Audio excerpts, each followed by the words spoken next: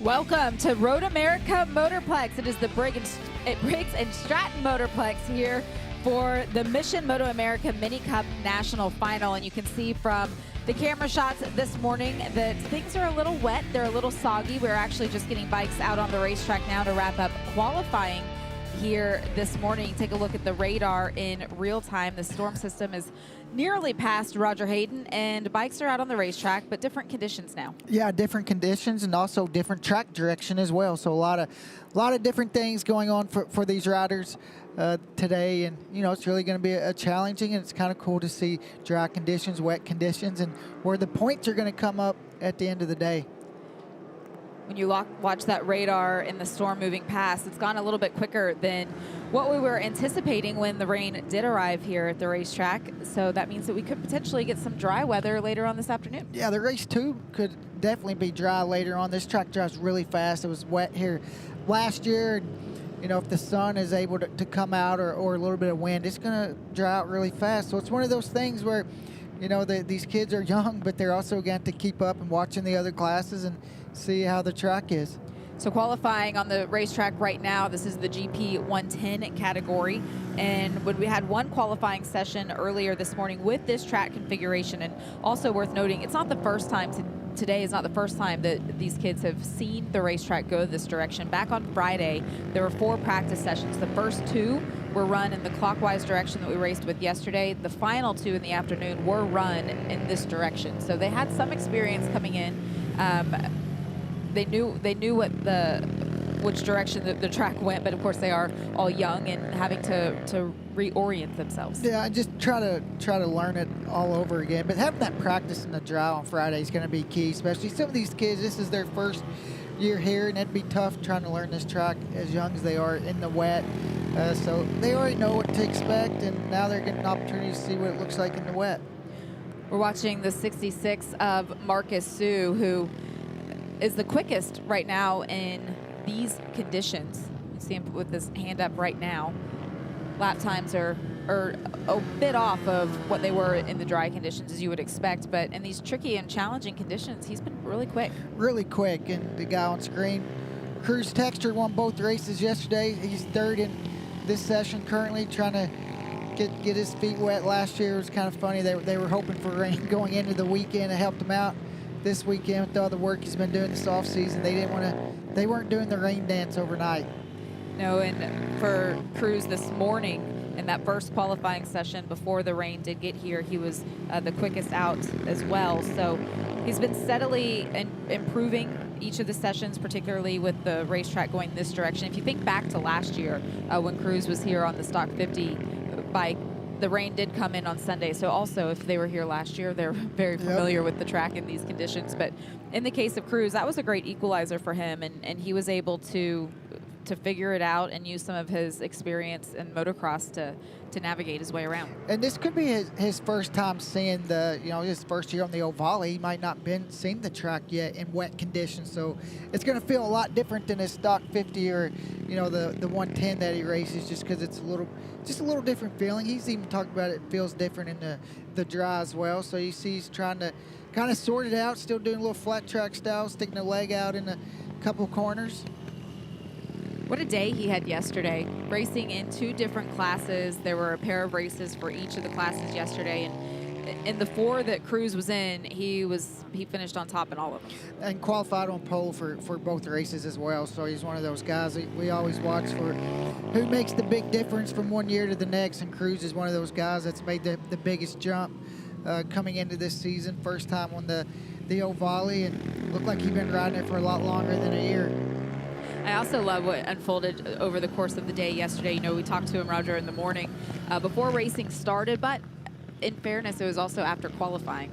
And he said to us that Stock 110 was his favorite, that the dirt bike really fit his riding style better. He felt more comfortable on it. He wasn't as comfortable on the Ovale, the road race platform quite yet. But then by the end of the day yesterday, even after winning on the stock 110 as well, at the end of the day yesterday, he had flipped his opinion, and it was all about road racing. Yeah, I think he just figured it out finally, and that's the way it goes. Sometimes you go to a racetrack, Jamie, and you're like, man, I don't really like this track, and then you win both races that day, and all of a sudden that track becomes one of your favorites.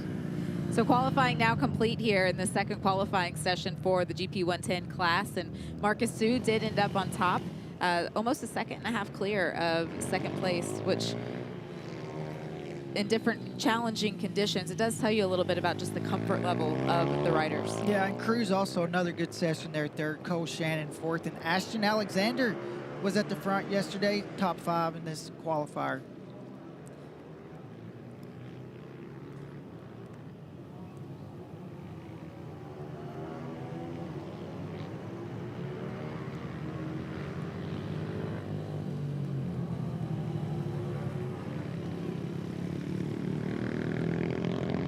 As everybody comes around on this cool down lap and everybody gets ready for the next session of qualifying, as we're still wrapping up the qualifying sessions here this afternoon before we get the first races out to the racetrack. And just a little bit of a story developed this morning in that first qualifier, Roger, where the racetrack was dry. In the GP 110 class, Cruz Texter went out, but without a transponder. Yeah, so he wasn't going to get a lap time, so they were thrashing, getting Cruz in and going back to the truck, getting a transponder, getting it back so he could qualify, because that first qualifier was dry. It's going to set the grid for today. They were able to do that. After just a lap, Cruz Texter was able to get himself back up to the pole position, which you see right here. These are the combined results for Sunday. So this is how we will set the field for the pair of races that we have on hand this afternoon. Christian Berlowitz in second, and Bruno Bolanos will join him on row 1. Fourth, Cole Shannon, Chase Jazikoff, Marcus Su, Xander Hillegas, Brong Masanga, Camden Deal, and Ashton Alexander.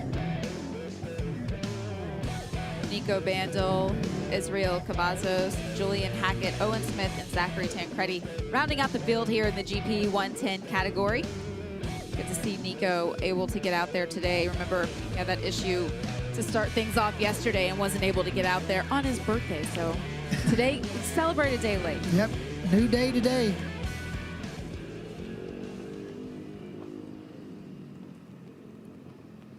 And when you look at the wet conditions, and we talk a lot about how young these kids are in all these classes, some of them, this is their first year at the Mini Cup or getting their feet into the wet into road racing, and this is their first time seeing the wet conditions, and it can be really scary for your first time when you're a young rider.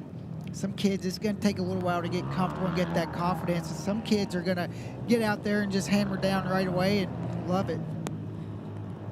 Well, we'll get things set for the next class. We'll take a look at the broadcast schedule for the first part of the day today. We'll get ourselves through race number 1, kicking things off at 1:20 local time with the GP 160 first race of the day, followed by Stock 50, the GP 110, followed by GP 190, and then we get back to Stock 110. So those are the way that the first races today will be run. Roger, when we think back to yesterday, we had a lockout in 4 of the 5 classes. And they just were so strong in those classes, and that's what's fun about different conditions, different track. You know, the guys will see if they're able to, what they're able to do today. But the ones that did the double victories yesterday, they were really strong. A lot of riders taking the opportunity here this weekend to compete in not just 2 classes, some riders even competing in 3 classes. With the challenging conditions, getting that extra track time in race trim today, what kind of dividends could that play? Well, I think you just get more laps in the wet, and that's what you need as a young rider, and you're going to know exactly what the track. We see some of these young kids are one class to the next, so they're going to get off the bike and know exactly how the track's going to feel, and the big thing is just getting more laps and also learning the track more. Yesterday they went the opposite way, even though they rode on Friday, but for some of these kids, they need all the laps they can get. That's what's really good about running those multiple classes, is you're coming here and you're getting extra track time. You're getting double or even triple the track time, and for a young kid, that's what he needs, is track time. The next class that we'll take to the racetrack for their second qualifying session of the day is the GP 190 class. Let's take a look back at races from yesterday. Yeah, race 1, yesterday there you see Jay Steele, great start. Maverick Johnson, Connor Grayman there early on in the battle for second and third. Battle for top three was pretty much checked out from here, and battle throughout the pack. You see right there, one rider coming out, losing both spots. Coming down to here, Connor and Maverick there, lapper split them and helped out Connor Grayman, but Jay Steele just went out and really put on a clinic yesterday. Yeah, for Jay Steele, it was a practice, qualifying, and both race lockout. This is race 2. Yeah, race 2 for him went out same there, but for the second place, we had quite the battle with Connor there in second again, and Jay's just the lap times he was able to do to continue to challenge himself and get out there and get another victory. You see his battle for second and third went down to the last lap, last corner. Unfortunately, Maverick Johnson, who finished on the podium in that first race, was not able to finish race number 2. So has some ground to make up today in the pair of races that we have. But for Jay Steele, he's just been so quick. Been quick, and he's been one of those kids the last couple of years. We've seen him come through the Ovallies, and he's been one of those kids that's been really quick and get some European experience, get some really good people behind him, getting to do a lot of riding. And just watching him on track, he has not just a lot of talent, but he, you know, I was watching him today in the dry, like braking, going down into turn 1, and you know, you kind of got some lean angle, then you pick the bike up and you brake it a little bit harder and then put it in the corner. And he was one of the only guys, one of the only kids out there doing that. So he's picking it up each weekend, and today we'll see if he can do the same thing in the wet. He's been the benchmark in both directions of the racetrack. This configuration included, he led both of the practice sessions on Friday, that first dry qualifying session today as well. So keep an eye on him for sure here in the second and final qualifying session. Even though conditions are very different, it could be similar to what we have once we get to the racing here in just a little while.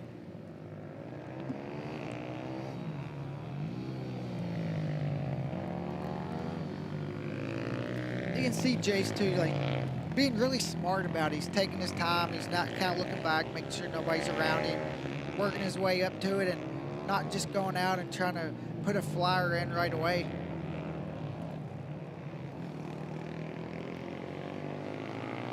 One thing the kids will learn in the wet is you can brake a lot harder than you think with rain tires. And I think that's the biggest thing to trying to figure out is, you know, you can't lock the brake up like the dry, but you can definitely use a little bit more front brake pressure than you think when you're looking at the, you know, when you're such a young kid, when you're looking at the rain, you're almost thinking ice, you know, because just the conditions. So you get out there, learn that you got to pick the bike up and just be smoother at everything. Not as hard on the brakes as in the dry, not as hard on the throttle. And, you know, there's going to be some kids crashing today, and that's part of the learning process. We see one down there. That's the, like a 49, Parker Bussey. Hadn't put a lap time in yet here in this qualifying session.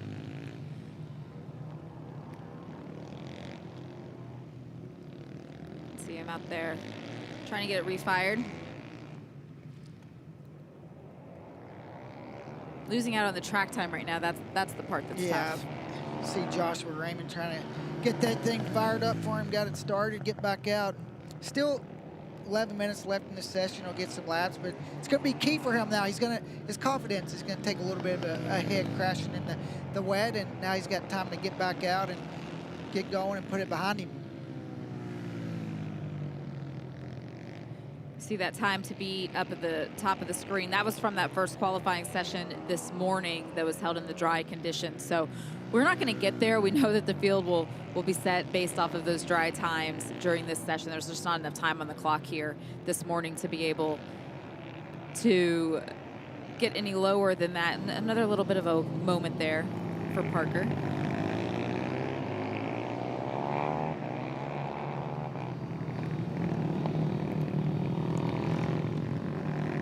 Timing is growing. Parker's at the top of the sheets right now at the 106.9, 2 seconds ahead of Jay Steele. Yeah, and it says that was on his first lap, so not sure when it was that he would have gone.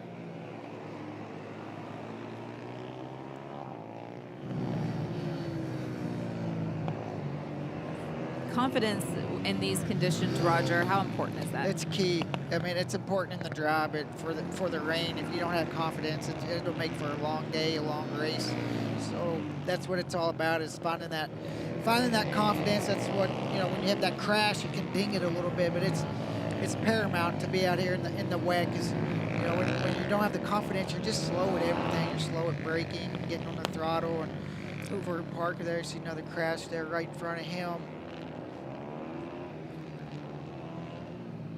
Be able to pick their bike up as well. Look how quickly they're there to assist should the rider need the help. It's Jake Page out there helping him out.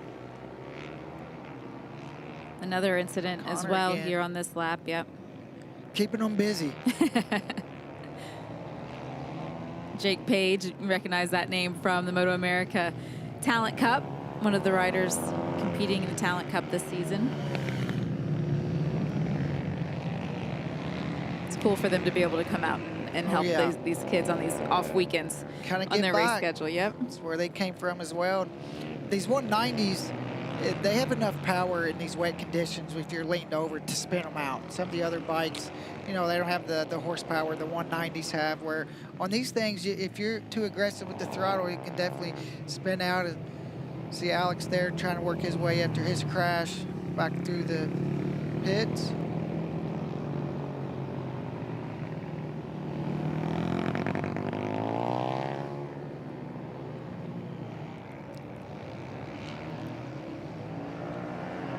Still has the sticker on the front tire from Dunlop. Hasn't even done enough laps to wear that one off yet. You see him with his hand out also. Roger, is it just about getting a look at the track in these conditions, or? When he's putting his hand out like that, which is really smart for a young rider, you're letting the people behind you know that he's pulling in the pits, so they know, you know, he's not going to turn into the corner and that he's going slow.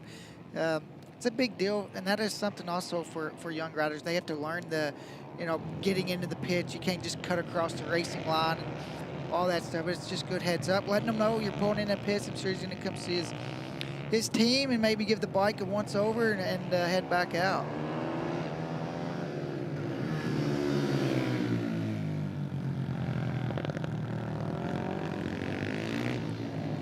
See the 97 of Jace Dill.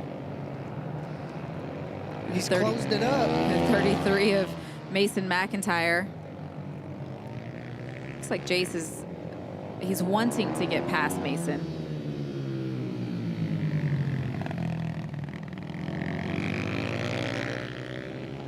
I think he's weighing that risk versus reward. This is just a qualifier. Found him a good safe spot. Maybe drive up this hill.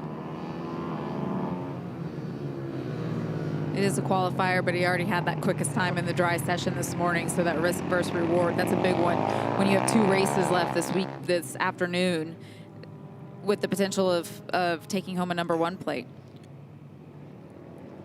and being given the opportunity to go to Spain for the World Finals. Let's go to the 44 of Connor Raymond.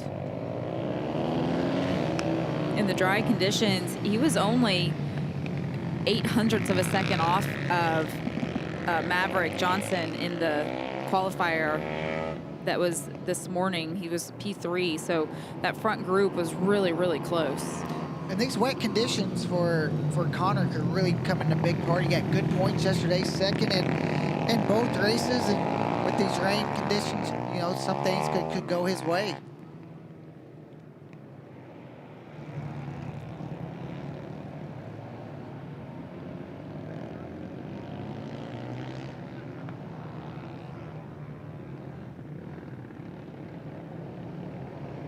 It's the 49 of Parker Boosie, who we saw have an issue a couple laps ago, but still having put in the quickest time here in the second qualifying session. They always say the rain is the great equalizer, and you look at yesterday at race 1, Parker was 5th, race 2, he was 6th. Rainy conditions today, he's leading the pack, so it can really change up the lineup.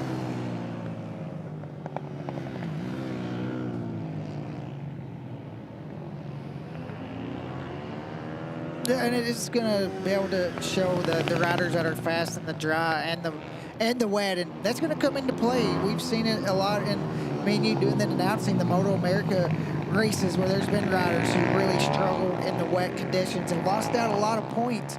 And when it came down to the end of the season, those, a couple points that they lost being a little slow in the rain could have been a big difference at the end of the year. To watch the 49 of Parker now has his hand up going into the pits.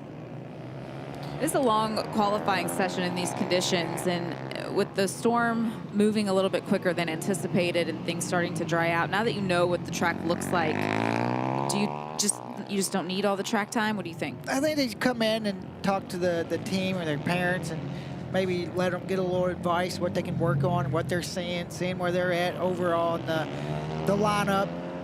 These kids don't have a pit board, so they don't really know what the fast time is or how fast they're going. Jay Steele now goes to the top with 105.7. A couple of the riders now doing their best times, the ones that are still out there. So track continuing to improve. As looking out the puddles outside of our window, I don't see any raindrops falling on those puddles right now. So the rain has stopped and track can start to dry out a little bit. So we'd expect the times to continue to fall here in this second qualifying session. But again, that first qualifier this morning was completely dry. So we wouldn't expect to set the field off of this session, but can certainly help with confidence and with knowledge going into the racing, at least for race number 1. And that, you said it right there, the confidence. You've got to think toward the end of this session, Maverick and Parker and those guys that's running at the front. This is going to be a huge confidence booster for them.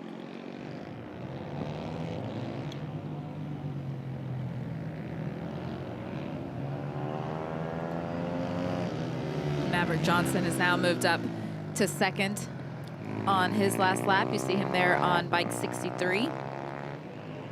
Over the course of, in this direction of the racetrack, from the 2 practice sessions that were in the dry on Friday and then that first qualifier in the dry this morning, Maverick went from P4 to P3 and then up to P2 this morning. So he was steadily able to figure things out a little bit and then get quicker and quicker, still chasing Jay Still, but continuing to improve. Even now, with these challenging conditions, he's continued to improve. Just improving all weekend, and that's what you want to see for young guys, just that improvement. And, you talk about when you start improving like that, you get the momentum going, and then the next session, you go a little bit quicker. And for him, he's really picked it up as the weekend has gone on and had himself in some pretty good battles. Third in race 1 yesterday, issues in race 2, unfortunately, but for him, he's having a really strong weekend.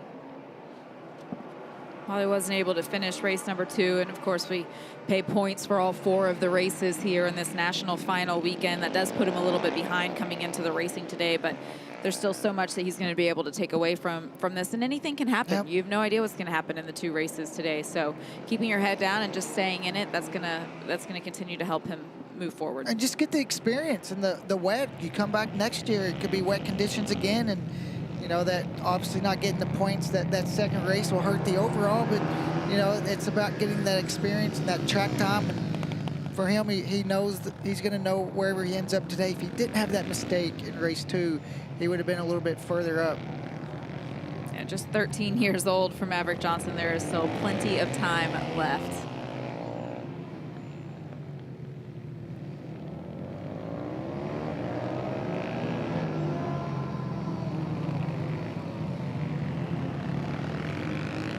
All right, Roger, 1 minute left here in this final qualifying session for the GP 190 class. Knowing now what we saw yesterday and what we've seen this morning, is it still all about Jay Still? Still is, but the gap is much closer in these conditions. You look at it, Maverick's only a couple tenths back.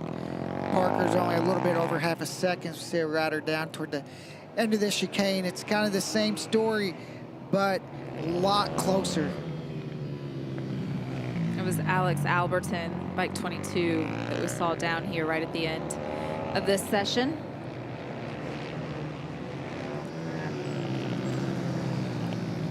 He had an issue earlier in this qualifying session as well, so he's going to go back and we'll take another look at it. It's hard to, after watching the races yesterday, Roger, and those qualifying sessions yesterday morning, it's harder to get used to the track going in this direction. Yeah, this less, especially if it gets dry for the second race today. And right now you can kind of see that the puddles are starting to go away, and it's going to be ever changing.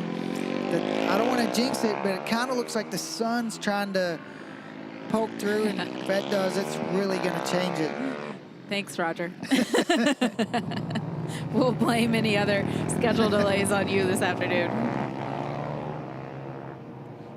It's great for these riders to be able just to get this opportunity, though, get out there and see the racetrack in two different configurations, different sets of conditions, racing against some of the best riders from around North America. You know, you think we had 10 different mini-moto regions that held qualifiers to come here this weekend, 9 of them in the United States, 1 of them up in Ontario, Canada, and having all of these riders come together here in Elkhart Lake is pretty awesome. Yeah, it's really awesome, and you really get to see where you stack up, where you race all the kids instead of just the kids in your area. You got to race against the kids all over the United States, and that is a big part of making these kids get stronger and get better. We talked about it yesterday. You might dominate your region where you live, but you come here to the Mini Cup National and you race other kids your age, just dominating their region, and you realize, you know, you might have a lot to go. So this is going to just elevate these kids because they're going to know where they stack up. The competition's going to be harder, and they're going to know they got to find another gear. Think about some of the kids coming from the SoCal region. They might not ever want to race anywhere else in America. Every time they come here to Wisconsin, we have a day of rain and wet track conditions, but it is just an incredible experience.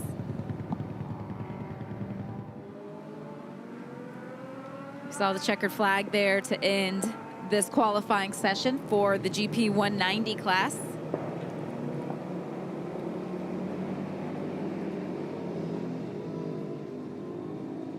We still have one more group that needs to get in their second and final qualifier. That would be the Stock 110 class that will be up next. But before we get those bikes out on the racetrack,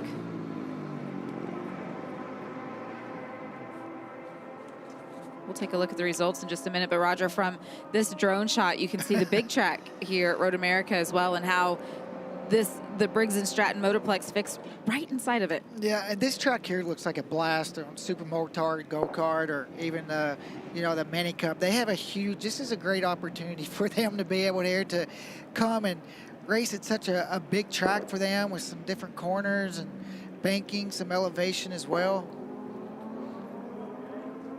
You can see some cars out on the big track today also. I went over to the other side of the track yesterday, Roger, and there was a swap meet going on with some off-road RC cars as well over using some of the parking lot areas. It's pretty cool. A little bit of everything.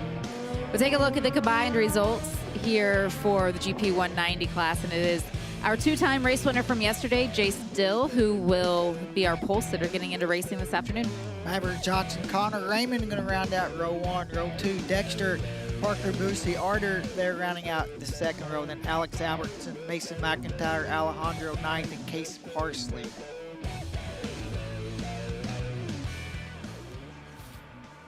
From this drone shot also, Roger, what you can start to see is the clouds have thinned out a lot here, and the rain not falling anymore. So I can't take all the blame now if it starts raining. All right, things can be hopeful. Look, see the dot right about the middle of your screen? This was the morning. This was when those storms came through. They also had lightning. There were big track delays.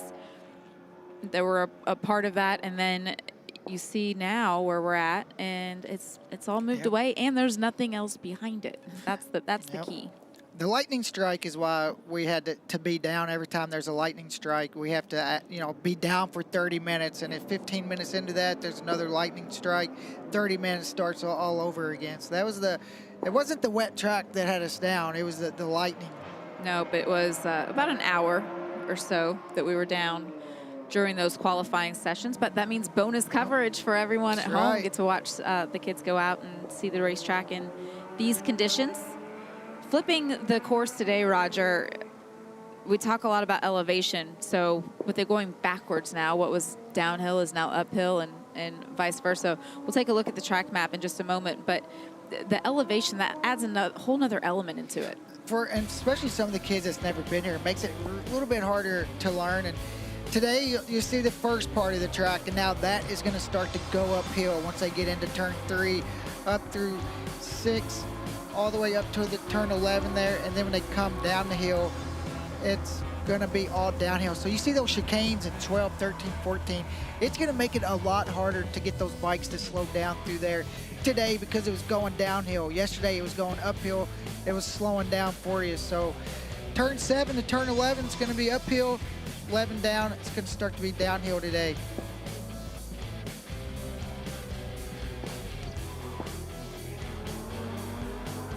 All right, we'll take a look at the highlights from the Stock 110 class yesterday. Yeah, we talked about Cruz Texter there on pole position. Good jump for him. Just so solid. Loves that bike. See the 99 there as well. And the battle with Marcus Sue. Chase Jazikoff as well coming through the pack there. Great pass. Just close and makes it through there.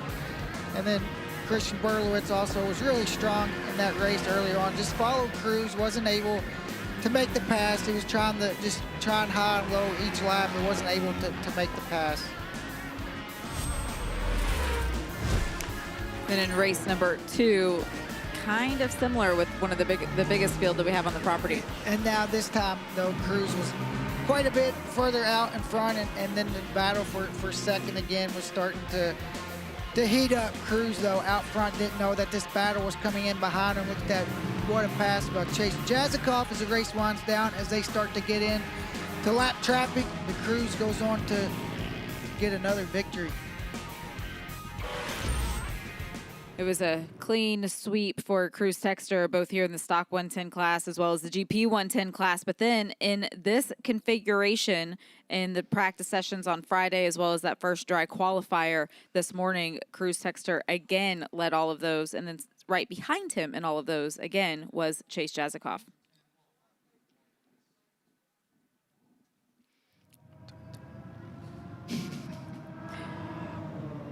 See all the kids out there waiting for their opportunity to be able to get out to the racetrack, for the track to open.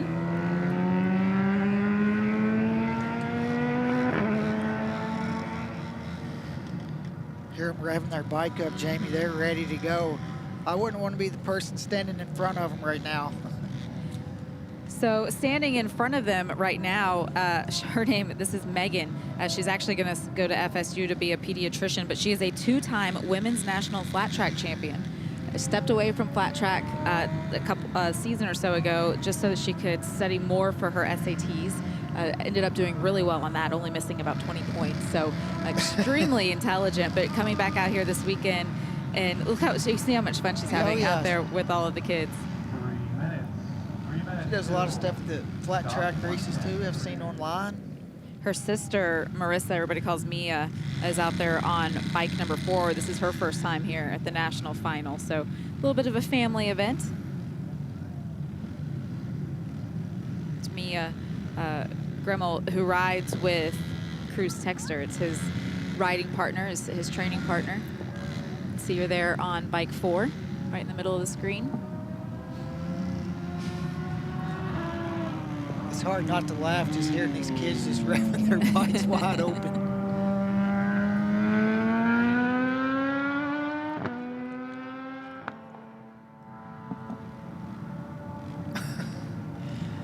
Sort of like at home. Now it's like that at home with all the Australians living in Owensboro, and Jake Lewis, JD, Dallas Daniels. They all still come over to your house, right? To go, go ride. What does Liz think of that? She doesn't. She loves it. She doesn't care. Yeah.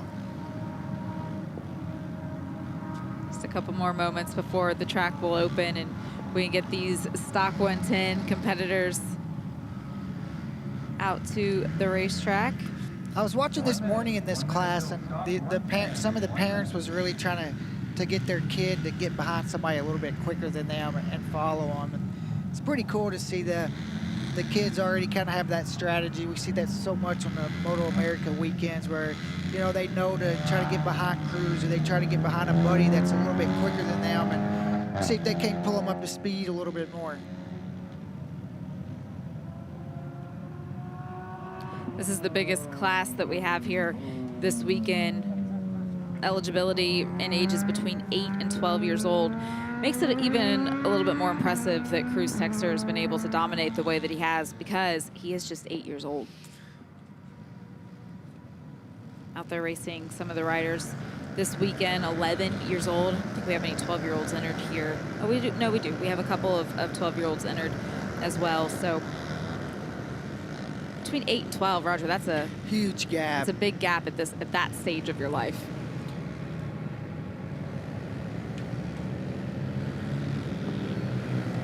Here we go, though. See what they see. Heard one down already. He had a lot of confidence, or she had a lot of confidence early on. And First one's out there, yep. And the thing about the wet, they're usually just super slow crashes, so they're going to be able to pick their bike up and get back out. And, you know, you talk about some of these kids are 8 years old, and this is what you're going to see. That's what's cool about them getting that experience at 8 years old. You're not going to go through it when you're 12. You get to practice at such a young age, and you can hear more of them sliding on down. No, you can hear it before you can see it. Great to have a photographer nearby to be able to go out and help that little guy get up and get off of the racetrack. And right now, when the track's not soaking wet and it's just wet, it's really when it's at its slickest, because the rain tires aren't pushing the water out.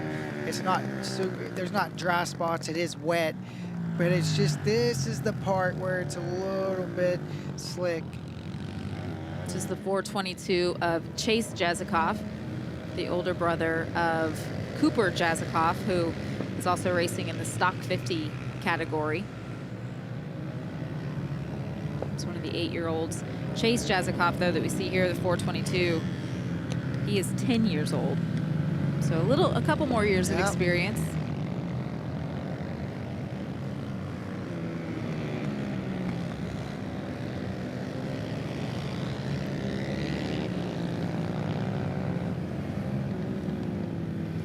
See some of them stick their foot down. I think that's just natural, you know, trying to make them feel a little bit more confident. They might ride flat track, or they might ride dirt bikes, and putting their foot down just gives them a, you know, trying to a little bit more confidence, kind of see where the track is, where the bike's at.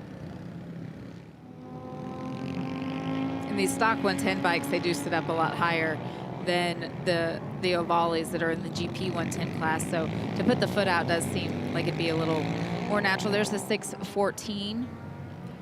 Sophia Smith, one of the early ones out once the racetrack opened, but unfortunately finding the slippy part of the racetrack, and doesn't look like she's going to be able to get a whole lap in here in this qualifying session.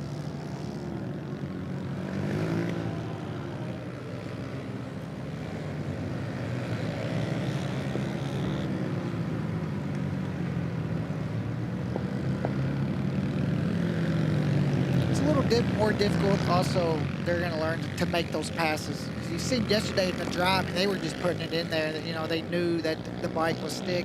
Here, when you kind of see them and they're getting behind somebody, they kind of follow a rider that's a little bit slower than them for a couple corners. And now, for Cruz, he's going to try to go around the outside.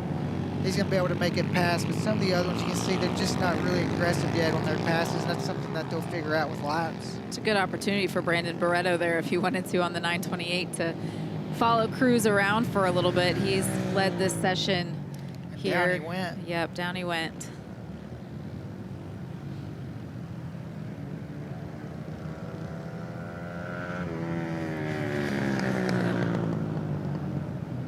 See some grass hanging off of his elbow puck as he slid. Looked at the visor in frustration.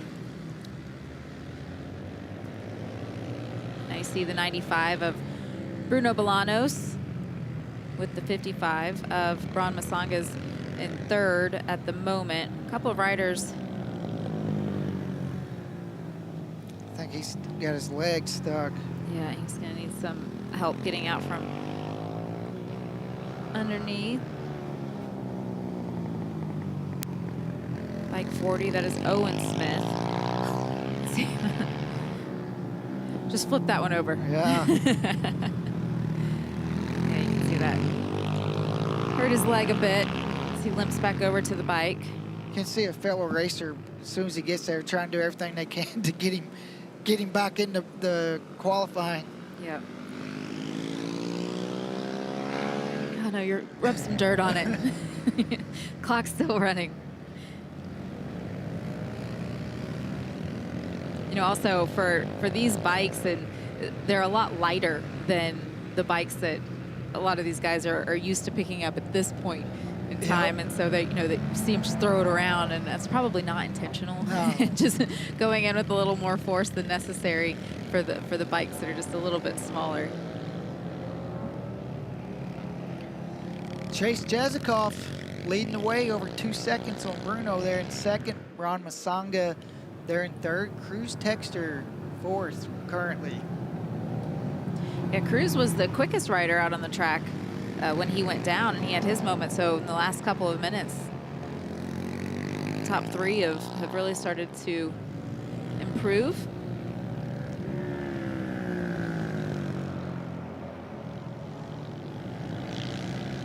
Looks like Cruz off to the side there, not getting back out there. Looks like they're trying to get it started.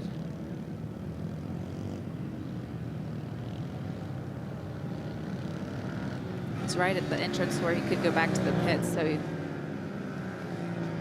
probably going to push him back that direction.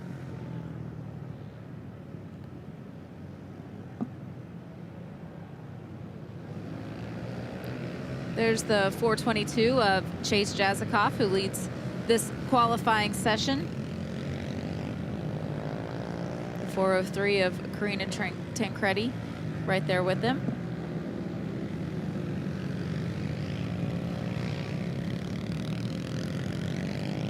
Top riders now, when you look at the timing and scoring screen, Roger, are the ones who haven't had any problems, all the way down to 7th with Cruz Texter.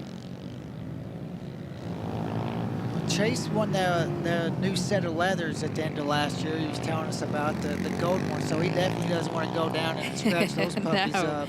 No, he won those from the South Florida Mini GP Mini Moto organization. And by winning that championship, you get a certificate to design your own leathers. So he actually got to design those himself. And when we were talking to him, asked him why the blue and gold, and he was like, well, they're my favorite colors.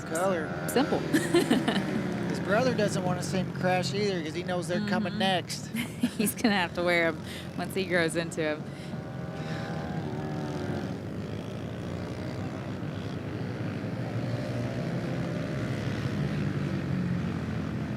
Looking out the window here, Cruz Texter is getting 10 to 2, taking a look over at that bike. He's still sitting on board, so with 7 minutes left on the clock here in the qualifiers, he's now hopped off of the bike. It looks like they're going to take the bike back maybe to the paddock. Might have push started it, Jamie, got it fired up. Yep, so looks like he's going to get back on. Now you can see it from the drone.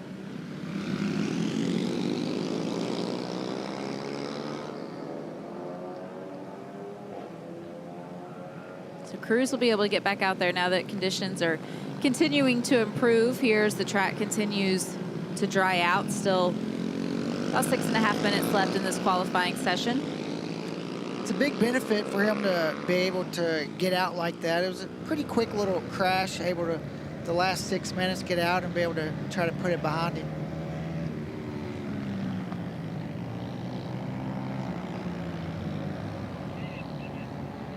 Give him the all clear that he can go ahead.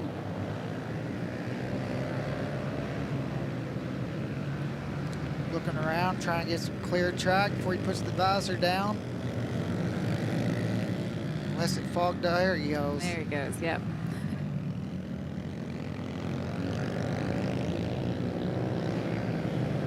It's the 99 of Ashton Alexander. He joins the track with.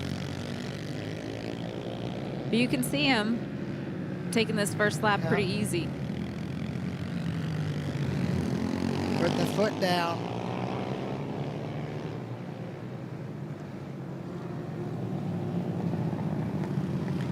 And as he starts going down this hill, getting where he crashed at the lap before, as he go right through here.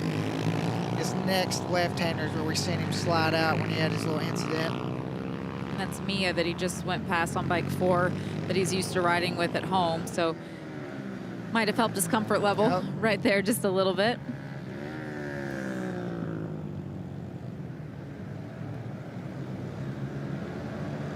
Now he's seen it.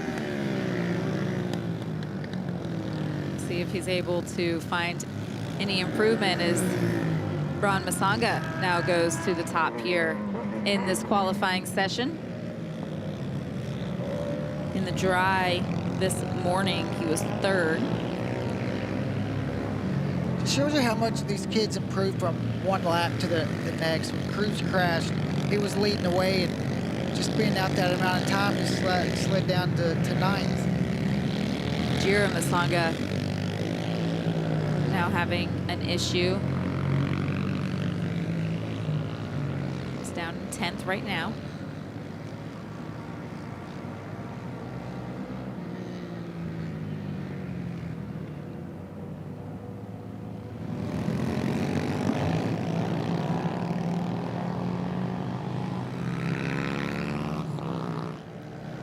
Go back to the 422 of Chase Jazikoff, who, as he crossed the stripe and went up to 2nd, had fallen back a couple of positions, but continuing to push here with 3.5 minutes remaining in this second qualifying session. See the 23 of Reese Rouet. If you weren't with us yesterday, this was the rider who was here last year but didn't get to run any of the racing. Ended up watching from the nearby hospital with a broken leg. Healed up from that, went out and went back to racing this season and decided to come back out to the national final and have another shot at it. Put that crash behind her. Yep.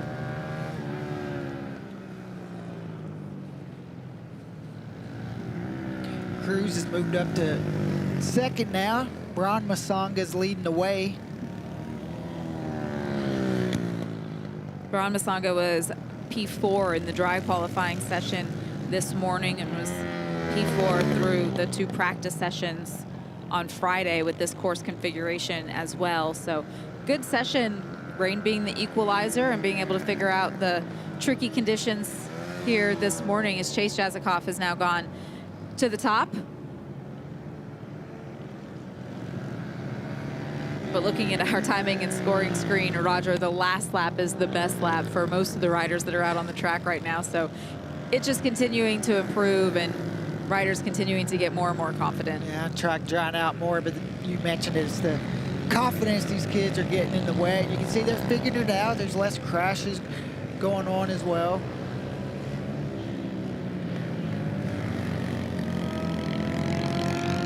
We're watching Cruz Texter, who at the moment is down in the 6th position.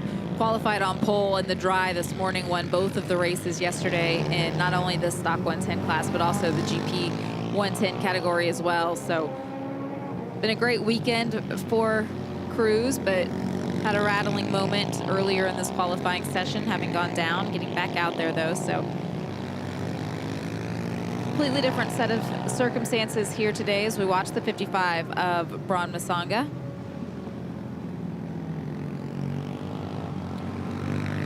Braun had a 3rd and a 4th yesterday, so consistent results for him. Should do good in the overall. He has another consistent day like that.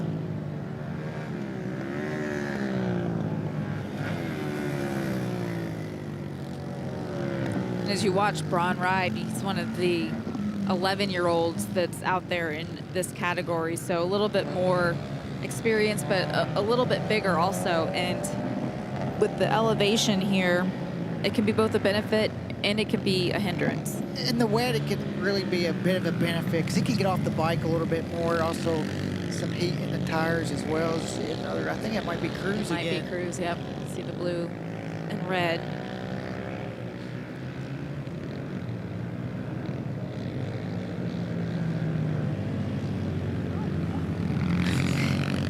go. Just 20 seconds remaining on the clock here. I think Cruz was like, ah, do I have to? Throw the checkered flag. Up until 4th right now, Cruz Texter is from the time that he set on his last lap. Just continues to push to find that improvement lap after lap. But now the checkered flag is out for this final qualifying session. So you look out the window, there is a little bit of sunshine. That'll help dry the racetrack out even more before we get ready for the first races of the day.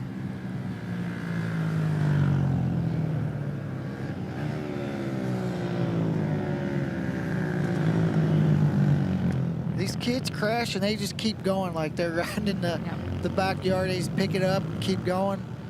See the front brake guards up a little bit, left side. It's all right, we can work on that while we're riding. Don't need it on that side anyways, it's more important on the other side. Those handguards do work for if you have a crash also, you know, kind of, none of his levers broke, so it'd be much harder if a lever broke off. Able just to keep on going.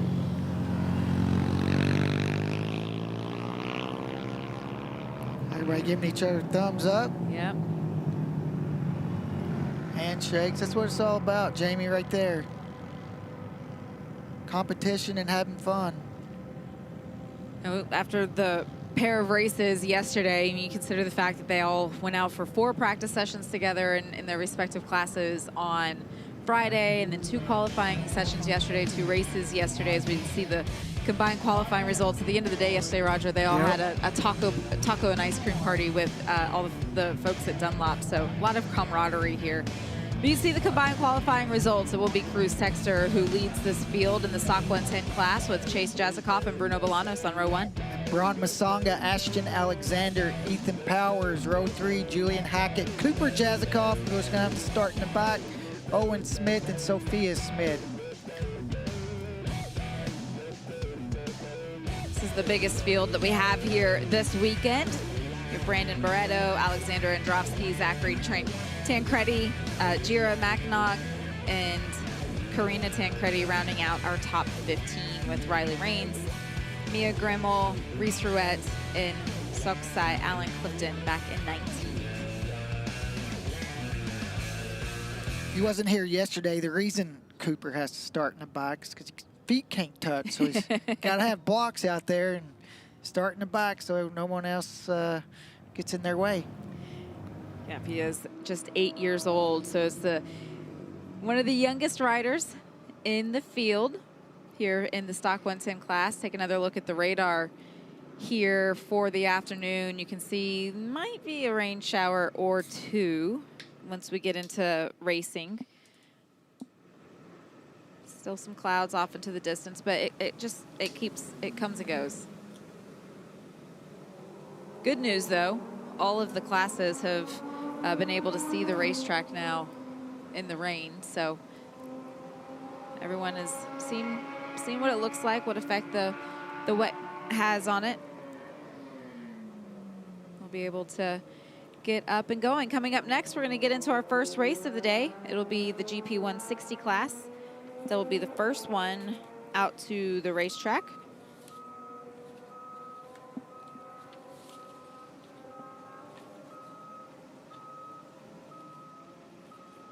Zal Farhand has controlled the GP 160 class so far this weekend. All right, let's go ahead and we'll take a look, Roger, at the 2 races that we had yesterday here in the 160 class. And you talked about Zal Farhand, just been so fast all weekend, and Lambert Sue's been quick as well, but you can see early on he starts to pull away quite a bit, and it's kind of a bit of a lonely race. There's kind of a bit of a gap from first to second to third, and then we had this battle here for the top 5. You can see a little crash right there. Unfortunately, Rylan Sa went down. Was able to get up though, walk away. Also was able to grid up for race 2, as we see the highlights for that. for them. Another good start for Zoll, just leading it through that first chicane. Everybody gets through there clean. Christian Berlitz as well. You see that battle that he was in. Again, Zoll was out there out front. Second had it under control too. And then there was a big battle, but just what Zoll was able to do yesterday, we knew going into this weekend how strong he was and what we thought he could do. He came out and delivered. Wasn't the cleanest of days for everyone out there, but in the case of Zoll Farhan, he certainly was the benchmark. When you switch the racetrack around in this direction, backwards configuration, Zoll has still been the benchmark. Take a look at the championship standings coming into today. He has 60 points. That's the 50 points from the 2 race wins yesterday with the 10-point bonus from going to qualifier earlier this season. So he's 60 points, 10 points ahead of Lambert Sue in second. And Chase Jazikoff, Christian Berlitz, and Cole Shannon rounding out the top 5. The other thing about Zoll that is just so impressive, Roger, he's only 10 years old. You think about the age range for the GP 160 class. You can race this one all the way up until you're 14. 1 minute to the starting lap. He's got a lot of experience, though, for a 10-year-old, doing a lot of races in Europe. He's got goals. He's already talking about wanting to go to Volley Cup Nationals and all this different stuff. He wants to be a multi-time world champion is what his ultimate goal is, not just a one-and-doneer. He wants to make a career out of it for sure. So it's going to be really cool to watch Zoll continue to develop and grow over the years to come. But this 160 championship, the GP 160 and GP 190, yes, you get the AMA #1 plate, the Dunlop package with the guitar, which is a really cool champion trophy that's awarded to the MotoAmerica champions as well. That's a really cool memento of this weekend. But they also, the top 2 in the championships here this weekend in these national finals will then be given the opportunity to go over to Spain for the world final. And that's a huge opportunity. You really get to go over there, see where you stack up. And we've heard riders talk about it yesterday. They've been over there racing, and the competition is so hard. That's why they've made their big improvement. It's kind of like here, you might dominate your area or your country. You go over to Spain, and then you get all over the world kids your age, and really get to see where you stack up. And also just a huge learning curve being out on the track with them.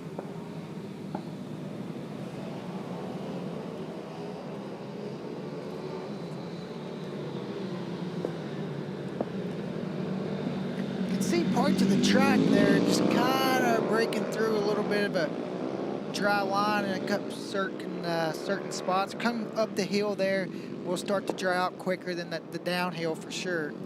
The other thing that has changed here, Roger, for the races today, because of the delays that we did have this morning, instead of the 10 laps that were run yesterday for the majority of the classes, those will now be run at 7-lap races here today. For the Stock 50 class that we'll get to in just a bit, the Stock 50 class ran 7 laps yesterday in the dry. Today, that will be a 5-lap race. So you don't have as many laps to be able to go for. But even here from this shot, you can see a couple of dry spots on this front straightaway. And this is where it gets tricky, where some corners will be dry, some corners will be wet. You talk about all the time, we hear the big boys talk about how mentally draining the wet conditions are, and this is going to be it. Track's going to change every lap. You have to remember where some of the puddles might still be at, where the track could be dry or wet.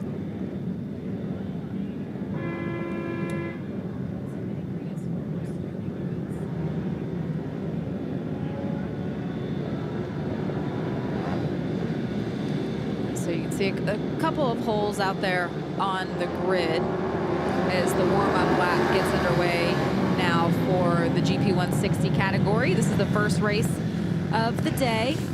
So we take a look at the starting grid. Zoll Farhan with Lambert Sue and Christian Berlitz on row 1. Ryland Side, Arter there, middle of the second row, and Tommy Molnar. Get to row 3, and you have Kendall Leonard, Mason McIntyre, and Cole Shannon. Row 4, Bron Masanga, Chase Jazikoff, and Israel. On row 5, you'll find Xander Hillegas, Zayden Malacco, and Karina Tancredi, rounding out the field of 15 here for the GP 160.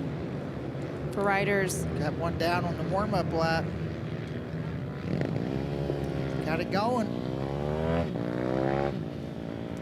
Not sure if they'll wait for him before they go racing, though. He can get it around quickly. That is the 152 of Tommy Molnar, battling for podium positions yesterday. See if he's able to get up there. It's meant to be on row 2. He's riding pretty hard. He knows he wants to get that group. He wants to get up there. He's almost at the tail end of the field, though, so he should be able to join in.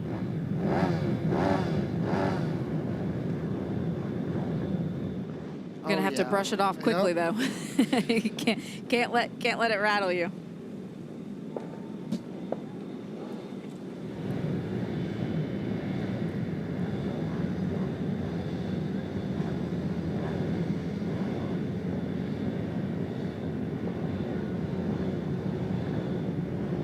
Oh, you can see him pushing someone off of the grid.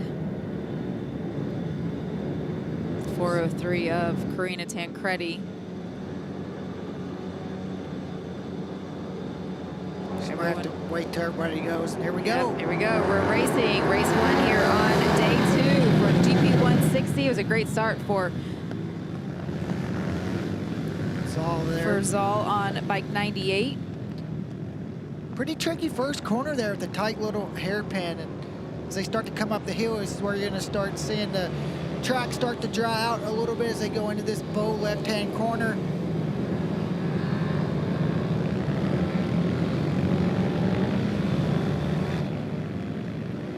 You can see the dry spots that are continuing to grow here around the racetrack as Zal opens up that gap on the rest of the field here on lap 1. Not as many laps as yesterday, so it is going to have to be quick work. See a couple of passes being made here on the opening lap.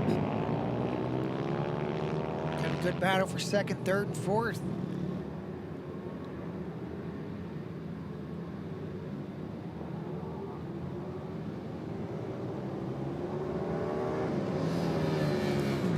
Lambert Sue in second after that incident on the warm-up lap for Tommy Molnar, able to maintain a good battle here for second place. Able to shake that right off. Ryland Saw also there. Big battle. Zaw's not really just yanking them too far. They kind of keep him somewhat honest here. Try to keep the pressure on, see if you can't force him into making a mistake in tricky conditions. You know, talking to Zal yesterday, one of the points that he made was he doesn't get to race on a lot of tracks with elevation. And when you add rain into the mix, a wet racetrack and elevation, that's a pretty big equalizer for a kid that doesn't have a ton of experience. So a couple riders come together there. Coming out of turn 1.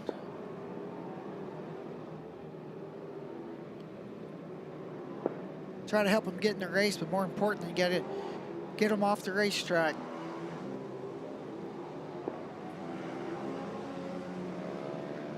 So Zal's gap has now grown to 2.7 seconds over second place of Lambert Sue. Tommy Molnar staying in the top 3. Ryland Sai, after not being able to finish race number 1 on Saturday,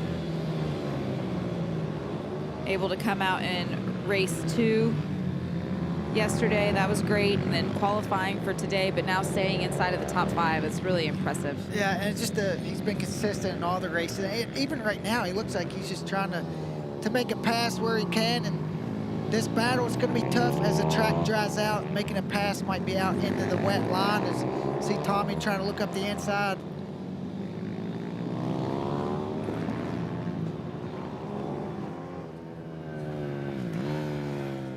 Lambert Sue able to hold on to the position. Again, this is the battle for second place right now as we have a rider that has gone down and the bike's still in the middle of the racetrack. Rider's able to get off to the side. Can't quite see the number.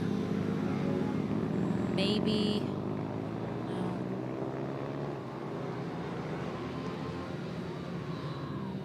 I believe it's Kendall Leonard on bike 48.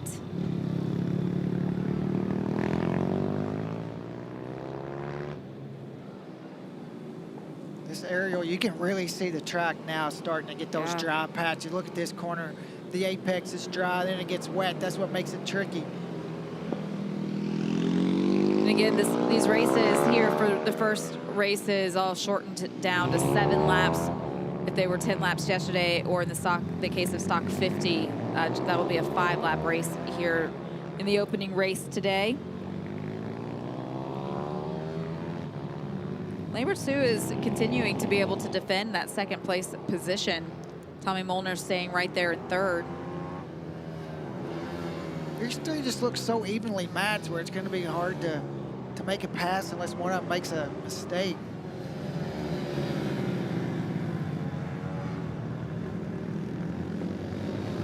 Tommy's in a tough spot. He wants to try to make the pass, but he doesn't want to leave the door open for Ryland to come through either. No, because Ryland is right there ready, carrying the momentum from rebounding to a 3rd place finish in race number 2 yesterday. Meanwhile, up front, Zal Farhand, who you can't even see in this shot, has opened the gap to over 5 seconds now between himself and this battle that we're continuing to watch for 2nd place. See another yellow flag out there in this corner.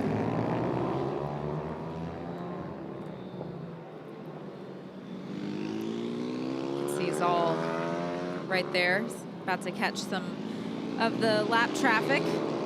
When he comes to the line, it will be just 2 laps to go. The traffic here on these last couple of laps, Roger, could really change this battle for second. Could be huge. Different conditions of the track. The lapper does a great job scooting out of the way, let the guys get through there.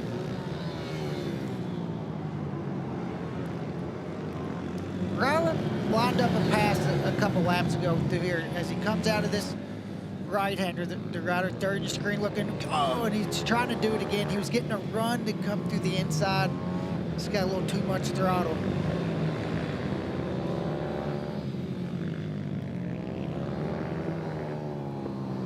We go back to the front. This is Zal Farhand on bike 98. He won both of the races yesterday.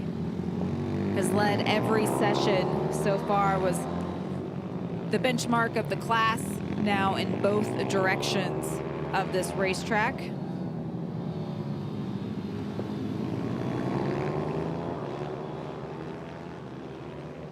Now with the white flag out, this will be the final lap for race number 1 here on our final day of the national final for the GP 160 class. This is the battle for second. It's looked like this since the time we started. Lambert Sue continuing to defend, but you can see Tommy Molnar continuing to push from third. This is where he looked up the pass last time there. He's going to try to get on the throttle, but Lambert's going to have the line.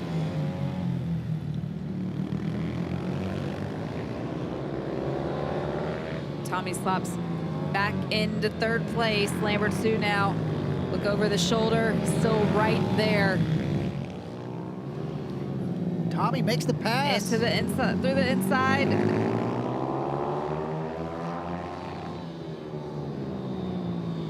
He's able to hold Lambert behind him.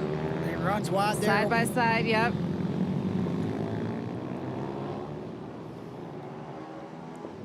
And to the line comes Zal Farhand, winning race 3. The battle for second comes to the line, and it will be Tommy Molnar with the second place, Lambert Sue finishing in third.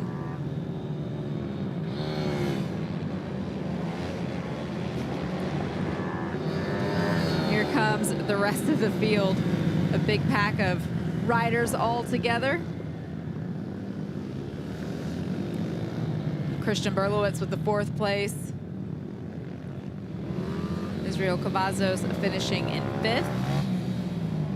Celebration on the cool down lap continuing now for Zal Farhand.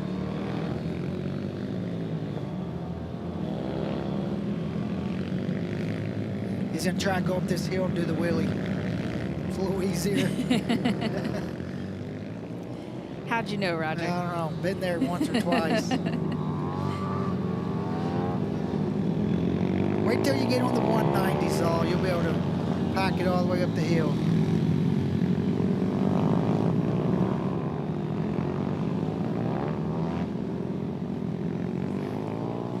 not giving up. No. No. He's got another race this afternoon to try to see what he can do.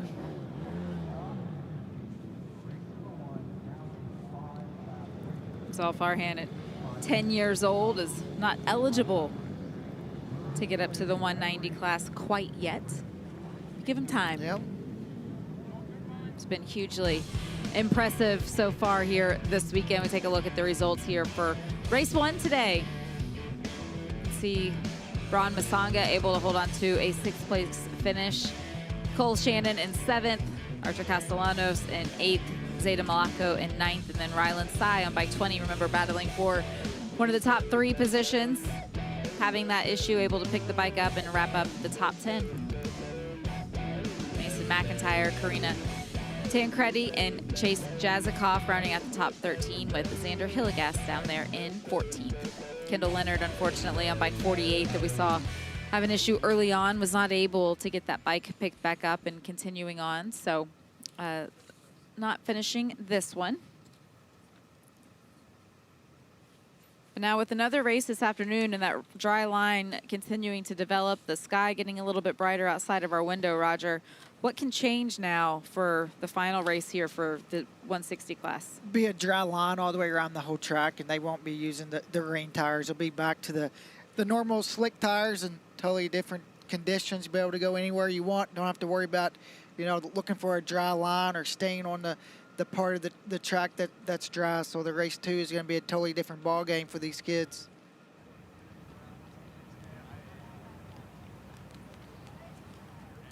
Stock 50 will be the next race that we'll have out to the racetrack in just a few moments, but you can see riders getting set as well as riders getting their bikes back to the Park for May area as well. And some of them disappointed.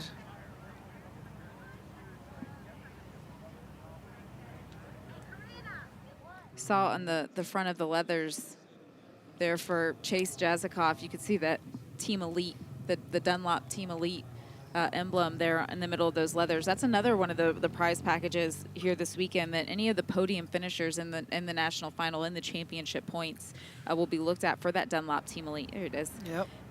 That's pretty cool. Big deal. Post you on their social media to help get your name out there. They're talking about free tires for the year as well. It's a big help. So many partners coming together to make this event not only possible, but to make it worth it, and to give a legitimate chance to the next generation. As we see one of those riders who's been able to enjoy some of the benefits of racing out here for the national finals. Zal Farhan now with 3 wins on the weekend. Where is your mind at as we get ready with only one more race to go? I mean, I feel like I just have to control the next race, not crash, not do anything stupid, make sure, just hopefully I win every single race. So I want to talk about the wheelie after the race. Do we think after race 4 we're going to be able to pack the front tire all the way up the hill? I don't know. I mean, we see you trying. Yeah, I'm trying, but I feel like the 160 doesn't have that much torque. Oh, see, you knew it. You needed a little bit of a bigger bike. Yeah. Let's talk about the racetrack also. When that race started, the sky was a little bit darker, but a dry line started to develop with the sun coming out. How did the track change over just 7 laps? The first lap and the out lap was, I just had to go feel the track. I mean, it was a little bit slippery when I was shifting. And then going from 3rd to 4th, it was kind of slippery, like almost high-siding. But then into closer to the 5th to 7th lap, it was about the whole track was almost dry. But, I mean, track conditions were pretty good, but hopefully for the next race, we don't have so much water on the track. So how is this track in the wet conditions? I like it in the wet conditions because it's nice. And in California, I don't really get to ride in wet a lot. And the track by itself is nice in the wet and dry, too. Well, great job out there in mixed conditions through not just the race here, but also in the qualifying sessions today. Congratulations on another victory. We'll look forward to seeing you this afternoon. Thank you. All right. That is Zal Farhan, 3-time winner here this weekend in the GP 160 category. Only one race remains, Roger, before we hand out a #1 plate and a full slate of prizes for each of the champions. You take a look at the points now after the 3 races, and Zal Farhan with a 19-point advantage over second place of Lambert Sue. A little bit of a gap to Tommy Molnar, but look how close it is with Christian Berlowitz and Cole Shannon. It's a big battle. Top 3 gets on the podium at the end of the day. Remember, in the 160 class as well as the 190 class, those top 2 finishers are given the opportunity to go over to Spain for the world final. So it's not just all about winning it, but you also get a big opportunity for being inside of the top 2 and then the top 3 with the consideration from Dunlop for Team Elite. So there's a lot on the table still for a lot of these competitors with one more race to go. As we get ready for our next race, be the youngest riders on the property. It'll be stock 50. Row 1 being led by Marcus Sue with Cooper Jazikoff on the front row in the middle, and then Kyle Kang in third. Row 2, Alexander there going to be on the inside there, Carter Blackner, Ronan Akrop. Move back to row 3, you'll find Colton Parker, Maximus Nolan, and Maverick Tancredi. Erlene Abs, Travis Bryant, and Gene West. It will be Aiden Cavazos and Zabag Zagia rounding out our field of 14 for the riders between the ages of 6 and 8 years old here in stock 50. Saw Marcus Sue there as our pole sitter with the reverse course configuration. Let's get back to yesterday and look at the highlights here from the first 2 races. Yeah, Cooper there, that's where he was trying to making his money yesterday, going around the outside there, making a pass. See the 621 there, trying to look around the outside at the top of the hill. Now he cuts under. Good move there for him. Just out front, though, it was Cooper Jazikoff after he got out front. That first race, Marcus did everything he could to try to fight back, but Cooper goes on to hang on to the victory. Then in race 2 again, this time Cooper tries to get a better start, but again, Marcus Sue leads him through the chicane. He's going to try the same pass, same spot in race 2, but watch Marcus. Says not this time, runs him a little bit wide. There's they come through the chicane, back up the hill. Cooper had to chase him back down after a little off-track excursion.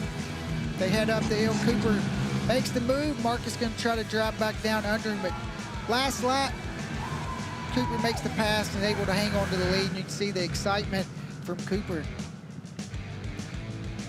With that course configuration on Saturday, Cooper Jazikoff had a clean sweep. He led every session as well as winning both of the races.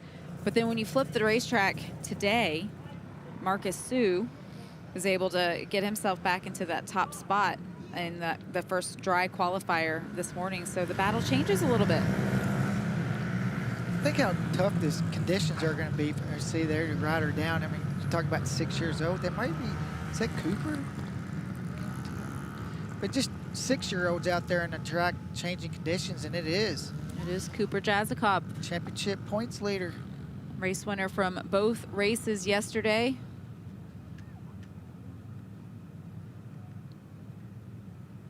Trying to get him back under power. This is the warm-up lap, so he's going to have to hurry to find the tail end of the field to be able to get himself back to the front row to be able to start from his original grid position. See what impact this has on the championship points if he's not able to get back up there. But you can see the rest of the field still going. Cooper Jazikoff with the 50 points from winning both races yesterday, and his 10-point bonus has a 10-point advantage now over second place of Marcus Sue, who is our pole sitter. Kyle Kang, Alexander there fourth, Carter Blackner, Colton Parker, even down to Ronald Akrop. Pretty big battle there. I'm gonna make a note about Carter Blackner that you see there in 5th place. He finished in the top 5 in both of the races yesterday. And Roger, this class for riders between the ages of 6 and 8 years old, Carter is the first of the 6-year-olds when you look at the run orders. He was able to finish in the top 5 ahead of a lot of 8-year-olds. He's gonna be feeling pretty good. He's gonna be eyeing it up next year already, waiting for these 8-year-olds to move on out. He still has a couple years left in the stock 50 class before he's age eligible to be able to move up any further. So that's pretty impressive when you think about it. Is Cooper Jazikoff continues to make his way back around. You can see he did find the tail end of the field, so that's really great. That's one of the benefits of having the racers that are out there in the infield to help these kids get going. They know the importance of doing it quickly. I mean, these parents put so much in the resources to come in here. You don't want to, you know, a little mistake like that and put your kid out of the race after you spend all the time and effort to get here. Everyone in their grid positions. Look at the back at the tail end of the grid. Just how ready. They're all ready. Bikes are going, and it is time to race. All right, race number 1 here on day 2 for the Stock 50 class. We are underway, and it's a great launch, a great jump off the line for Marcus Sue. I think Cooper might have hurt his shifter a little bit in that crash. You notice he's been having trouble shifting ever since he picked his bike back up. He slides down to 4th, but Marcus Sue, great launch from pole position.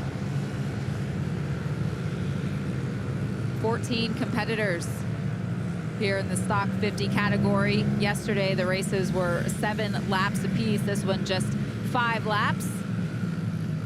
A little bit less time for these young riders to have to stay focused and push.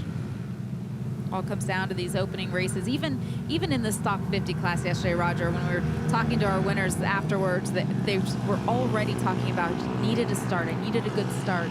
Already having a strategy going in. You can see what a bad start's done to Cooper now. He's about to fall outside the top 5, loses another spot. That crash is really setting back. See the back of the 77 of Carter Blackner there, losing a couple of positions. Carter makes the pass. See where Cooper slides down to.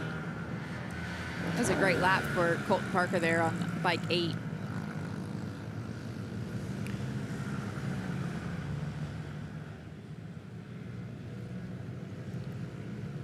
See them all looking over their shoulders. Seeing where everybody's at. But you can really see, when we just talked to Zal, he said a lot of the track is really dry right now, and you can really see it from these shots. Even this part, it's completely dry as they start that run up the hill. Marcus Sue leading the way, but Kyle Kane putting on a little bit of a charge. There's the 66 of Marcus Sue in the red leathers, and Kyle King there sitting in second. He's the quickest race lap right now, his last lap by. It's a 13.6, so it really started closing that gap. Pair of thirds yesterday for Kyle, so he'd love to come away with the win. That put him right in the middle of that championship fight as they go into race 2 this afternoon. Kyle King is just 7 years old, so he still has another year in this category as well. Marcus Sue is 8 years old, so he'll age out of it after the racing here this weekend. I love that you can hear the parents cheering on their young riders from the fence line on those front straightaway. You said it yesterday, Roger. Some kids play travel baseball, some play travel basketball. These kids all do travel racing. There's the 77 of Carter Blackner. Battle for 4th. It's Colton Parker on bike 8. Carter got a good run up the hill. He set that pass up on the drive scene. Look over, starts tucking in a little more. Able to get it done. Now sets his eyes forward.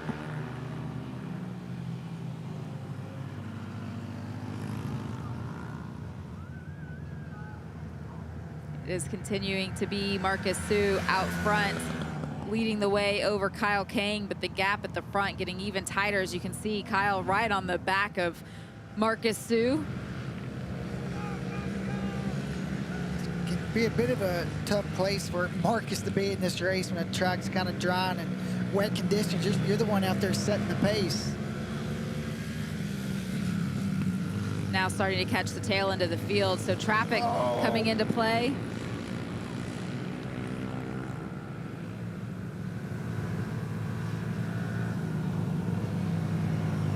Two leaders able to get through, but Kyle King now with the run. Is he able to hold it? And he does, makes the pass around Marcus Sue. As we're narrowing in on the final lap of this race, Kyle with a good run down the hill. Got more lappers also.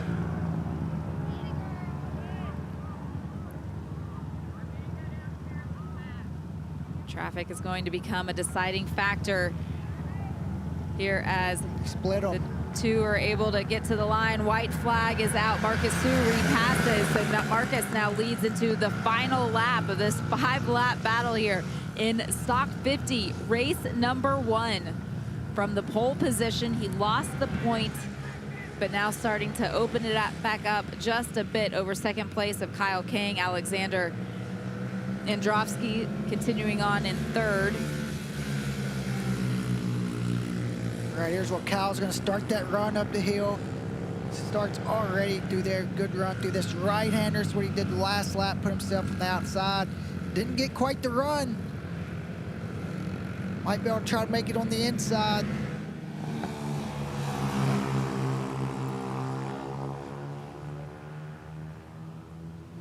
Marcus Sue is a lot more aware of Kyle King and where he is on the racetrack and not giving him the opportunity on this final lap to make the same move as they come down the hill. Kyle continues the push, but Marcus Sue has enough in the tank to be able to take the checkered flag and the win. Margin of victory less than a second, just 0.8 between first and second. That was a great battle for these two young riders. As we see Cooper Jazikoff, our 2-time race winner from yesterday, having the issue on the warm-up lap, going down, picking it up, continuing on. Where will he finish and what points will he take? Alexander Andonovsky finishes in third. Carter Blackner moves up a position for fourth. Colton Parker taking home a top 5 finish.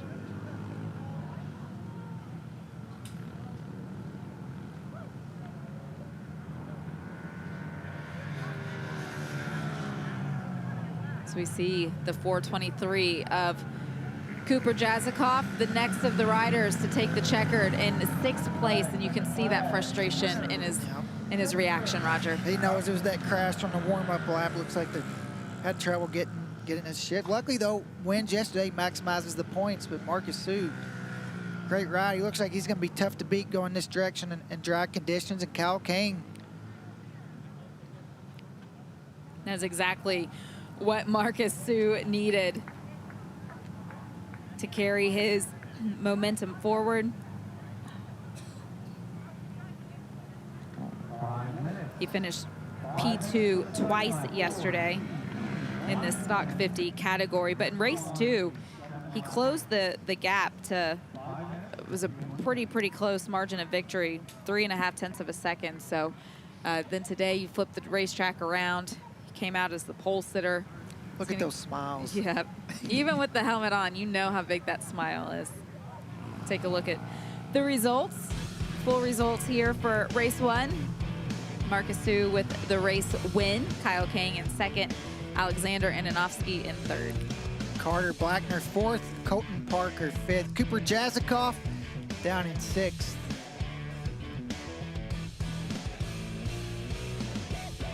We go through the field of 14 and some riders with some room to grow, and one more race to go here in the Stock 50 category. The youngest riders on the property between the ages of 6 and 8 years old,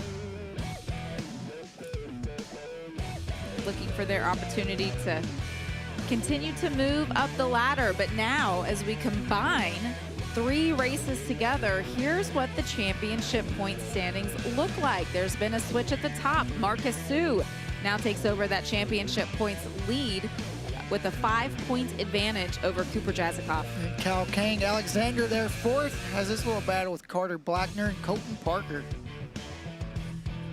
Ronan Akrop, Maximus Nolan, Gene West, and Eileen Abbs rounding out the top 10. 5 points, Roger. Yeah. That's not a lot. It's the difference between 1st and 2nd. And whoever wins the last race will be the one crowned. That's a lot of pressure to put on a young rider. All you have to do is go win. out and win it. Sounds easy. Easy enough, right? Yep. I mean, if you're 8 years old.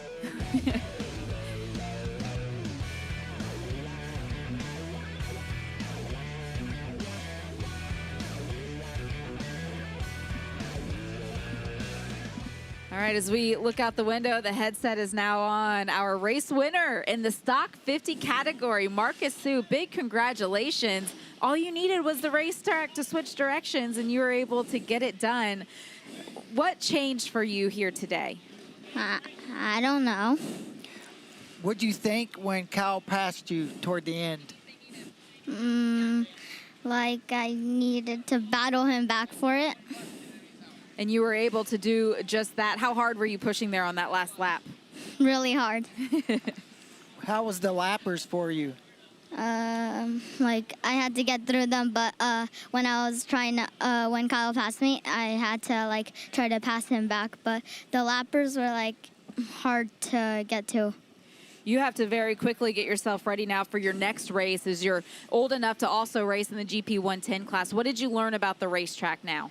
That it's not as slippery as when it was raining. All right, well, you just have a couple of minutes before you get to put the helmet on and go back out again. But congratulations on getting a race win here in the Stock 50 class. Thank you.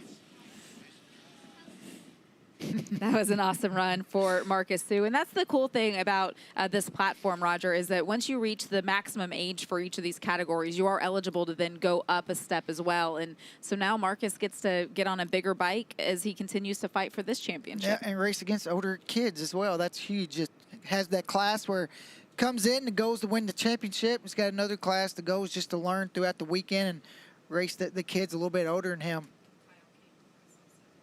So the next race that will be up to the track will be the GP 110 class, where we will see Marcus Sue get back out there. So look forward to that. But as we have just a few more minutes to wait, we have second place, Kyle Kang. Moved up a spot on the podium here today. Which track do you like better, yesterday's or today? I like today's because it's kind of the up here, and the inside line. I would probably go in the inside line to cut off Marcus, so I would pick today's track. What'd you think when you made the pass for the lead? I made the pass for the lead. I want to because Marcus was been blocked by those people that were trying to pass. So when he passed, he shut off the gas to pass, and then I went in front of him to pass him, and then I saw his wheel. He almost cut off me, so I almost fell, and then I was like a little bit nervous, and then I was like, no, I'm not gonna crash. You did a great job keeping it up on two wheels and staying in that battle all the way to the checkered flag. Great job today on your P2 finish. We look forward to watching you this afternoon. Okay, thank you. Okay, thank you. All right, bikes are out on the track. You can see that behind him, Roger, GP 110. But before we talk about that, how cute is that? 7 years old. How does he remember the whole race?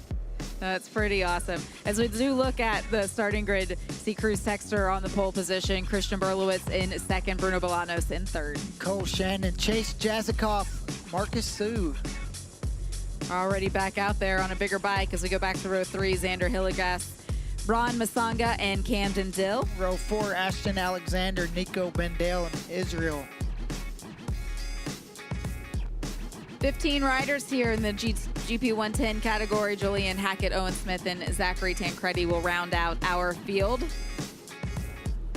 Take a look back at the highlights from the first two races this weekend. Yeah, pole position went to Cruz Texter. See there, not the greatest start for him. Christian Berlitz tries to go around the outside, but wasn't able to make the pass, and Cruz gets out in front for him there.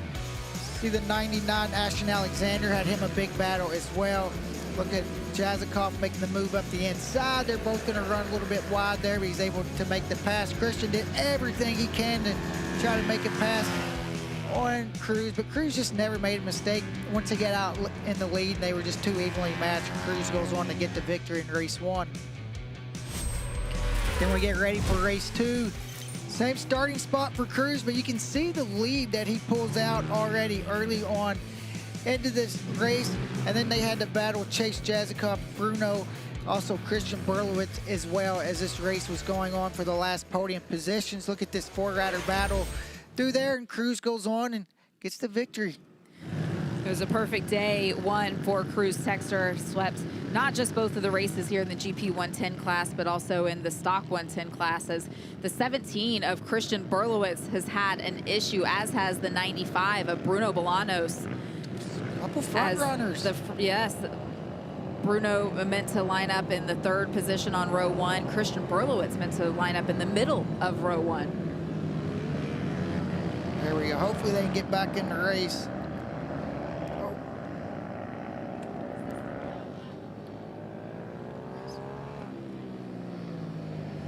This is the warm-up lap, so this is their last opportunity to be able to get around and get to their grid positions.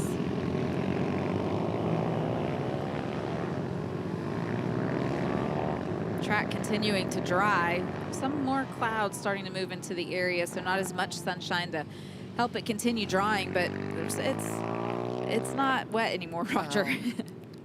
Track's gonna be a little bit of green though. The rubber's been washed away from 2 days of action. Track, it's a little bit cooler today as well. Cruz still has the rain tires on. Looking at as everybody's coming to a stop, and you can see the grooves there in the Dunlops.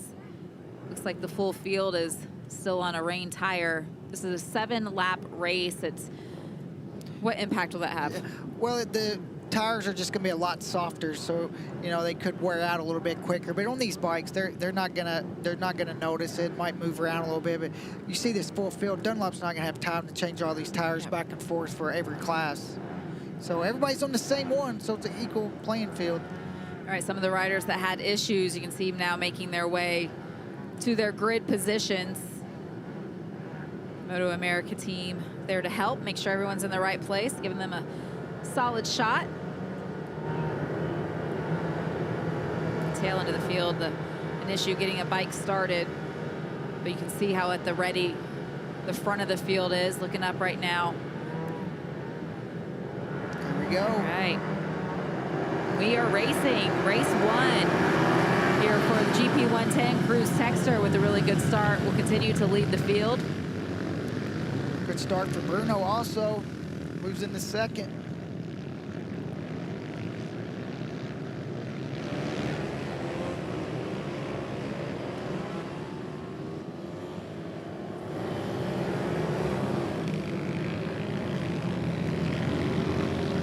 Cruz having a couple crashes today, and it really has not dinged his confidence a bit. You look at this first lap, the gap he's pulling. Those are in very different conditions. What we had right now, that racetrack was still pretty slick when Cruz was out there and struggling through the final qualifying session, but he went back and probably had a pep talk from his dad, Corey Texter. Chase Jazikoff now has moved into 3rd, trying to make a move on 2nd as they come down the hill. He's gonna make the move. Tight pass, but makes it stick. Makes it stick, and will now come to the line. Watch the rest of the field. Chase Jazikoff with now 3.7 seconds behind Cruz Texter, but not being in this battle, that's going to give him the opportunity to see if he can close in on that gap just a little bit as another pass is made. Now Christian Berlowitz. Cole Shannon moving his way toward the front. Gonna make another pass through here, around the outside. Bruno Bolanos on the 95. Had an issue on the warm-up lap. A little slower start to this race than the pair of races yesterday for Bruno. Christian also, you know, that first lap, warm-up lap crash, you can see just taking a little longer to get up to speed than he would like.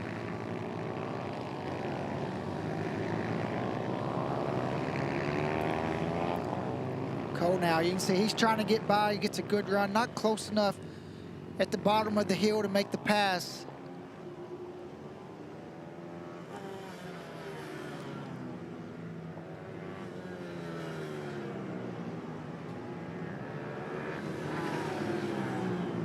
Chase Jazikoff just on that one lap, Roger, closed what was a 6-second gap down to less than 3.5 seconds. So with now the fastest lap of the race for Chase Jazikoff, he is closing in on the back of Cruz Texter here with still 5 laps to go.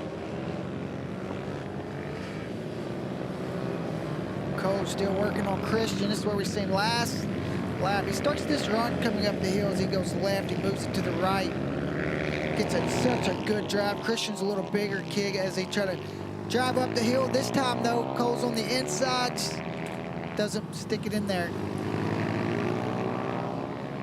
Cole Shannon is one of the 12-year-olds here in the GP 110 class that is for riders between the ages of 8 and 12 years old. So he will age out of this category. Christian Berlowitz, who he's in this battle with, he's one of the 11-year-olds in the field. So he still has another year in this platform, should he choose.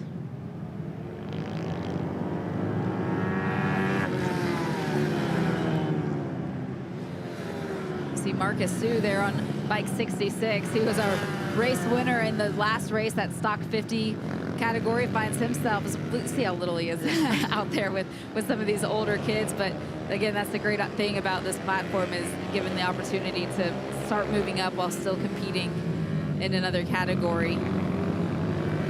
Last lap, Cruz Texter, fastest lap of the race, pulled it out to over 4 seconds. I think he looked back and could see Chase coming. There is our leader, Cruz Texter. That last lap, the 1:01.3, the quickest lap of the race. But with the track continuing to dry and the riders continuing to push, each time they come by, there's just a little bit more in the tank. As you see that gap to second place, it looks like now between Cruz Texter and Chase Jazikoff, this battle for third continuing on. Cole was finally able to make it past. That's the 18 of Cole Shannon. Big points haul for him if he's able to end this in second. Yesterday he got a 4th, also got a 5th, so put him right in the middle of that top 3 battle. He made a big jump with this track configuration also on Friday afternoon between the 2 practice sessions. Cole was able to shave off over 2 seconds in lap time in the dry conditions. So he started to figure out this configuration, and then has been able to stay right there inside of the top 4 throughout the qualifying sessions as well. So being up there in the top 3 now, that's just continuing that progression and going to give him some confidence with 1 race still to go here for the GP 110 category. Bruno loses a couple more spots.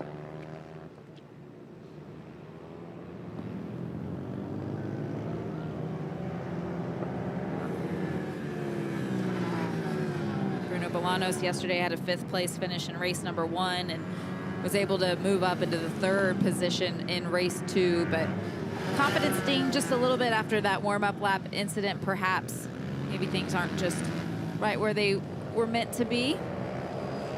Julian Hackett on the 28. It's a good battle here for 8th. We go up to the lead. You can see going down the hill right now, that is our race leader, Cruz Texter, and then the second bike in the frame coming down the hill now, that is Chase Jazikoff. So that is the gap now between 1st and 2nd. After Chase closed it up to 3.5 seconds, Cruz put the hammer down now with 1 lap to go, and he has continued to open up that gap between himself and Chase Jazikoff to nearly 7 seconds now, Roger. Just his best lap of 1:01.3. Just what an incredible lap. Almost 7-second lead.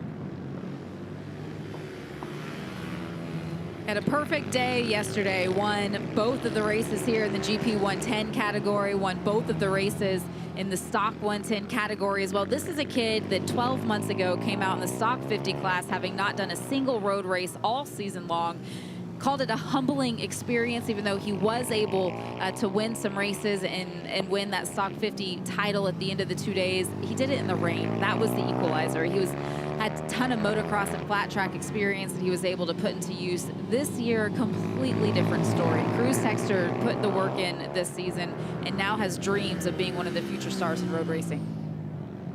Another victory. totally different rider, Jamie, and it all comes down to the work they did from last year coming into this season. As he gets another victory, Chase Jazikoff going to be second. And here comes the rest of the battle for third. After making that pass and holding on to it, Cole Shannon finishes top 3. Christian Berlowitz able to maintain that 4th place finish. Ashton Alexander, though, coming on strong there in those closing laps and able to finish just 0.09 of a second off the back of Christian Berlowitz and stay in the top 5. Yeah, he qualified on row 4 down in 10th. A great run for Ashton Alexander. Nico Bandel, who wasn't able to race yesterday, finishing 6th. So good start to day number 2 for Nico.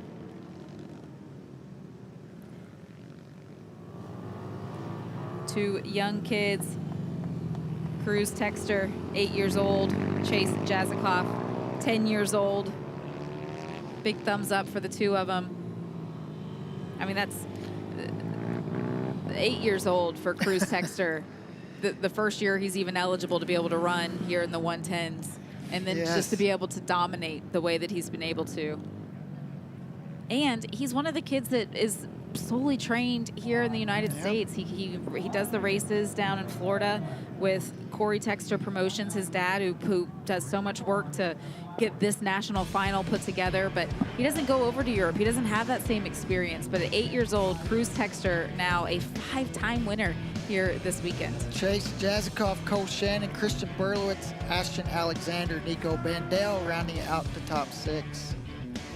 Israel Cavazos there in 7th. Julian Hackett able to finish in 8th. Bruno Bolanos able to be in 9th and keep it running with Marcus Sue, our most recent race winner there in the Stock 50 category, able to take home a top 10 here on the bigger bike. Camden Dill, Zachary Tancredi in 12th, Xander Hillegas, Braun Masanga, and Owen Smith. Neither of those last two able to finish here in race number 1. But there is one more shot at the 110 class later on this afternoon.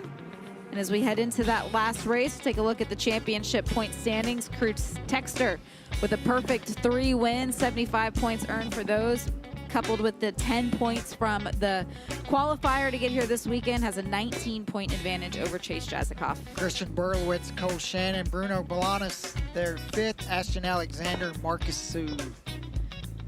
Xander Hillegas, Julian Hackett, and Camden Dill round out the top 10 here in the Mini Cup GP 110. One race remaining later this afternoon. A lot of these riders also racing in the stock 110 class, so still have some more track time ahead of them here before we get into the championship rounds later this afternoon.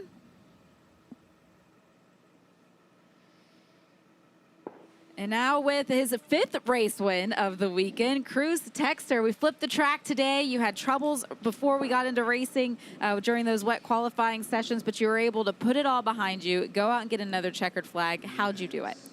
I just got a big gap and I maintained it. Just make sure I didn't slide out again for the 6th time. Yeah, I just maintained it. How do you like this track direction? A lot more than the first one. It has a lot more left-handers.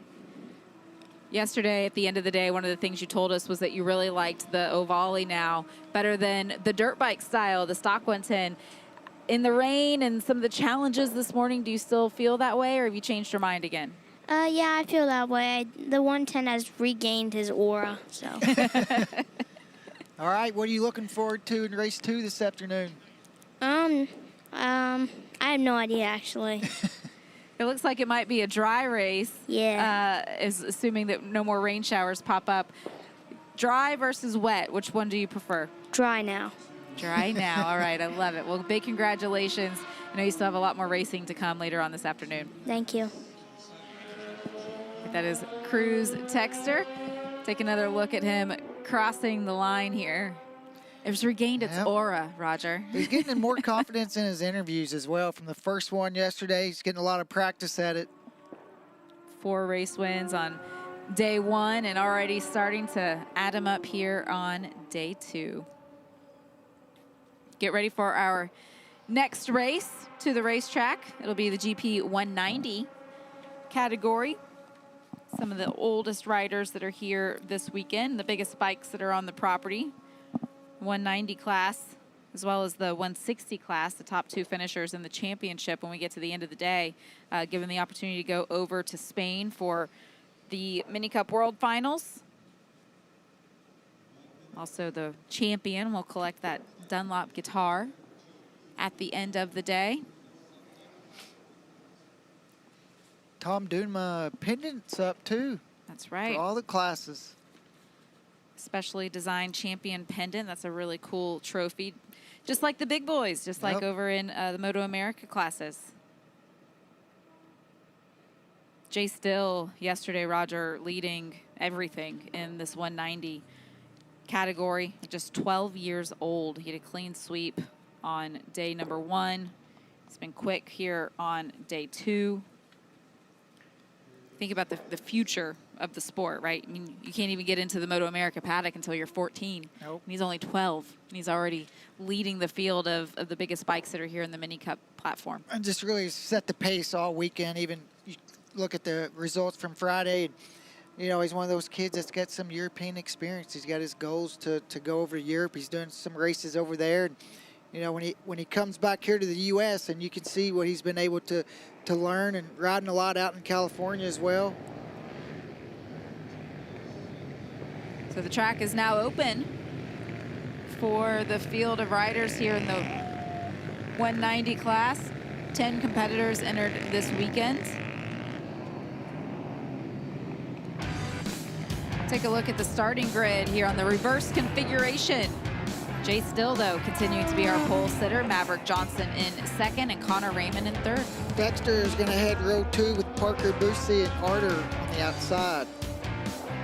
Back to row 3, Alex Alberton, Mason McIntyre, Alejandro Gonzalez, and Case Parsley will round out our field of 10. Let's go ahead and take a look back at the highlights from yesterday, Roger, here in the 190 class. And you mentioned it, it's all about Jay Still yesterday. Pole position, great launch as they go down into turn 1.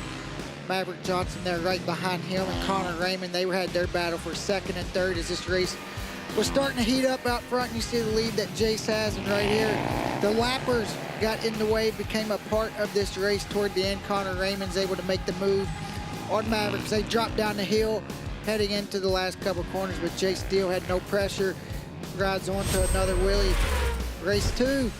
Kind of the same thing early on with Jay Still out front, but Dexter was in the middle of this podium battle with Connor Raymond.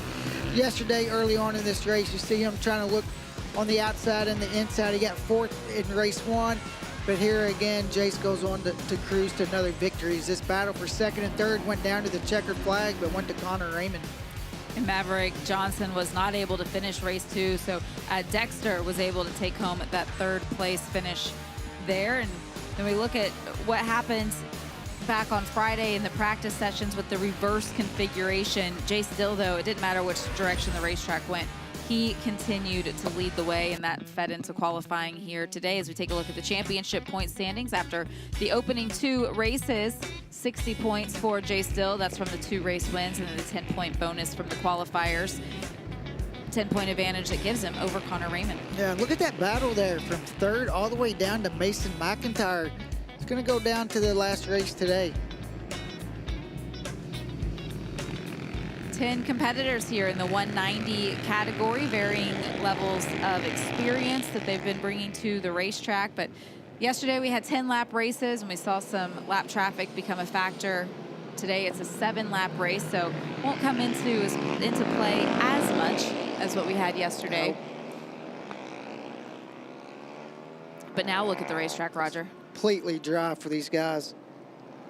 That's a little bit of the benefit if you have a race a little bit later. The track can be totally dry for you, but on the flip side of that, it could be when the rain comes in. Also, this time it worked out for them.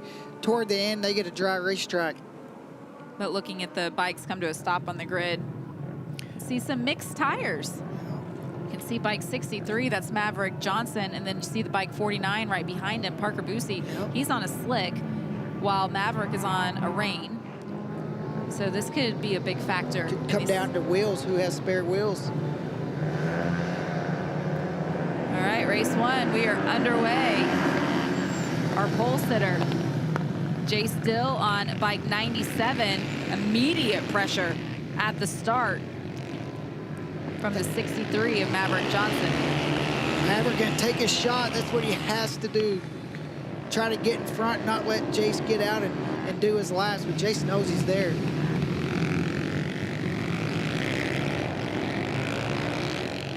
This is the closest that we've seen here on the opening lap. Both of those riders having a great start.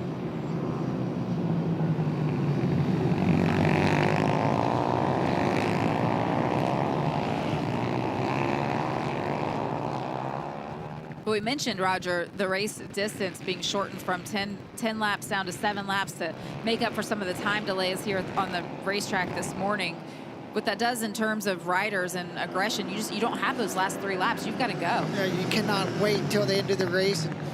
Maverick right now, he's looking good. He's locked right in to Jace there at the front. You can see how hard he's riding. This is where we've seen him try to look up the inside the lap before. Jace goes a little bit toward the inside.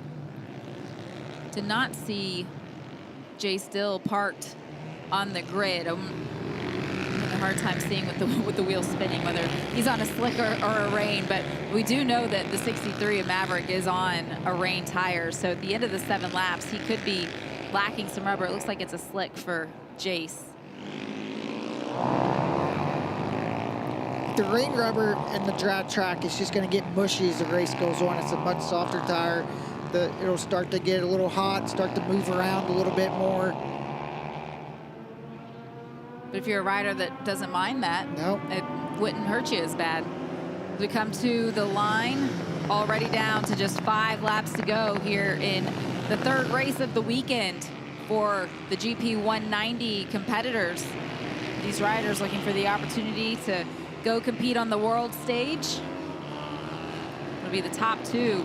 You can see the 63 starting to slide. Starting to move around, and for him, he's really moving around too, just because he's trying to do everything. He's throwing everything at it to try to go with Jace. He gets a good run up the hill, kind of going back and forth a little bit, closes up a lot on the brakes.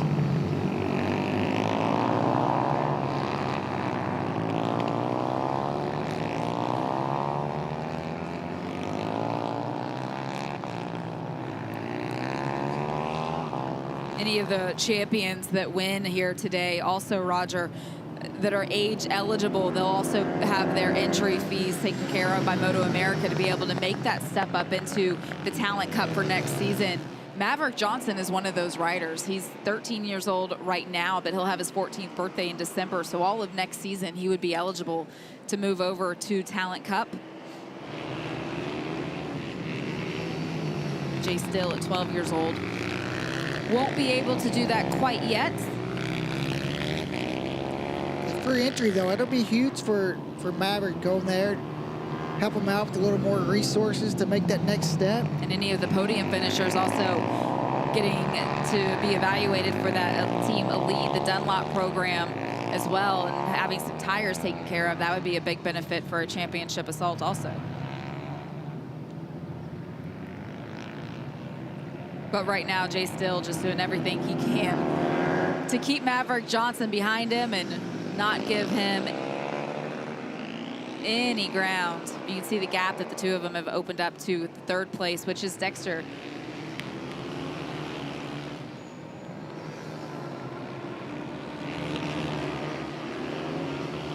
This is where Maverick usually starts to make his little bit of a charge. See, I guess that run up out of that hill there. They both go over the curve, trying to straight line that little chicane. Get that run. Maverick looks back, doesn't see anyone there. Doesn't have any pressure from behind. It's eyes forward as you see Dexter Salaverria now in 3rd position. Lonely race for him also. Doesn't have anyone he's close enough to battle with, but also doesn't have anyone pushing him forward. A little bit of a wiggle there as well.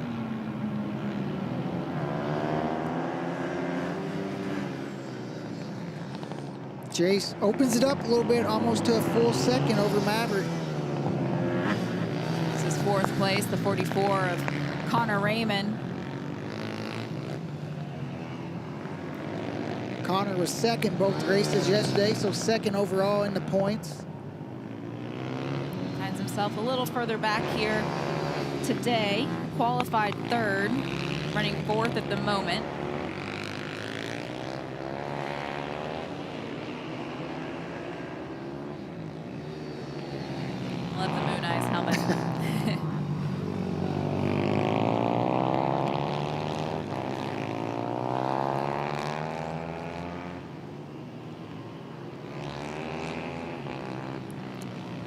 battle a little bit further back. This is the battle for 8th. Case Parsley with Mason McIntyre. These riders just a little bit off the pace in terms of lap time, but still taking plenty away from this experience and these mixed conditions here this weekend. We go back up to the front. We are working now the final lap here for the GP 190 class. Jace Dill seemingly has just not put a wheel wrong. It's continued to fend off the assault from Maverick Johnson early on and open up a gap now in the closing stages of this race. Give himself a little bit of breathing room. He's done the quickest lap, this last lap, 54.2 for Jace Dill.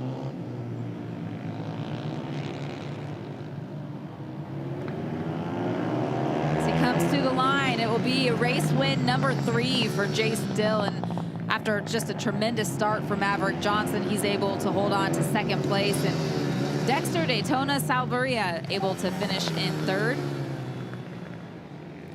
Here comes the Willie.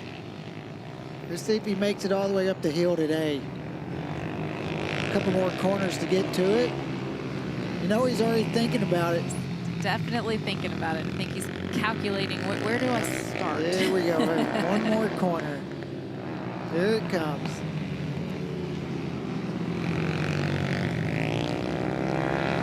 Jace Dill with his 3rd celebration of the weekend here in the GP 190 category. Doesn't matter which way the racetrack has gone here this weekend, Jace Dill has been able to lead every single session. Every lap as well.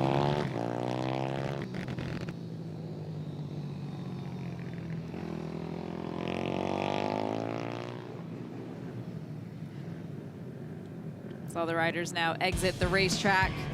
Following that cool down celebration lap, see our full race results here for race 1 today, race 3 of the championship weekend. He opened up the gaps nearly a 1.5 seconds over Maverick Johnson. Dexter Daytona there in 3rd, Connor Raymond, Parker Boosie, Alejandro there in 6th, Arter 7th, Case Parsley, and Mason McIntyre.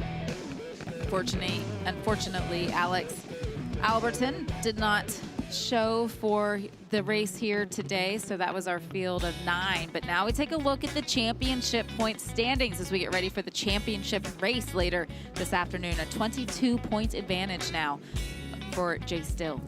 Dexter Daytona 3rd, Maverick Johnson, 9 points separating them, and then just a couple points back for this Maverick Johnson, so still heating up there for 3rd. With 1 race to go, we award points just like we do over on the MotoAmerica side of things. The top 16 would be points eligible. Of course, only 10 riders here in this particular category here this weekend, but 25 points for a win, 20 points for 2nd. So with that 22-point advantage that Jace still has, can't make any mistakes, but he certainly has a little bit of a buffer.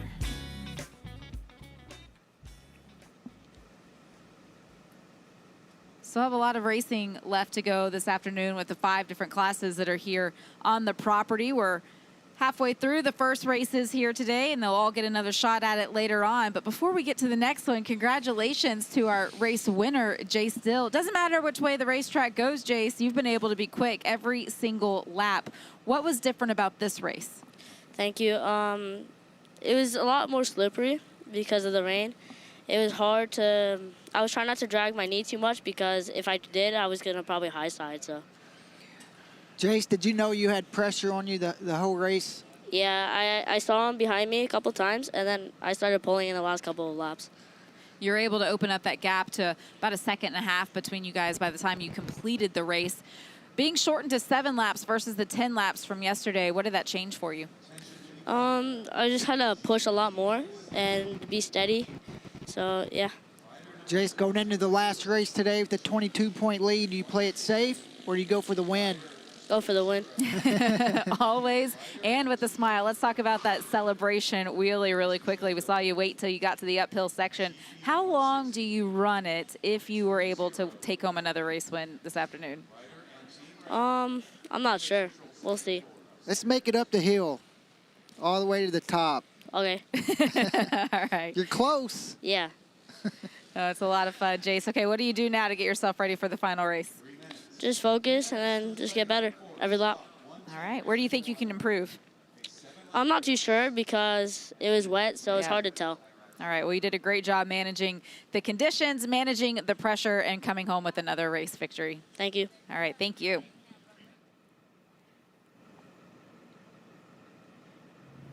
You can see the breeze blowing with the flag blowing in the wind here, Roger. That helped the track dry out quick. It's definitely helped the track, and we can continue to see the dry line open up. We have a couple of minutes before the track opens, before the stock 110 category takes to the racetrack. See a lot of familiar names once we get there with riders that are also competing in the GP 110 category.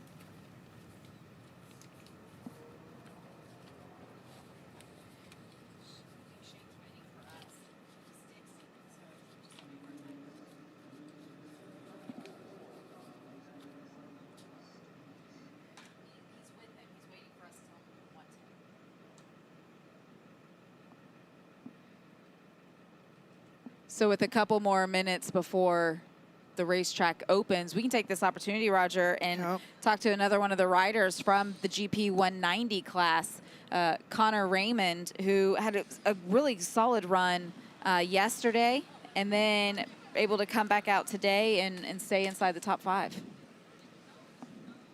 Connor, Jace mentioned the track was really slick from the rain in that race. What was it from your standpoint?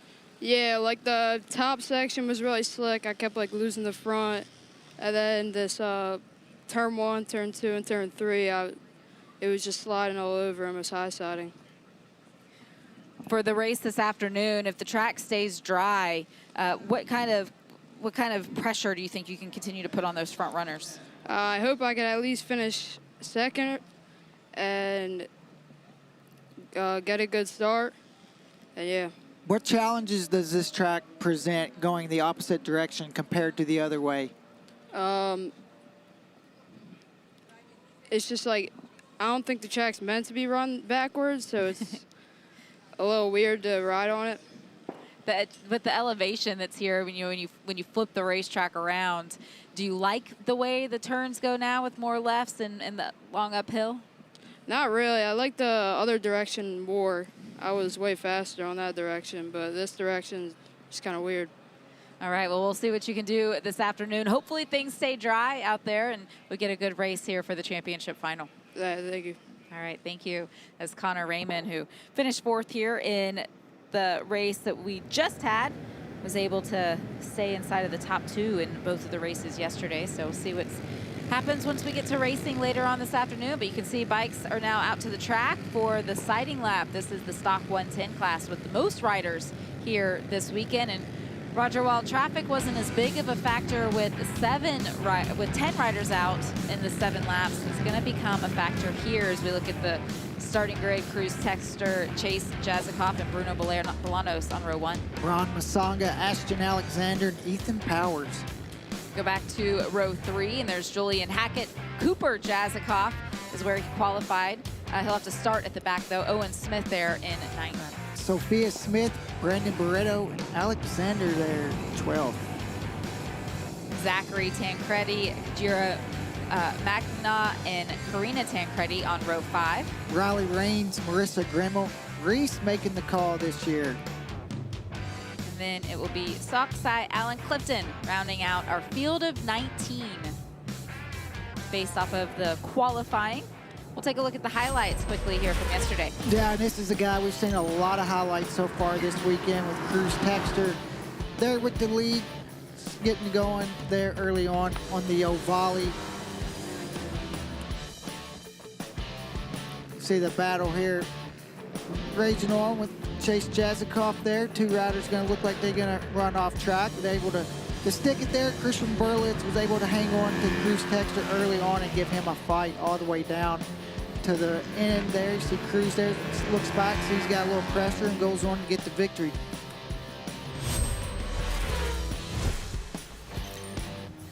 Race 2, you see Cruz gets out to victory early on, but the battle for 2nd, 3rd, 4th was heating up. as this race was winding down. You see there Christian Berlowitz trying hard to make the pass. Cruz out front was out to over a 6-second victory as that race went on. Yeah, so those were the highlights from the GP 110 category, not the stock 110, but one name that was the same was Cruz Texter. He won both of the races in both of the classes yesterday. So today is our pole sitter again as we get ready here for the stock 110 race, and you can see all the riders leaving the starting grid for the warm-up lap. Completely dry. We've heard some of the other riders talk about it. Still a little slick though with the rain washing the rubber off. But we did have riders out in that last race that were on the slick tires. A little bit of a mix there to see, you know, what they had mounted versus what they had available to put on.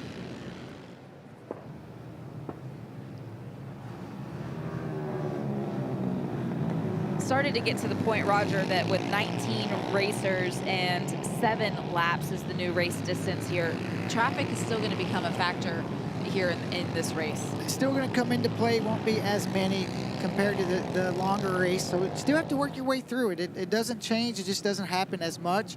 You do not have as much opportunities, if you do, to get held up behind the lapper to maybe make up ground.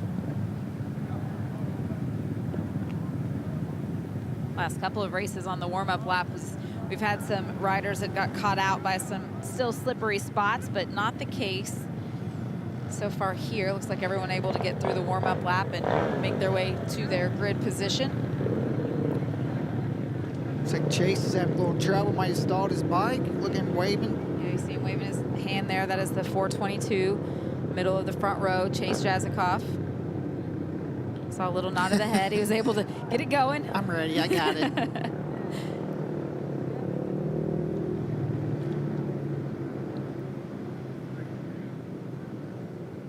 Don't see his brother, Cooper Jazikoff, out there today on the 423. But we are racing here for race 1 and the 26 of Cruz Texter with a good start. Despite having that problem on the grid, though, Chase Jazikoff not getting rattled.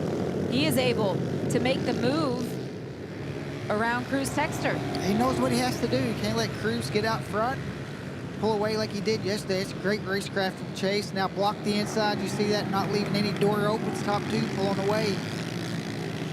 So Cruz Texter finds himself in uncharted territory. He was able to lead every lap yesterday and not have a whole lot of issues to contend with, and now he finds himself chasing Chase Jazikoff. Battle for second and third. See the track conditions there. Might move around a little bit to try to get the power down. Cruz Texter not wanting to let him get away. He knows that that is the strategy. That's the play. If you can get a good start and start to open up a gap and make the rest of the field chase you, that's where you're able to win some races. And he does not want to let Chase Jazikoff do that here as he stays right on the back of him. Chase he's got his head down. He's ready. Cruz tried to make a pass in that last chicane, got in a little bit deep, really had to lock the brakes up there. Now he's got a little work to do. Is Chase at front, trying to get a little bit of breathing room, still blocking the insides. It's a good pack here in this battle for third. See the leaders starting to pull away from the rest of this pack as they go up the hill now, but it is the 95 of Bruno Bolanos leading over the 55 of Bron Masanga. It's a battle from third all the way down to 7th. With the racetrack now being pretty dry, Roger, the line opens up a lot. There's a lot more room. A lot more room to pass for these guys. You see right now it's kind of created a lot more closer races. Looking at Owen Smith right on the back of this group, trying not to lose touch. As Cruz Texter tries to go around the outside. If there's one thing we've seen from Chase Jazikoff so far this weekend, he is not afraid to stick it in there, and he's aggressive. So for Cruz, when he makes that pass, he's going to have to go for it and try to check out so he doesn't leave a door open for another pass. Now he's going to have to certainly make it stick from the word go. And it's only 7 laps again, so they don't have the same long run of 10 that they had yesterday. He's going to have to do it quickly as this battle for third continues. gets just a little bit tighter each lap. Is that the 95 yet? So the 99 of Ashton Alexander has been able to get up around the 55 of Bron Masanga.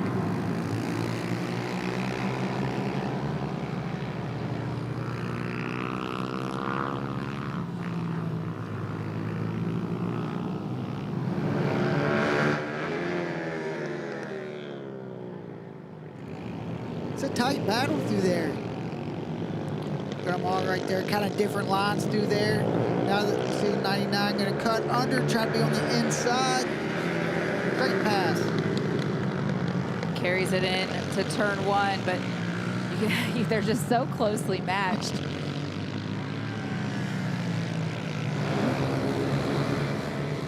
A better run off the corner of the 99 of Ashton Alexander he made up 2 positions in that last lap as we go back to the front, and it is continuing. Chase Jazikoff leading over Cruz Texter. See Cruz sets up here, going to cut back a little bit and then try to cut under, get that run down into the chicane. Chase again, though, just a great line there. Cruz is going to try to go around the outside. Bumps him. Not enough to make that pass, but there is a gap between these two in that battle for third, so it gives them a little bit of breathing room. Now with 3 laps to go. Cruz had a little water on his tire from the grass. To let that dry off. We did see Cruz with some problems in that wet qualifying session earlier today.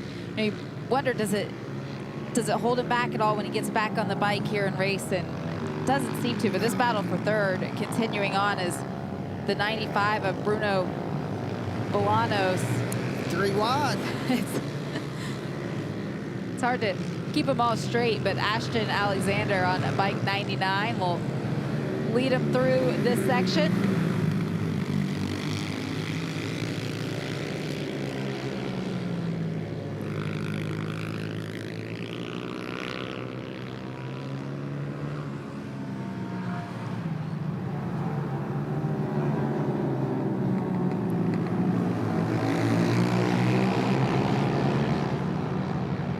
Bike 40 of Owen Smith staying right on the tail end of this group and watching everyone in front of him. It's great to be able to stay up there with a pack that's battling so fiercely here for 5 laps now. They've been going back and forth.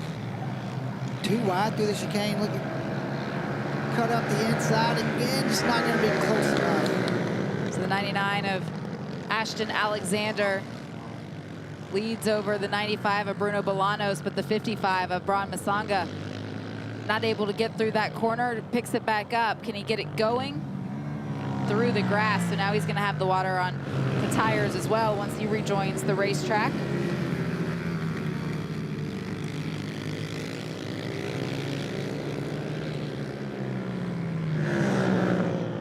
Go back to our leader, the 422, Chase Jazikoff, now with a little bit of breathing room over second place of Cruz Texter, who had a bit of a moment the lap prior. He's had to settle back and settle down just a little bit. We are on the final lap. This is the last opportunity for Cruz Texter. If he's going to sweep the weekend, he's going to have to catch up to the back of Chase Jazikoff and make a pass stick. And I just don't know, Roger, that there's time. It's not going to happen, and Chase isn't going to let him by. We've seen how tight he was. Pretty aggressive, and it's what he had to be. Cruz was a little quicker than him, and now they go into the last race. It's going to be a winner-take-all. This battle's going to go down to the last corner. We saw this from these 2 riders yesterday as well. They're so closely matched, and neither one of them want to give the other rider any room as Chase Jazikoff comes through the traffic beautifully. Has to be patient, doesn't have no pressure behind him. 10 years old.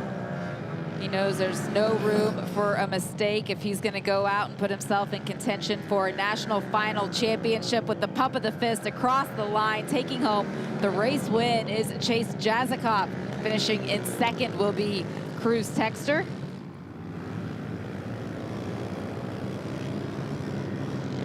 And then this battle continuing for third right now. Coming to the line will be Bruno Bolanos on the 95, the 99 of Ashton Alexander right there with them through this last corner. Who has the advantage to the stripe? It's going to go to Bruno Bolanos for third and Ashton Alexander in fourth, with Julian Hackett rounding out the top 5.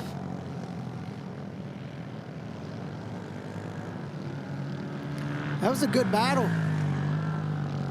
It was a great battle, and even better that all of them were able to cross the stripe. Braun Masanga that was in that battle as well on bike 55. Remember, he went down in that a couple laps ago. He was able to get the bike going again and finish in 8th. Tacoma, few points. This is where Cruz kept trying to make the pass here on the outside, and Chase would just let off the brakes, running a little bit wide.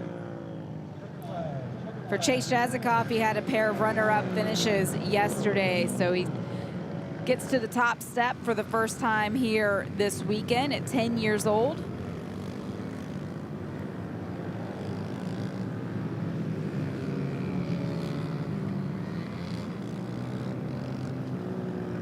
Let's take a look at the results here. Race 1 today, race 3 of 4 for this championship. Chase Jazikoff, 2.5 seconds was the advantage over Cruz Texter. Great result there for Bruno Bolanos in 3rd. Ashton Alexander 4th, Julian Hackett 5th, Owen Smith 6th, Ethan Power 7th, Braun Masanga picked his bike up, end up 8th, Brendan Barreto 9th, Sophia Smith. Zachary Tancredi finished 11th, Alexander Andonovsky in 12th, Karina Tancredi in 13th, and Riley Raines able to bring it home in the top 14 with Marissa and Gira rounding out the top 16 points paying positions. As we now head down and hear from our race winner, big congratulations to Chase Jazikoff. 2 second-place finishes yesterday, flipped the track around, and you're able to take home your first race win. How were you able to do it and fend off Cruz Texter? I had a really good start. Me and Cruz were battling. He tried getting me a whole bunch of times, but I just tried saving it. I was trying to block him a whole bunch of times, but I get it. Chase, you was a lot more aggressive that race. Was that your plan? Yep. I was thinking it before I even went out. What were you telling yourself? I was like, come on, go, go, go. I have to beat him. I didn't win yesterday. I have to really win. Are we going to see that same aggression in race 2? Maybe. I'll see. It'll be a winner takes all when we get to the final race later on this afternoon. What do you have for not just Cruz, but for the rest of the field? What do you have in your tank? I would say good job to all of them. Chase, we see you make a lot of passes this weekend. What gives you the confidence to just stick the bike in there? I don't really know. Just a lot of experience, and you and your family put a lot into being out here each and every race weekend. Big congratulations to you here on winning the first race of the day for your class. Thank you. All right, we look forward to seeing their final race of the weekend. Here's a replay of this celebration, Roger. Yeah. He's been thinking about that celebration for a long time. Knowing he didn't win any yesterday and telling himself, I've just got to go out and win here today. He was able to get it done. As we now take a look at the championship point standings with 1 race to go. Cruz Texter now with just a 5-point advantage over Chase Jazikoff. Look at that battle with Braun Masanga. Bruno there 4th, Owen Smith 5th, Ethan Powers all the way down to Ashton Alexander, Julian Hackett, all pretty close. 1 race to go. 25 points for a race win, 20 points for second place. It will be who can get to the line first when we get there later on this afternoon. This has been such a fun class to watch with all of these young riders between the ages of 8 and 12 years old. It's going to be a fun afternoon here at the Briggs & Stratton Motorplexes. We get Bruno Bolanos now down with a top 3 finish. That was a fierce battle between you, Ashton Alexander, and Braun Masanga in the early part of the race. How were you able to stay on top? I had a good start, and basically I was able to hold up 3rd, and then like Ashton passed me, and then after a few laps, Braun passed me, so I stayed like in 5th, I think, and then I used some tricks that my dad taught me on using all the track, And then before the last lap, I think in the last lap I passed Ashton, but before that I also passed Braun. And then I was able to hold up third for the last lap, and then I crossed the finish line. How much fun was it battling your buddies out there like that? Yeah, good. It looked like you were having a lot of fun. Are you looking forward to the race this afternoon? Yeah, pretty much. Which direction of the racetrack do you like better, yesterday or today? I think today. What do we expect in race 2? Another big battle? Yeah. All right, well, that was a lot of fun to watch. Bruno, congratulations on your top 3 finish. Thank you. Just 8 years old, Bruno Bolanos, one of the youngest riders out there in the stock 110 class. Roger, think back to being one of the youngest riders with those, 10, 11, 12-year-old riders that you're battling with out there on the racetrack. And he can remember each rider he passed on the last lap and where at. It's pretty impressive to be able to have all that in the memory bank.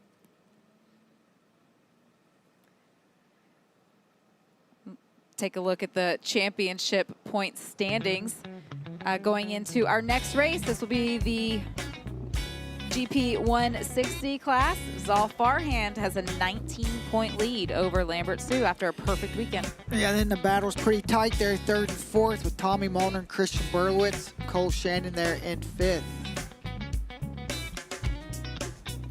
Chase Jazikoff in 7th, competing in 3 different classes here this weekend. You see Rylan Sy down in 8th as well. So with 1 race remaining here, Roger, what do these riders need to keep in mind? Well, some of the riders need to, if they got some points to make up, they have to be really aggressive in this race. Some other guys that's got maybe a little bit of a points battle, they got to make sure that they go out and they got to kind of play it smart and not make a mistake.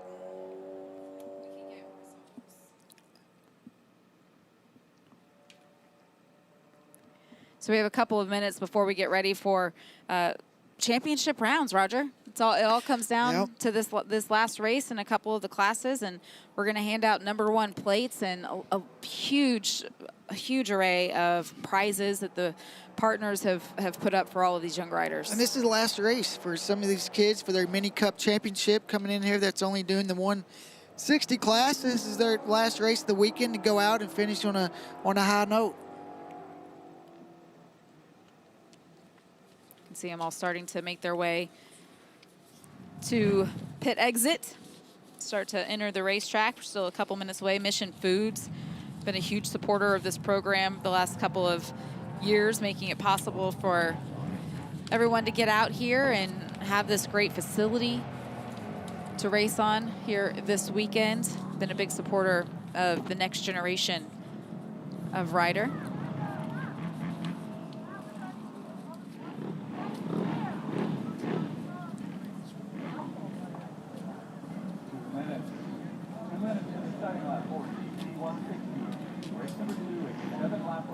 Roger, while we wait for the next group to get out here for the championship rounds, it'll be the GP 160 class up first. We don't have any time off either, do we? We get right back into the MotoAmerica season next week as we go down to Virginia International Raceway for the next round of racing with Superbike, Supersport. We've got a full field of classes at VAR. Yeah, 3 Superbike races next weekend at VAR, so I'm really looking forward to that. VAR is a really physical track. It's going to be hot and humid, and it's going to be a rough one for those Superbike boys. They're going to be having a couple long races.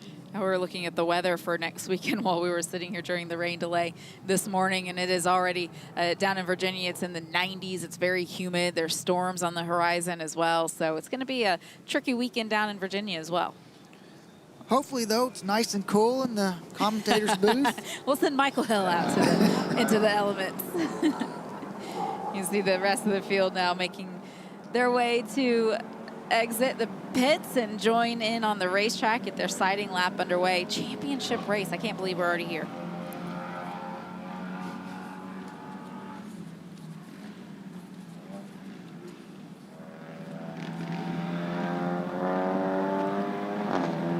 It's also pretty different for this class in particular in terms of track conditions than what we had in their first race of the day. They had a dry qualifying session this morning before the rain came in, but the track was still in a drying state when we got to their first race, if you think back just a little bit ago.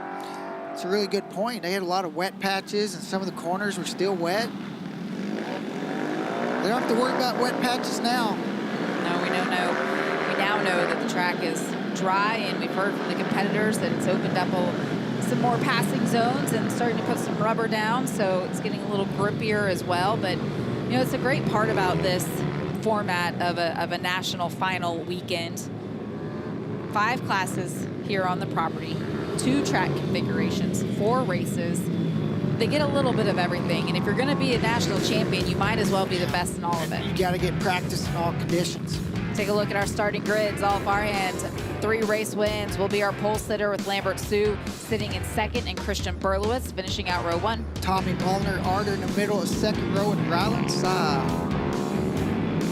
Go to row 3, you'll find Kendall Leonard, Mason McIntyre, and Cole Shannon. Israel going to head up row 4 with Chase Jazikoff and Bron Masanga. Go back to row 5. There's Xander Hillegas, Zayden Malako, and Karina Tancredi, rounding out our field of 15 here in the GP 160 category. Zal Farhan has been P1 in every single session here in the 160 class this weekend at just 10 years old. He's been able to win the first 3 races. He has a ton of experience racing over in Europe and racing with riders that are older than him, a lot more experienced than him. What he doesn't have a ton of experience with, though, is on these racetracks with elevation, with rain, things that he's been able to figure out and master over the course of the last 3 days. And even talking to him, he kind of mentioned that going to Europe was a little bit of an eye-opening experience for him, riding with some riders that was so good. He really raised his game to another level. See a rider stalling the bike toward the back of the grid. MotoAmerica staff going to get there, hopefully get him fired up. It's Bron Masanga on bike 55, trying to get things going as he hops off, see if they can get it started for him. He knows that he's losing a lot of time. This is the warm-up lap, so he doesn't have endless opportunities to leave the grid and be able to join the tail end if he's going to get to start this race from his grid position. Visor down, so now he just has to catch up and not make a mistake. That's right. This is the warm-up lap. Just make it to the skip back. See the weather at the top of the screen, 71 degrees outside right now. That 8-mile-an-hour wind, though, that's really helped the track dry out a lot, because we've stayed pretty cloudy since the storm moved out of the area. We haven't had a whole lot of sunshine. It peeks through every once in a while, but that wind has really played a key role in getting the dry racetrack. Yesterday the sun was out and it was pretty hot. The track temp was a little bit greasy toward the end of the day, so different conditions today.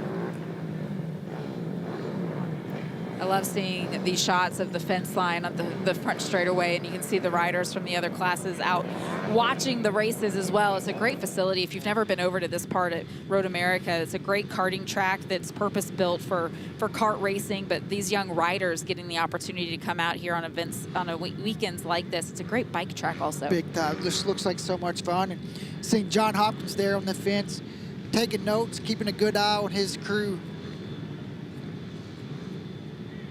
6 different riders John Hopkins has here this weekend between the various classes. All right, everyone made it back around to the starting grid. The final race for the GP 160 category underway. Our pole sitter, Zal Farhan, with a tremendous start, will lead the field into turn 1.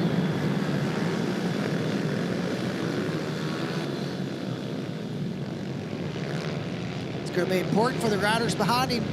Put their head down. He's just really good those opening couple laps. He's good at a lot of stuff. That is really what's kind of separating him early on. He's able to get out and get up to speed right away. The other thing he's been able to really excel at this weekend through his 3 race wins is managing the pace. He gets that really good start, and then he doesn't push it any further than he has to in order to maintain a lead and a gap to the rest of the field. But he doesn't have that right now. Lambert Sue in second place and Christian Berlowitz sitting in third, doing a great job staying a lot closer here in the final race. See, kind of saw his bike moving around a little bit on the exit of the chicane. The track's a little bit greasy still, a little green.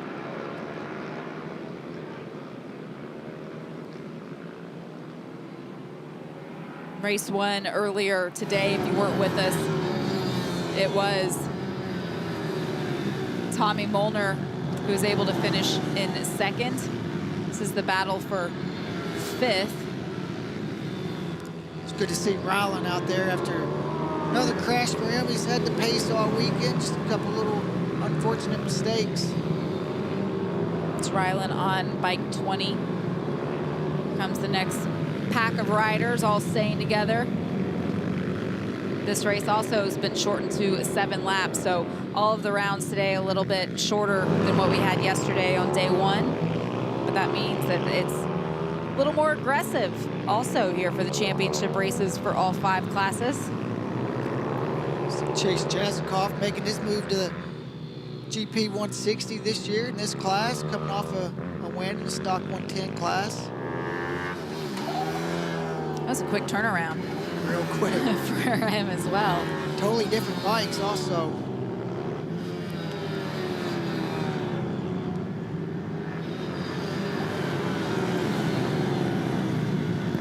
Ron Masanga also doing both classes.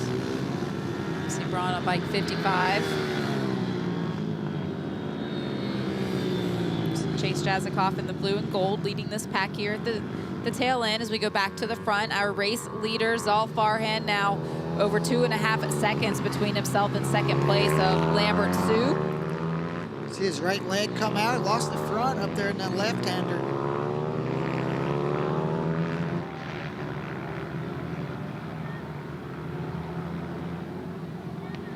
You can see him moving around with his body a little bit more here in this race versus what we've seen so far.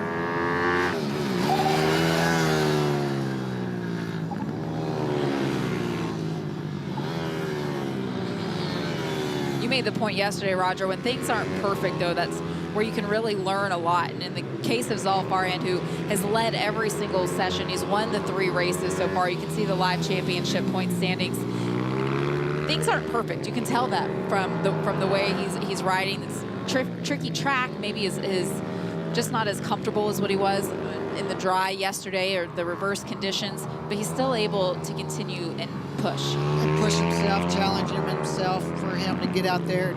The laps he's able to do and figure out how, it's just, he learns the track conditions really quick. Even when it was half wet, half dry, he's able to get out there early on in that race 1 and figure out the conditions a little quicker. Watching 2nd place of Lambert Sue, he finished 3rd in the race earlier today, had 2 2nd place finishes yesterday as well.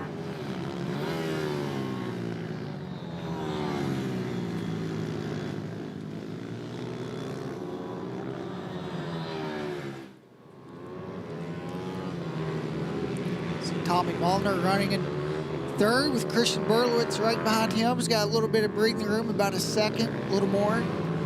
Finished 2nd in race 1 earlier today. Does not quite close enough to Lambert to apply that same pressure that we saw in that race.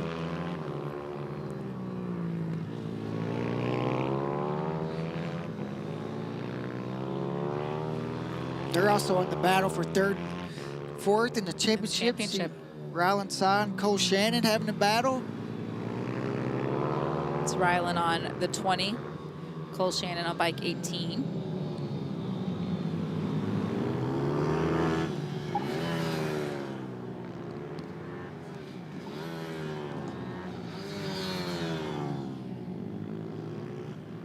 Rylan Sy there on the 20, one of the other 10-year-olds here in this field. So while Zal Farhan has just been the class of the field all weekend, it's also really impressive that Rylan Sy at just 10 years old has been able to put up the results that he has and stay inside of the top 5 as well.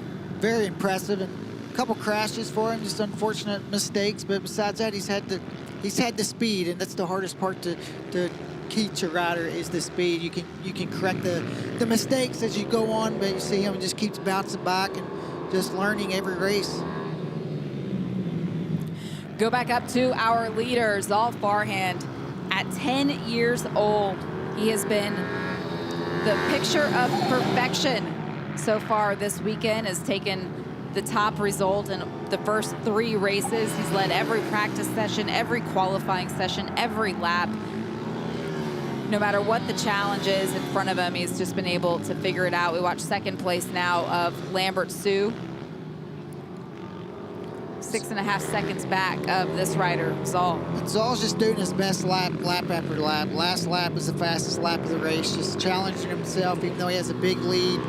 He's not just cruising around waiting for the checkered flag. And it's interesting also because he told us after he won that third race that he wanted to go for the race win, of course, always, but he needed to not make any mistakes and not do anything silly, and he's done that. But he's able to do that and continue to push. Yep. Here on the final lap, championship weekend, taking the checkered flag, Zal Farhan, our national champion here in the GP 160 category.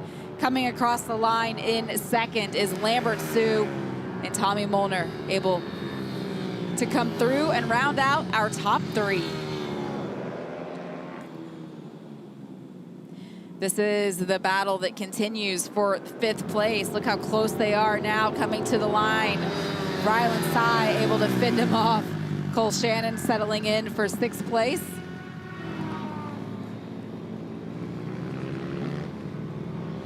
All right, we asked Zal, Roger, do you go for the wheelie if you win the title? He's going to try. He got it up. He did. Yep. You could tell he pulled a little harder. There we go. There He's at least you go. to the stoppie. Big congratulations to that young rider. Such a bright future ahead of him. And I also love, he came into the weekend, Roger, before he even won a race, already thanking his parents for everything that they do behind the scenes to get him out to each and every race weekend. He said, they do 99% of the work. I do the 1% on the racetrack. And at 10 years old, being able to recognize all of that hard work and that effort from his family is almost as impressive as what he does on the racetrack. And for them, you know, that's all they want is him to appreciate and acknowledge what he does and put in the effort that he puts in. And that's right, his parents are the ones that make it happen, and they do a lot of work.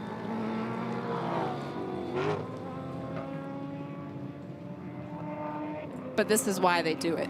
Exactly.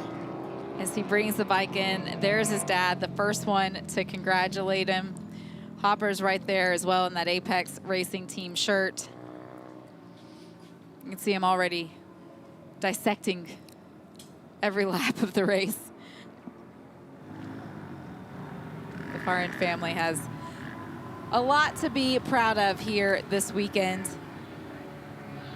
Now a national champion here in the GP 160 class.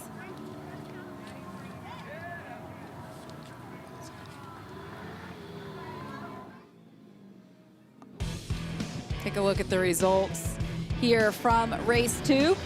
Zal Farhan with over 9 seconds between himself and second place of Lambert Sue. Then Tommy Molnar, Christian Berlowitz 4th, Ryland Sy, Cole Shannon, Chase Jazikoff. You have Artur Castellanos there in 8th, Israel Cavazos in 9th, and Mason McIntyre rounding out the top 10 with Braun Masaga in 11th, Zeta Malaco, Karina Tancredi able to finish out the field of 13. Unfortunately, Xander Hillegas and Kendall Leonard were not able to make it out there for this final race in the GP 160 category.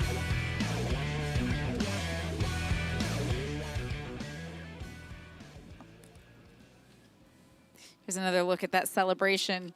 He's watched Jay Still do it in the 190 class through 3 races this weekend. He never gave up. He kept pushing. He's a little more power. But he was able to still get it done.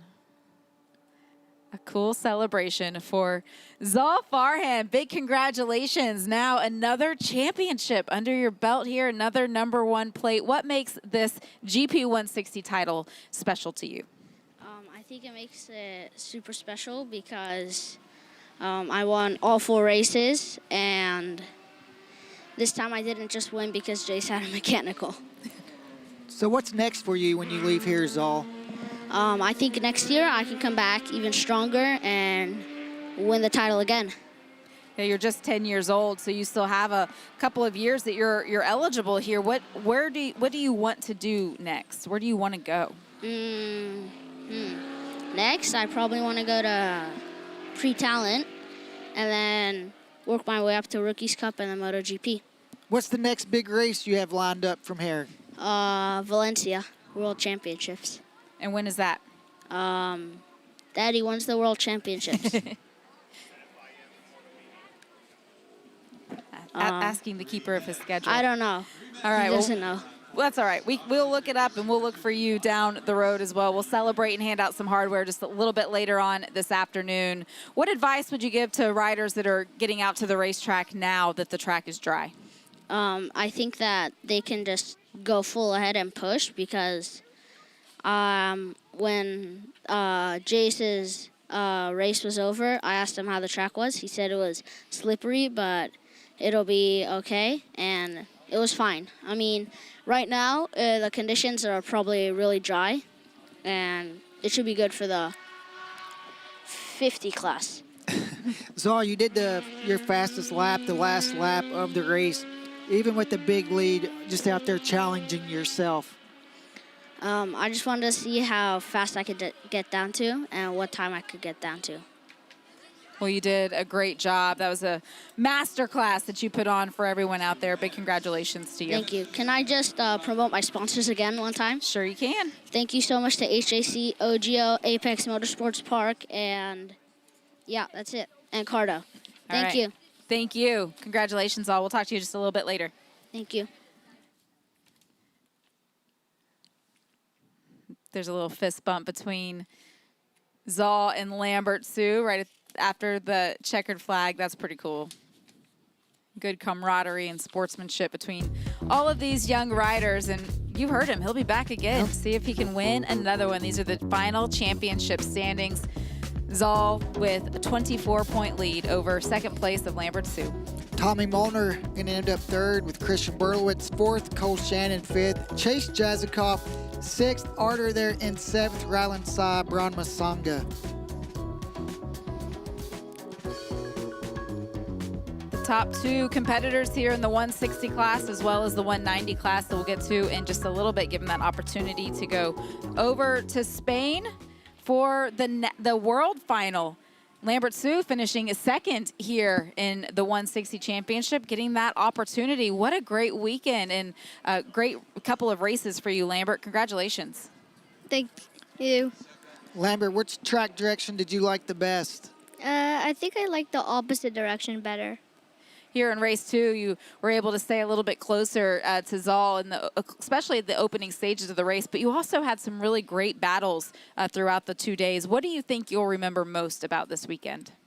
Probably about the rain and, like, how I had to, like, not be able to crash out and, like, get a good position during the rain.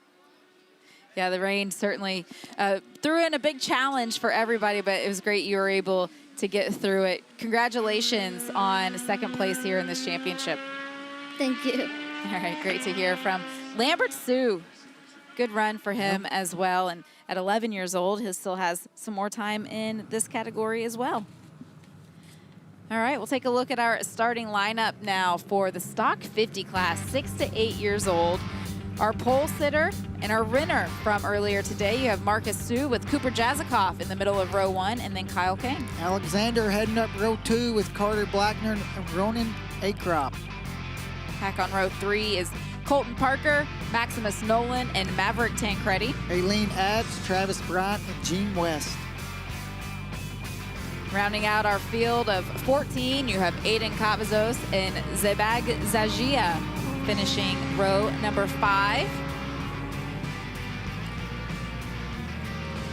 We've had 3 races so far for these young riders as well. We'll take a look at the championship point standings coming in after locking out day 1. Cooper Jazikoff did not lock out race number 1 today, so Marcus Sue now has a 5-point advantage.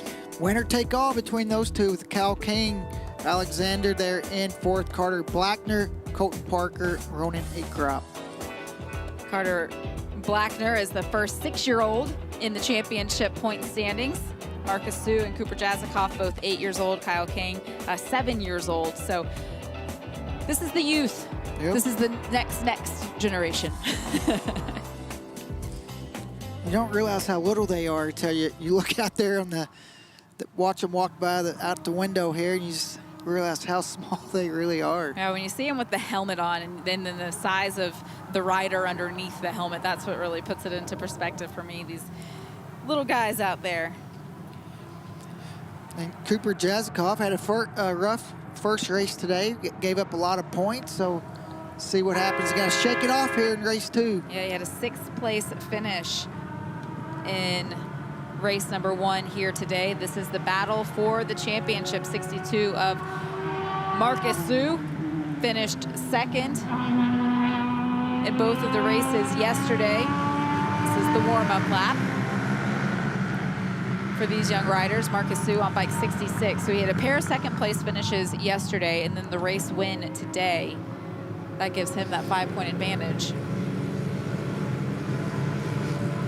Now, if somebody else wins the race, the positions could change between the winner take all a little bit further down the list, but the 5 points between 1st and 2nd is where the winner take all is going to come into play. Whoever wins the last race comes out on top. It's going to be a fun battle. Even though they're young kids, I mean, they are going to go for it. We just heard from Zal Farhan, who just wrapped up his championship over in the 160 class. His advice to these stock 50 kids is you can just go for it. The track is completely dry now. It didn't seem greasy to him at all. So without that element to worry about for these young riders, I mean, we hear them wide open all the time. So this will be fun. It's a little bit of a shorter race here for stock 50 as well, just 5 laps. How nervous do you think they are? Oh, I don't know. Some of them, I don't know. At 6 years old, are you old enough yet to be nervous? Good point. But at 8 years old, maybe. Yeah. See Marcus Su there on bike 66, our championship leader. See him with the holding up the number 1. He is our pole sitter. Right alongside him there on bike 423, Cooper Jazikoff. He's got Raichu on the leathers. That puts into perspective how young these riders are. Won both of the races yesterday, but with a 6th place finish in that first race today, he has some work to do. We saw his brother Chase Jazikoff. We know he can be aggressive, a couple years older. See if Cooper can do the same. We are racing here, the final race. A little bit of a kickstart there for Marcus Su as he goes into turn 1. Great start. Good start also for Cooper Jazikoff. Exactly what Marcus wanted. Cooper's got to get his head down early. He does not want to shorten the race. You mentioned he's not going to have a lot of laps if he falls back early, but he's looking better than he looked at race 1. The dry racetrack, there's not as many challenges out there to contend with. It comes down to the other riders on the track and then the rider under the helmet, not making any mistakes, staying focused, just 5 laps. And we will decide a national champion.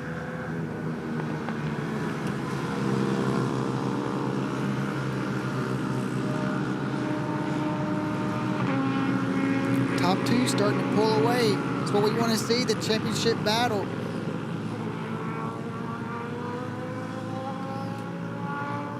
You can tell these kids been watching a lot of big racing on TV. You see them tucking in, trying to get aerodynamic on these little 50s. Here comes Cooper Jazikoff. He is right on the rear tire of Marcus Su. Both of them having a great opening lap here. Marcus, you can tell he understands it is winner take all. He cannot leave the door open or give any room to Cooper.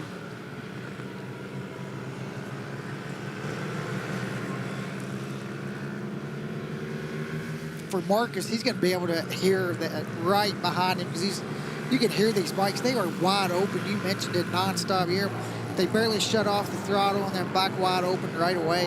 It's a battle for third between Alexander Andonovsky and Kyle Kang.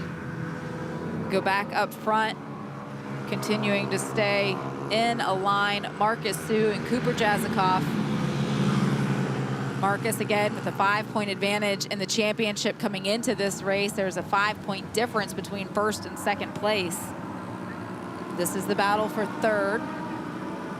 See Kyle King is sitting in fourth right now, trying to look to the inside, and he makes the pass now into third. Can he defend it? Hold off Alexander, he does. So Kyle King now in third as they come to the line. Carter Blackner right in this battle as well. The young gun. First of the 6-year-olds. Got a lot of time left in this class. We go back up to the front. Marcus Sue at 7 years old. He won't turn 8 until October, so he'll get another year here in the stock 50 class as well.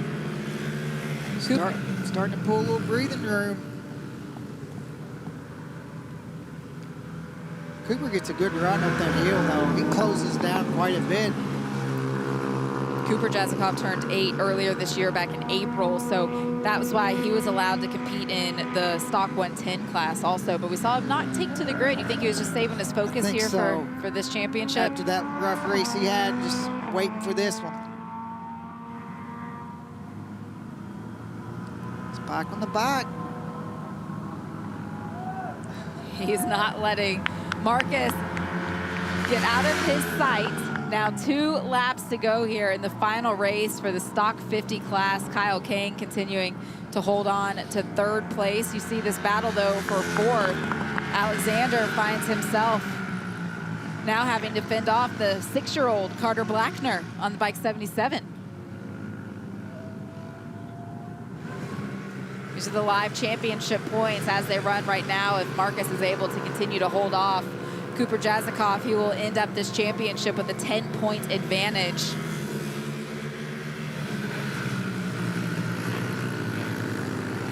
Cooper doesn't want to let that happen though, as he makes the move around the outside, using traffic to his advantage. Does he get back across the track fast enough?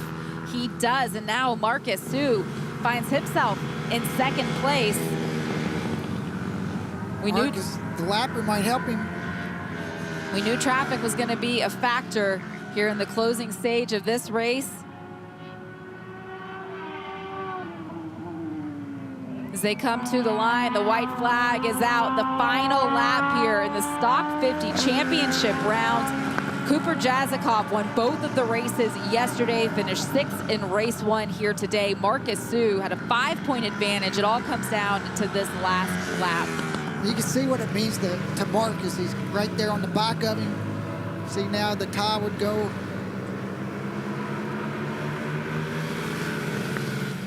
So Marcus Sue would end tied in the championship points standings in terms of championship points, but with the winner take all. Cooper Jazikov here on bike 423 at 8 years old. His final race here in the Stock 50 class. This is where Marcus is stronger. He's got to continue to get this good run down the hill.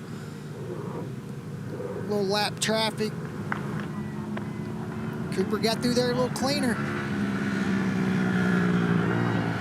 As they come around, there are a couple more bikes that they're going to have to contend with. Cooper, elbows out, not giving anyone any room. Checkered flag flies. Cooper Jazikov, the pump of the fist. Huge celebration for that 8-year-old rider, taking home another race win in a Stock 50 championship.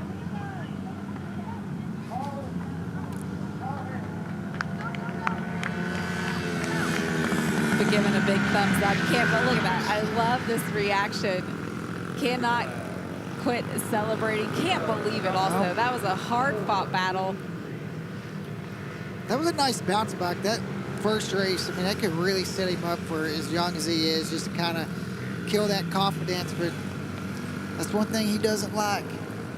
No, he doesn't lack any confidence, and he has a ton of support from his family and his big brother, Chase.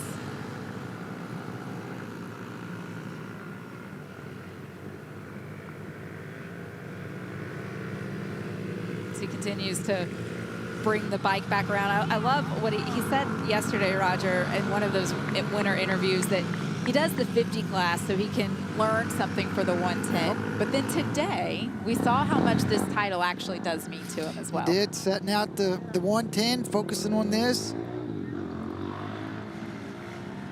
Just look how excited he is. 8 years old. It is literally pouring out of him. Cannot contain himself aboard that bike as he brings it around in celebration on the cool down lap.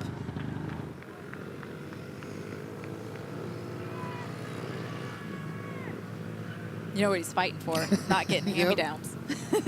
Wants his own set of leathers. He does. He brings the bike to a stop, and congratulations from friends. There's Mom, Jennifer there to greet him.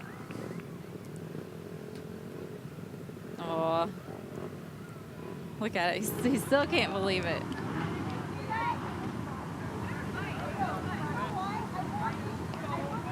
See all the kids talking about it.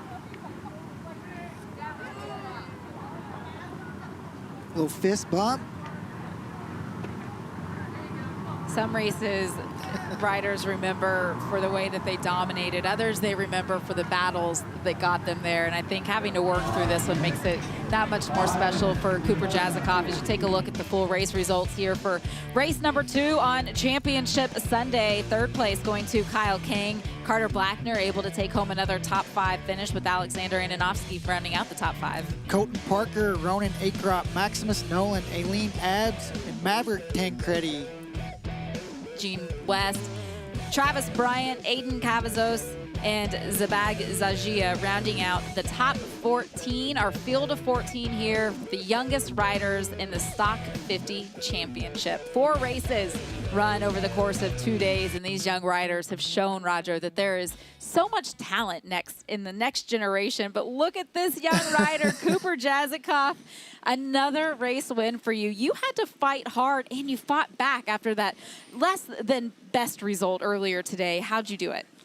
I was really happy because I was like, come on, and this is my last race, and I thought my championship was over because I got like 6th on the last race, and then someone told me I was 2nd overall, so I was like, I have to win this race, and I don't know if I'm 1st or 2nd.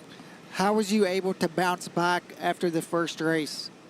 I don't know. You were able to bounce back, and you didn't go out to the grid for that 110 race. Did you do that just to get yourself focused and ready for Stock 50?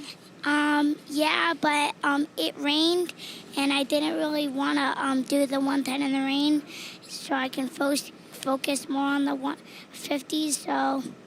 Well, you certainly did focus, and you were able to focus your way all the way to a Stock 50 National Championship. That is so awesome. What do you think you're going to remember most about this weekend? Everything. Everything it took me to do this. My parents, Dunlop, and yeah. No, it was a great run. Can't wait to talk to you down at the podium later when we hand out some hardware. You've got some prizes coming your way. Great job this weekend. Thank you. All right, we'll talk to Cooper a little bit later, but look at the celebration. He's calmed down a little bit now, Roger, but I think this is what's going to continue in the paddock. It's going to be a big celebration as much as an 8-year-old can celebrate. Dark skies starting to move back overhead. We're going to hold those off here with the energy at Briggs & Stratton Motorplex as we take a look at the championship standings now wrapped up for Stock 50. Cooper Jazikoff tied in points, but it was winner take all in the end, and he was able to do it over Marcus Sue. Kyle Kang's going to be 3rd overall. Alexander 4th. Carter Blackner, good showing for him. Colton Parker, Ronan Akrop, Maximus Nolan, Aileen Abbs, and Gene West. Maverick Tancredi, Travis Bryant, Aiden Cavazos, and Zabag Zagia rounding out the field here in Stock 50. Another rider down there, Kyle Kang, with a top 3 result. That was a good run for you. What do you remember most about the racing this weekend? I remember most about the race. I was trying to be Alex, and then when I have so many chances, but I missed some good chances. So Cooper and Marcus ran all the way. So I didn't get to beat them, but if I were, I would get maybe 1st or 2nd. So I would get maybe 1st.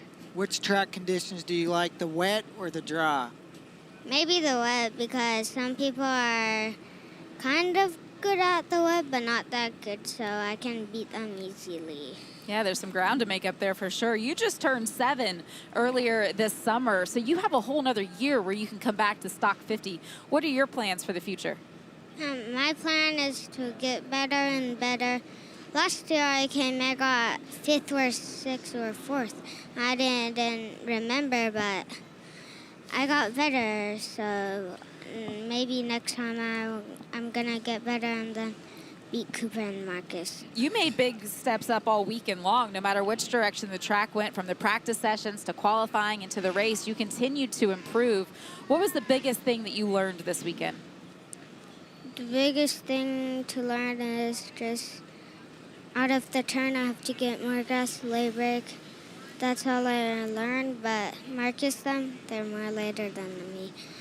Marcus gives more gas than me into the turn, but in the other mini cup, I beat Marcus in the last lap, in the last turn almost, and then I got first, and then so I want to beat Marcus in here, so, but I didn't have any chance because Alex was in front of me, and then they ran away, so I can't catch up. Yeah, you found yourself in some really good battles all weekend long. It was a lot of fun to watch. Great job staying inside of the top 3 with another year still to go.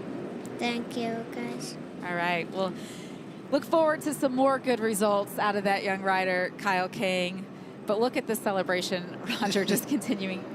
Even after the interview, he did such a good job. He held so still when he had that headset on, and then he just exploded. Yeah. He thought it was over after that race one. I sent him out the window after that one, was pretty upset with himself, and came out back and got the championship. That was pretty cool. All right, we're moving through these classes here. Let's take a look at the starting grid now. For GP 110, Cruz Texter will lead the field with Christian Berlowitz and Bruno Bolanos there on row 1. Row 2, Cole Shannon, Chase Jazikoff, and Marcus Sue. Back on row 3, you'll find Xander Hillegas, Bron Masanga, and Camden Dill. Ashton Alexander, Nico Bendel, and Israel. Row 5, Julian Hackett, Owen Smith, and Zachary Tancredi will round out our field of 15 here for the GP 110 category. This is the first of the classes for the Ovale road bikes. We've got the 110, the 160, and then the 190. It's a great ladder system that's built into the Mini Cup format, leaving room to grow for all of these riders. Bike 17, Christian Berlowitz. Great tire still. So looks like everybody will be on the same tires though. So Julian Hackett there on bike 28. You can see at the back of this shot having a hard time.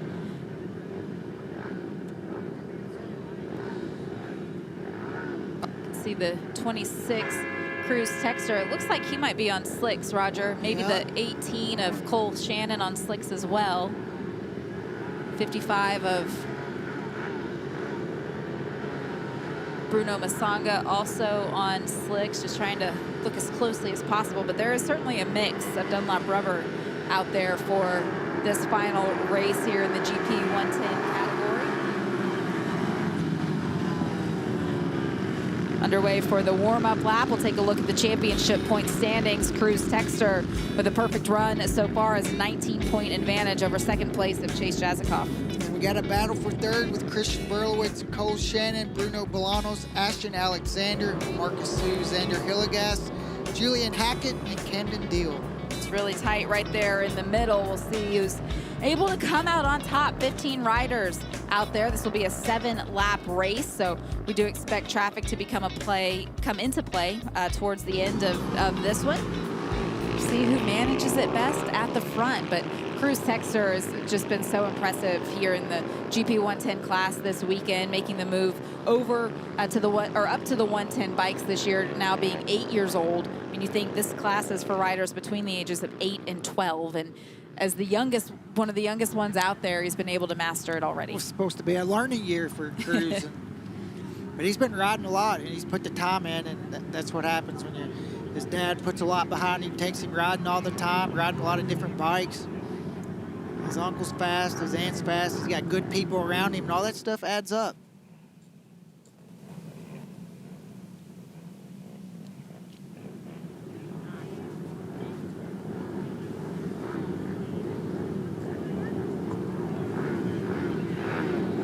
Looks like everyone was able to make it back around to their grid positions. 7 laps in front of them for the final race here in the GP 110 class. We are underway for the last time. And our pole sitter, Cruz Texter, will lead the field into turn 1. Looks like Bruno got a good start too around the outside. See a couple people rubbing elbows there, 3rd and 4th. Them so close there in 3rd and 4th. That's given Cruz an opportunity to start to pull away just a little bit here on lap 1. Chase Jazikoff there rubbing some elbows with Christian Berlowitz. He's not afraid to rub elbows. Great to see some, I was going to say some clean racing out of these riders, but this is the final opportunity for points to be made up here in the 110 class, and you can see what it means to these kids. Oh, yeah. They want to get as many points as possible and go into the off season for this national final now with some momentum and get themselves ready for the next go around. But right now, 6 laps to go already for Cruz Texter, who continues to lead overall. Chase Jazikoff now settling into 2nd. This battle for 3rd continuing to heat up with 3 riders now all going for position.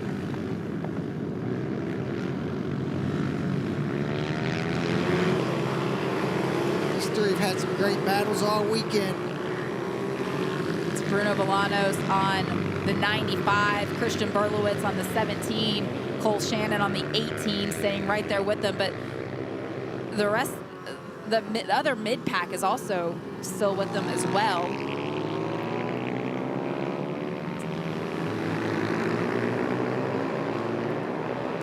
Marcus, who's having a good race, young guy in this class, race 1, ended up 10th right now, right on the back of this battle for 3rd, 4th, 5th, 6th.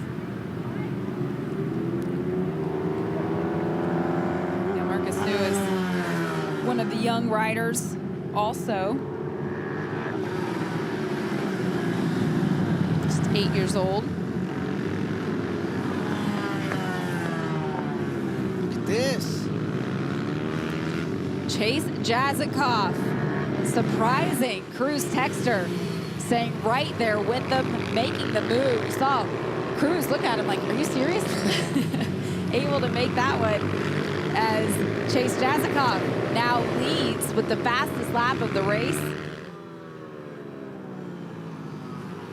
Cruz, after winning the first 3 races, he came in with a big points advantage in terms of that #1 plate, but doesn't want to make a mistake, maybe taking the approach of risk versus reward. Exactly. And if you finish 2nd, you still get the #1 plate. And we've heard riders talk about the track's a little bit green. And for Chase right now, he doesn't have anything to lose. And in the case of Chase Jazikoff, he can't make up 19 points over Cruz Texter here in the final race, but what he can do is take home a race win here in the GP 110 category, and that's exactly what he is going to continue to push to do in this battle for 3rd, continuing here now with 4 laps to go. Bruno Bolanos continuing to lead over Christian Berlowitz.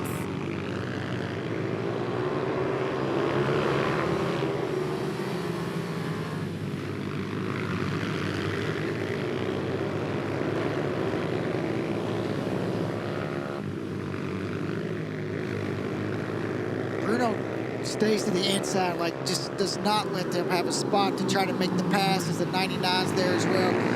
Christian's eyed it up, tries to get a good run down this hill. We'll see what he can do down into turn 1. He's trying to look at that pass as he makes a mistake, though, loses a spot. Ashton Alexander was quicker than everyone else in this battle that last lap by, and that's allowed him to get even closer and start to look to see if he can potentially make up some ground. As you see him in 2nd now with extra pace.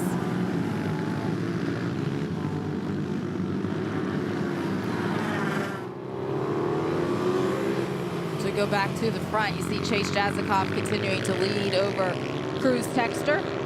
Last lap, Cruz was a little quicker.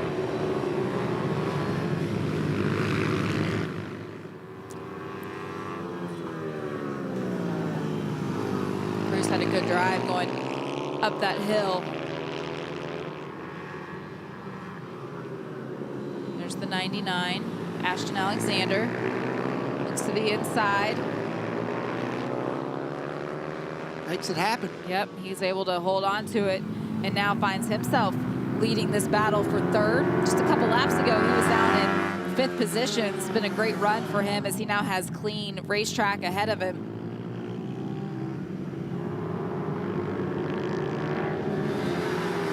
Bruno doesn't want to let him go, though. He doesn't want to let him have it. You can see how hard he's pushing to try and get back to the rear wheel of Ashton Alexander.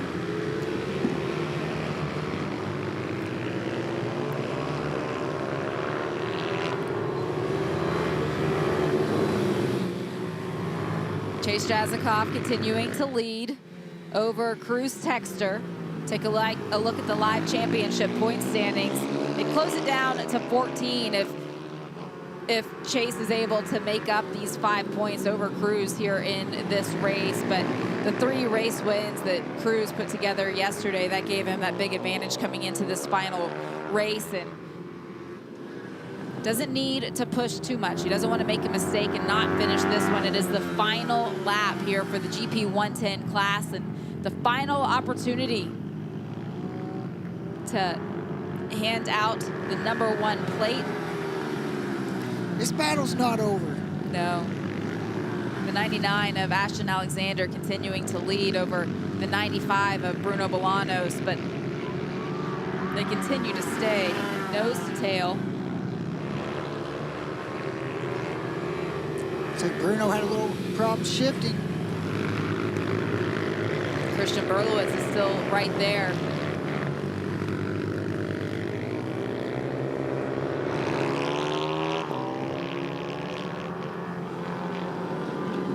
He looks to the inside, not enough. Ashton's able to hold on, get back around him, maintain 3rd position. But it's, you said it, it's not over. Elbow to elbow, coming to the line though. Chase Jazikoff takes the race win. Cruz Texter takes the national championship. As we go back to 3rd, who's it gonna be at the line? It will be the 95 of Bruno Bolanos on the final lap, able to fend off Ashton Alexander and Christian Berlowitz.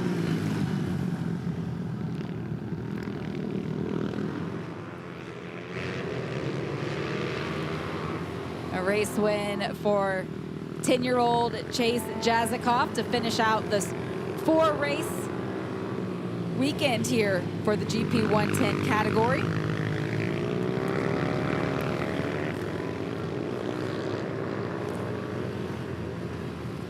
It was a good race for Chase, able to chase down Cruz, make the pass, pull away. To see how excited he is. He finally come out on top in one of these 110 races.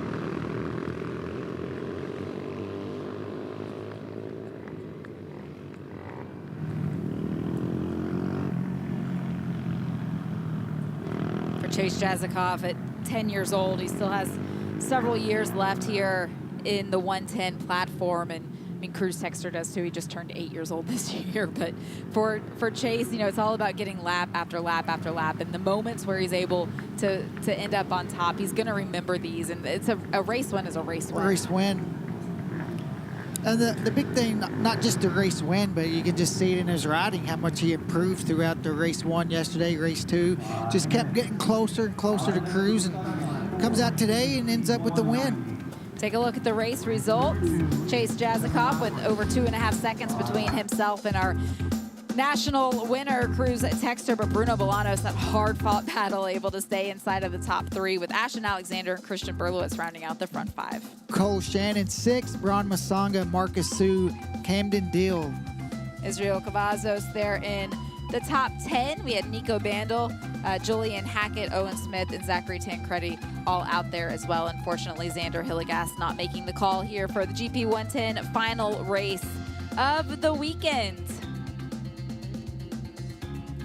But for Chase Jazikoff, couldn't win the title without without something big happening, but he was able to get the race win. And Chase, for you to go out there and end this one with a race win to close out the class, what does that mean for you?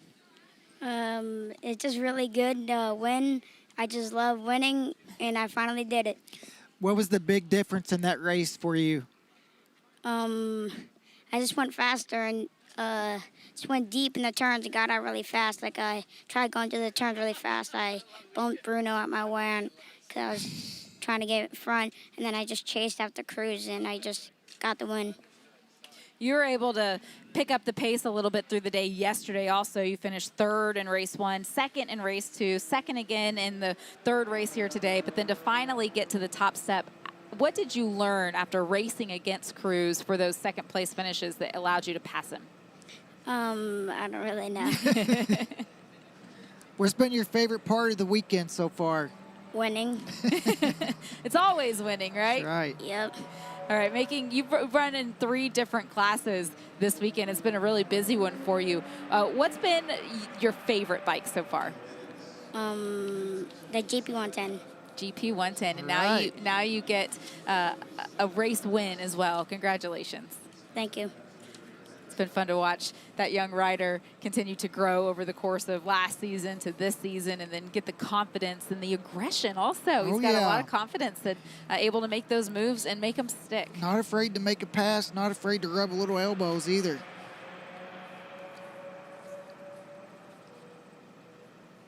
Take a look at the championship point standings. Now that all 4 races have been run, it is a 14-point advantage that our champion, Cruz Texter, has over Chase Jazikoff. Cole Shannon 4th, Bruno Bolanos 5th, Ashton Alexander, Marcus Sue, Camden Deal, and Braun Masanga. Israel Cavazos there in 10th with Xander Hillegas, who didn't run, able to stay at 11th. Julian Hackett, Nico Bandel, Zachary Tancredi, and Owen Smith all out there this weekend. At some point through these 4 races for these young competitors, this is a big age range, 8 to 12 years old. There's a really good mix. So they're going to get some new competitors coming in next season. Some of them will age out of this category, and they'll move up into the 160s and the 190s. So look for a lot of great things from them. But we go to our 3rd place finisher in the race today, Bruno Bolanos. That was a great battle that you had out there. How were you able, what gave you the confidence to make that pass around Ashton? I basically just copied the same thing as the last time I raced the 110, and I just tried to keep up with him, and I did good. It was slippery out there, even though I had slicks and stuff. It was very hard for me to battle with him and try to pass him, but he kept passing me again. But at almost before the last corner, I passed him in the downhill straight, and then I kept the pace there, and then I went very fast out of the corner, and then I got 3rd. What's been your favorite part of the Mini Cup weekend? Pretty much all of it. It's been very fun. You just turned 8 years old earlier this year, so this is the first year that you're allowed onto these bigger bikes. What's the future look like for you? I feel like one day I'm going to be in MotoGP. That would be pretty awesome. What was the biggest lesson that you learned on the 110 this weekend? Try to be a good friend to everyone. Oh, see, that's what it's all about, being able to come out here with your friend. Did you go to the taco party last night? Yeah. And that was an awesome time, too, wasn't it? Yeah. No, this has been a great weekend. Congratulations, and I think that I saw a lot of people going over to congratulate you. You have been a good friend to everyone. Thank you. Great job to Bruno Bolanos, finishing this race in 3rd. All right, speaking of being a good friend, take a look at this, Roger. Trying to console him. He's a little disappointed. Yeah, that's Marcus Sue there in the 66 leathers. Cooper Jazikoff coming over to a little rub on the back. Yeah. Yep. It's good sportsmanship. That's going to motivate Marcus. I tell you, he's going to put in a lot of work till next year. Yep. All right, let's take a look at the starting grid here for the GP 190. The biggest bikes on the property. Jace Dill, our pole sitter, with Maverick Johnson and Connor Raymond on row 1. Row 2, Dexter Daytona, Parker Boosie, and Arter. Back on row 3 is Alex Alberton, Mason McIntyre, Alejandro Gonzalez, and Case Parsley rounding out our field of 10. Now this is a big one, Roger, because the champion here in the 190 class, as well as second place champion, so the front two right now is Jace Dill and Connor Raymond. As you look at the championship point standings, they get the opportunity to go over to Spain for the world final. So this is going to be a big race for Dexter Daytona, trying to make that jump with Maverick Johnson, Parker there in 5th. Jace Dill, though, has been unstoppable so far this weekend during the dry races yesterday with the original track configuration. Then the first race today, he's been a picture of perfection. He has led every single session, and our pole sitter again coming into the final race, and he's also one of the young riders, so he's got some more time left here in this 190 category at just 12 years old. Jace Dill's got a bright future ahead of him. Yeah, and the other competitors didn't want to hear that, Jamie, that he's just 12, because he's going to be tough for a really long time. Has a lot of experience overseas as well, so he's been able to push himself against some of the best riders in the world, and brings that experience here this weekend. And these riders from all over North America are able to push themselves also to stay out there with them. We'll see what they can do, what they've been able to pick up on here in the final race for the GP 190 class. Looks like everyone's able to leave the grid here for the warm-up lap. You asked me earlier, Roger, the stock 50 riders, those riders that are between 6 and 8 years old, do I think that they're nervous? Well, these riders, I think, are old enough to be nervous. What do you think? Oh, I think so, especially when you think about all the stuff you mentioned, what's on the line for these guys, especially that battle for second in that championship, to get that ticket to move on. Looking forward to seeing this race. Last time, Maverick Johnson was really aggressive early on with Jace, trying to take his shots. Going to see if he's going to be able to do the same thing this race, make it happen. Kenzai Matsudaira won this title here last year. Think about what Kenzai's been able to do in the time since taking home the GP 190 championship, Roger. Now winning races over in the MotoAmerica Talent Cup. Going for another championship there at just 14 years old. There's so much available now to the next generation. And this is the stepping stone, and Kenzie has proved that, and it's been fun to watch, even for us, watch these kids from the Mini Cup, and then next we see them on the big MotoAmerica weekends. Everyone back to their grid positions. This is the final 7 laps for the GP 190 category here at Briggs & Stratton Motorplex on the grounds of MotoAmerica. We are underway, and a little bit of a wheelie there for our pole sitter, Jace Dill, but able to lead them into turn 1, but a great start for the front 3. Yeah, Maverick, another good start for him. We've seen last race. Tried to take a shot early on. Jace just has his head down. Jace has said it every time that as long as he can get a good start and push for those opening laps, he's pretty confident in what he can do towards the end of the race and control the pace of this one. That's what the field does not want to let him do.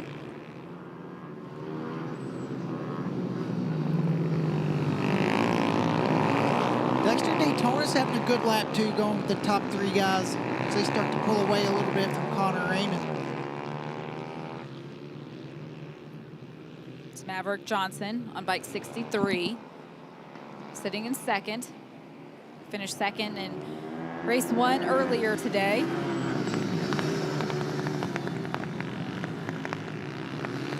He made a big progression with this track configuration from the practice sessions up to the dry qualifying session this morning. So he was able to figure some things out here going reverse.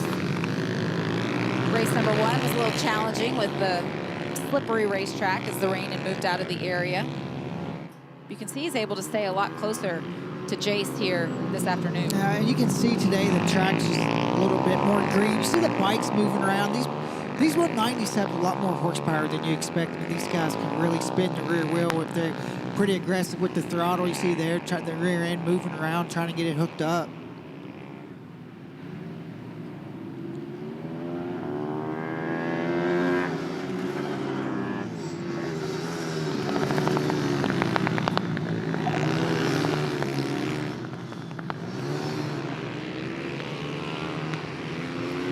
Dark sky starting to move back over MotoAmerica. You can see it out in the distance for these young riders. It all comes down to these last 5 laps here in the GP 190 category. And Jace Dill now starting to open up a gap. You see Maverick Johnson look over his shoulder. Dexter Daytona is staying right there with him. Those two have both been able to open up a gap now over Connor Raymond in 4th.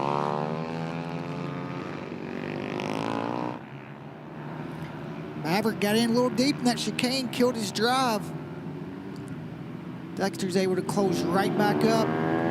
Chase, though, is just too consistent, doesn't make any mistakes when he's out front. Looks back, knows where everyone is around him.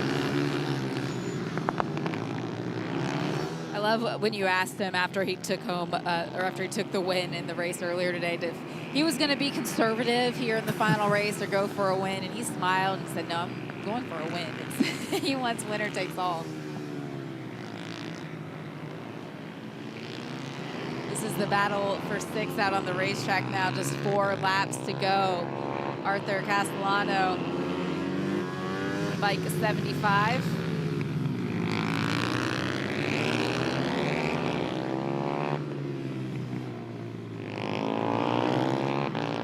Bike 42. It's Alejandro Aviles Gonzalez. These two keeping each other honest. Alejandro's looked a couple times on the inside. There's another good run through there. Just got to get a little bit closer. You got to stay closer, do that chicane, but also get that same run that he had that lap. You make it sound like it's easy, Roger, but those are the challenges that these riders overcome, and that's what makes up the difference in going for this battle versus going for 2nd, 3rd. Definitely not easy. When they think about the race and they look back, that's those, you talk about those learning parts, and that's the things they'll look back and rewatch these races, and it's the great thing that they get some camera time as they can look back and see what they're doing compared to the other guys. Arthur Castellanos there on the 75. He's just 13 years old, out of Tampa, Florida. Alejandro Aviles Gonzalez out of Richmond Hill, New York. He's one of the older riders in the field. He's actually the oldest rider at 15 years old. So he has another year where he's still eligible here in the Mini Cup GP 190 category. See if he comes back next year, but he has certainly been able to progress over the course of the weekend.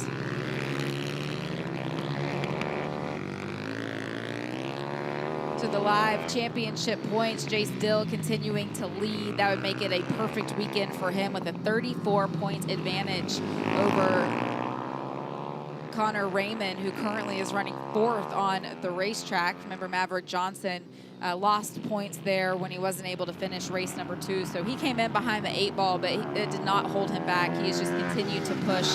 But through the races today, white flag is out. This is the final lap. Maverick Johnson there on bike 63. Able to maintain that 2nd place and keep Dexter Daytona right there behind him. And all these riders are quite a bit quicker than they went in the first race. Jace is over a second quicker than he did. Talk about the track conditions. You talk about getting better and better throughout the day, and you can really see it.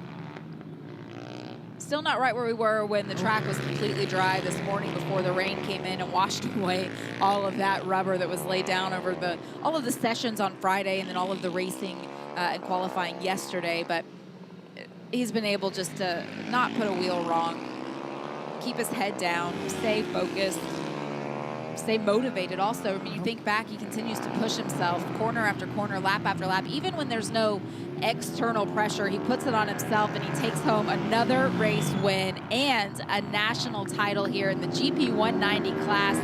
2nd place finish there for Maverick Johnson. Dexter Daytona, Sal Maria able to round out our top 3. The battle continuing still on this final lap between these two. This is the battle for 6th. Alejandro's made the pass, looks like.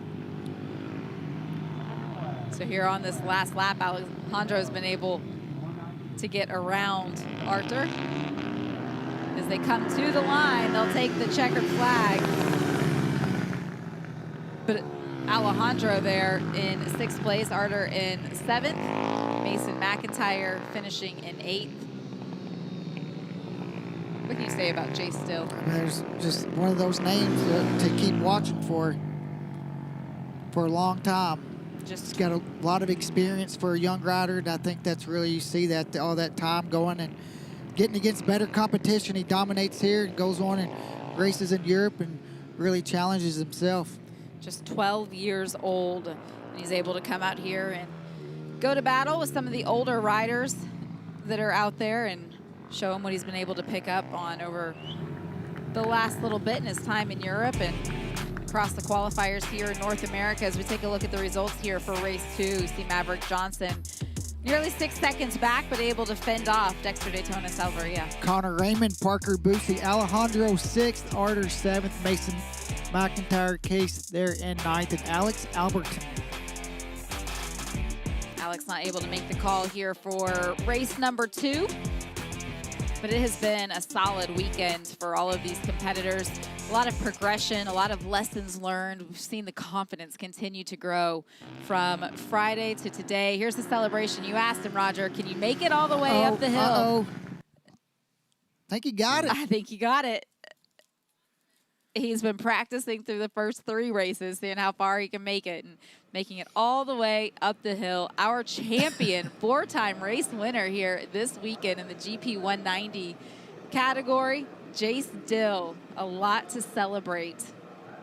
Leading every session, taking all of those lessons that he learned along the way and putting him to the racetrack, not turning a wheel wrong. Over there celebrating now with everyone that makes it possible. We have a lot of volunteers out here this weekend. Yep. We could not run races like this. Couldn't even run the big races without all of the volunteers, let alone these that require some more work and more hats to be worn by everybody involved. And it's great when the whole community can come together and make that happen for all of these young riders and give them the opportunity to learn and to show what they've already got and make those steps forward. And ultimately, that is how the sport continues to grow.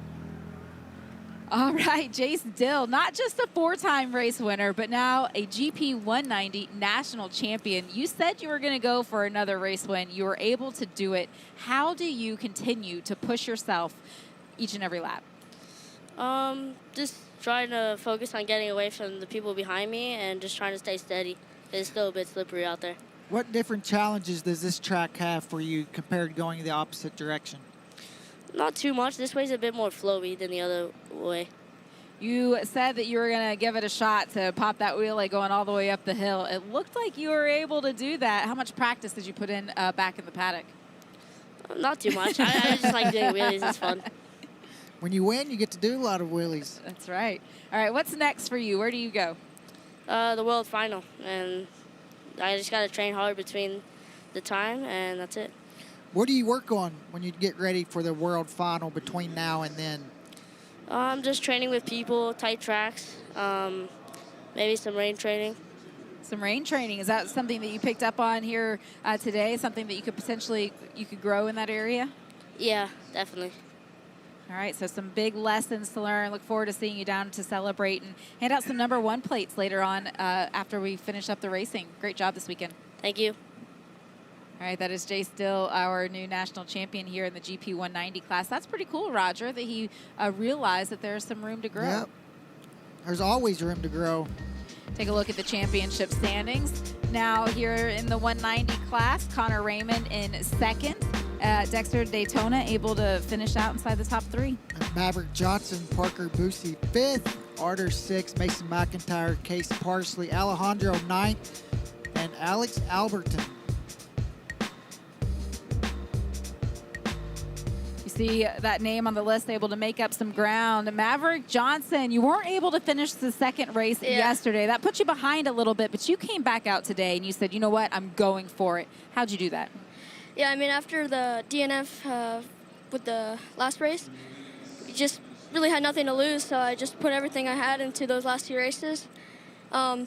Race 1 today, I ended up doing the slick rear and the wet front. I was the only one that did that. And at the start, I felt that because they heated up quickly enough, I was able to push the front much harder than the people on the slicks because they needed to warm them up. So I was desperately trying to find a way to get by Jace because I knew that near the end of the race that the slicks would start overheating and I would lose grip. So that's why I was anxious to get in front of him, but I wasn't able to. Which conditions did you like better this weekend, the rain or the dry? I mean, I like the dry, and I seem to do well in the rain also. So yeah, I like them both. When you look ahead for you, what's next on your docket? Well, I mean, next year the plans are a little bit up in the air. I mean, with my team on the racing in Spain, hopefully I can do the Talent Cup in Spain, and then possibly the MotoAmerica Talent Cup if a team has me ride their bike. Yeah, you're 13 years old now. You'll turn 14 in time to get out there. Where do you see yourself in the future? I mean, I think it would be cool to race in the World Championship, and then like my dad says, no matter how it's a lot of the racers in MotoAmerica, they've done Rookies Cup and stuff all over. So what I do, it'll always make me better if I come back to America. That's right. Any experience you can get is certainly going to help you along the way. Even here this weekend, you've done a great job. Yeah, it's these last two races, they were good. Yeah, it's good. Like I said, I just had nothing to lose really, so put everything into those last two. Yeah, you have a lot to be proud of. You put your head down and you went for it. Great job. Thank you. All right, that's Maverick Johnson finishing 4th in the GP 190 championship, but able to buckle back up here on day number 2, and with nothing to lose, just go for it. Finish the weekend strong. Talking about finishing the weekend strong, how about our biggest class here this weekend? The Stock 110 class, back to some of the younger riders between the ages of 8 and 12 years old. Final race of the weekend. We'll take a look at their starting lineup here. Cruz Texter, joined on row number 1 by Chase Jazikoff and Bruno Bolanos. Row 2, Ron Masanga, Ashton Alexander, Ethan Powers. Back on row 3, you'll find Julian Hackett, Cooper Jazikoff, and Owen Smith. Cooper, though, if he makes the call, he's going to have to be at the back. Row 4, Sophia Smith. Back on row 5, Zachary Tancredi, Jerem Masanga, and Karina Tancredi. Riley Rains, Marissa Grimmel, and Reese Ruette.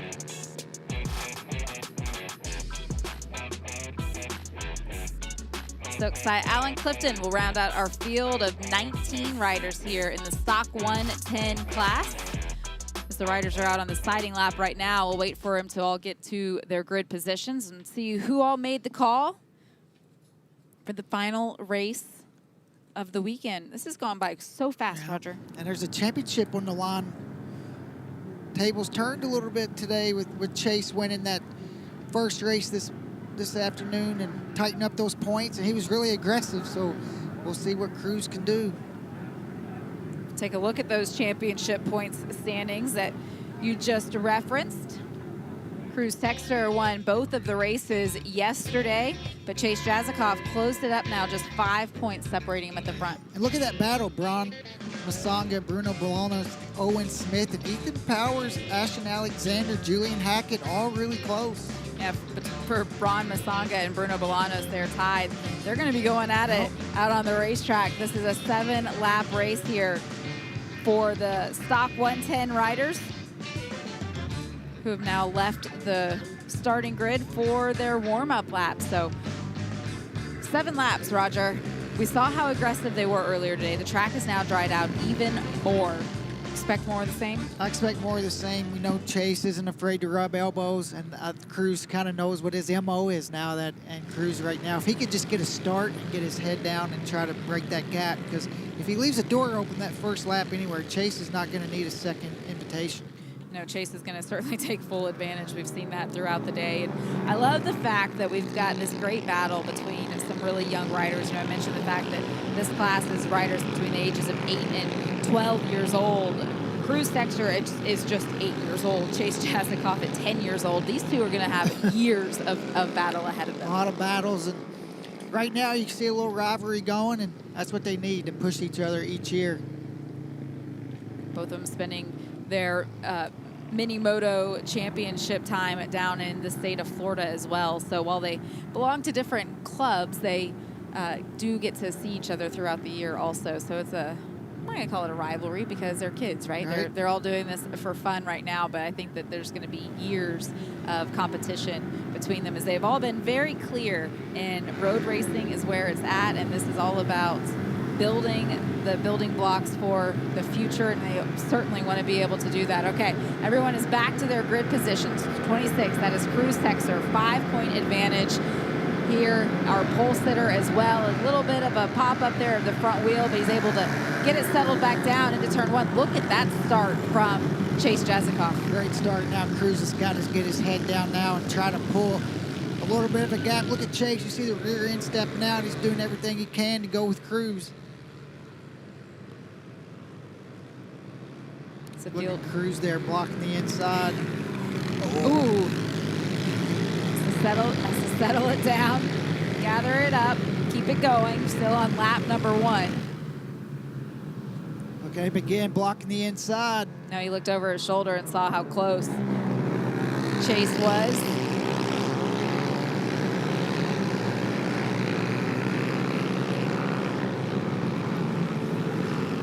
Those front two starting to open up the gap now to that battle for third behind him.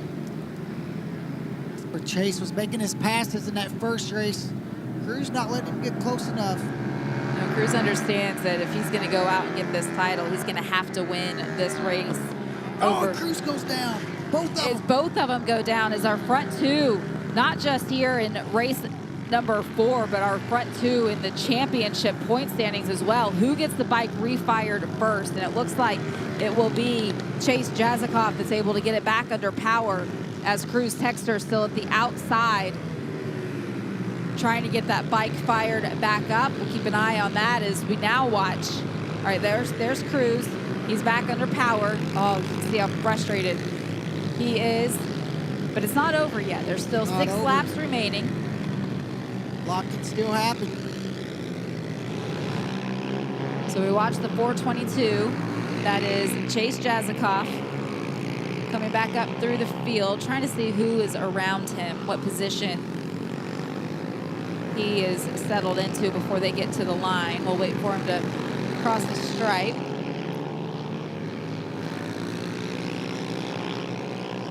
All right, so here's another look at what happened, Roger. Just the same exact thing, both of them. Cruz lost the front. So when a rider crashes in front of you, sometimes your reaction can be to hit the brakes, and that could be what happened.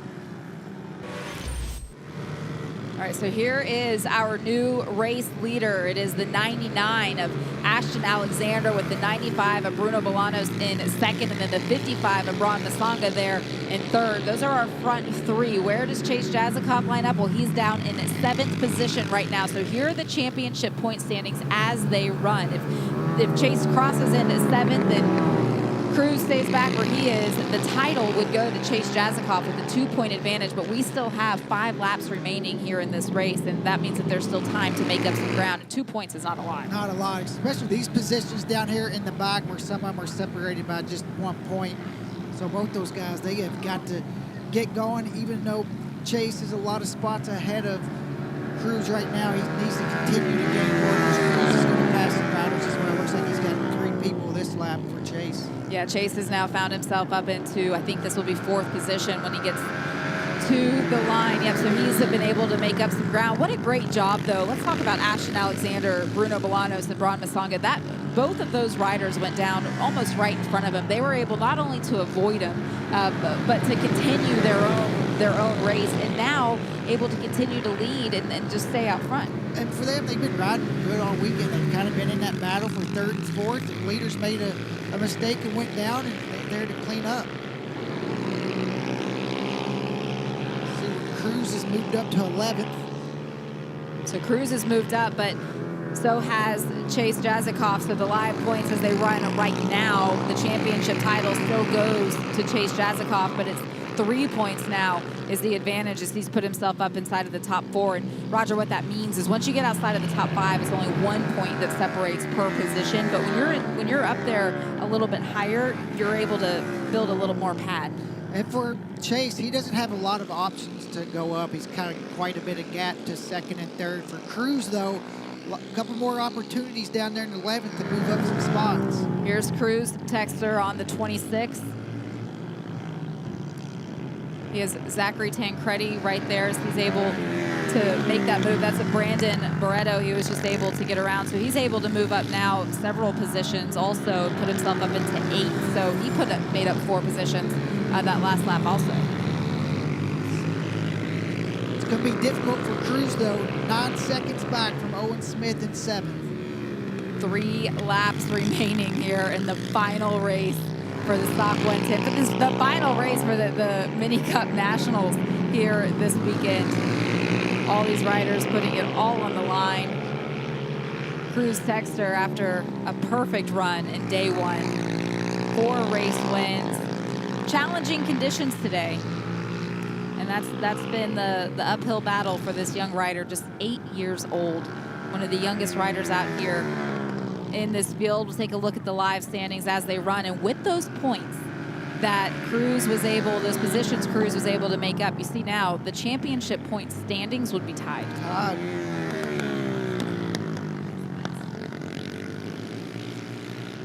Chase Jazikoff, though, continuing to push. There he is, the 422 in the 4th position. He's closed that gap to the top 3, the back of Braun Masanga. He's closed it up now to 6 seconds between himself and Braun, but just 2 laps remaining. Cruz Texter, though, continuing to run back in 8th, has put in the fastest lap of the race in this assault towards the front of the field, a 1:01.4 for Cruz Texter on that last lap. Perspective, Roger, the other rider that's in that same even close to range, Bruno Bolanos, who just also ran a 1:01 that last lap, up in 2nd. And for Cruz, he was quite a bit quicker than Owen Smith. That last lap took 4 seconds out of him. He's 5 seconds back.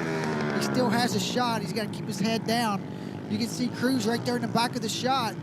This is the final lap of the race. Looks like there was a bike that stopped out on the racetrack there. I'm not sure who that was, but Cruz Texter stays, there he is on the 26th. He stays in the 8th position. He needs to make up 1 more spot just to really affirm this championship hunt. Chase Jazikoff has closed the 6-second gap that he had down to 3 seconds. He does make up, Cruz makes up 1 more spot around Owen Smith. That is our race leader. It's at the 99 of Ashton Alexander. It is, which means that Chase Jazikoff would find himself up inside of the top 3, and that changes those live championship point standings as well. As we come to the line, the race win, the 95, Bruno Bolanos, able to take home the checkered flag here in the final race. There's Chase Jazikoff. He will finish in going for that 2nd position, but Braun Masanga able to hold him off right there at the end. See how many points Cruz is able to make up this last lap. And he's got to keep his head down and continue to push all the way to the line. There is a hungry pack behind him. 4th place for Cruz Texter. I can't even do the math, Roger. It's too many numbers. I was told there would be no math. Coming down to the final race, Bruno Bolanos with the race win. One of the other 8-year-olds here in the Stock 110 class. What a great result for him as well. So much happening all around him. You know, we talk about it's a 7-lap race. These young kids, they can do it for 7 laps, stay focused. But consider the fact that you've watched riders go down, you've watched riders pull off to the side, you've been fending off other older riders all around you. But Bruno Bolanos at 8 years old was able to do just that. And he's put himself in a good spot all weekend. And today he did it again. A couple other riders made a mistake. He didn't make any mistakes that race, and able to come out and get and you know it's going to feel really good for him. He finished 6th in the first race yesterday, 5th in race number 2. He came out here today with the track turned backwards, took home a 3rd place finish, and then ending the weekend with a race win. That's pretty awesome for that young rider. See his family there to document the moment. You got to do that. Give him something to remember the weekend with. It's pretty cool.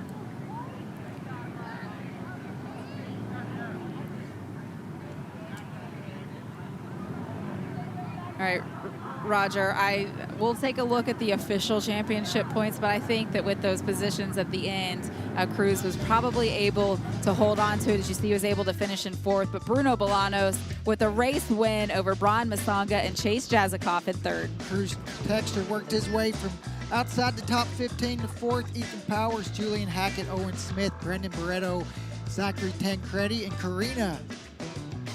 Rounds out our top 10 in the stock 110 class as Alexander Andonovsky in 11th, Riley Raines, Marissa Gremmel, Sophia Smith, Soksai Allen Clifton there in 15th. Reese Ruette with the last points paying position.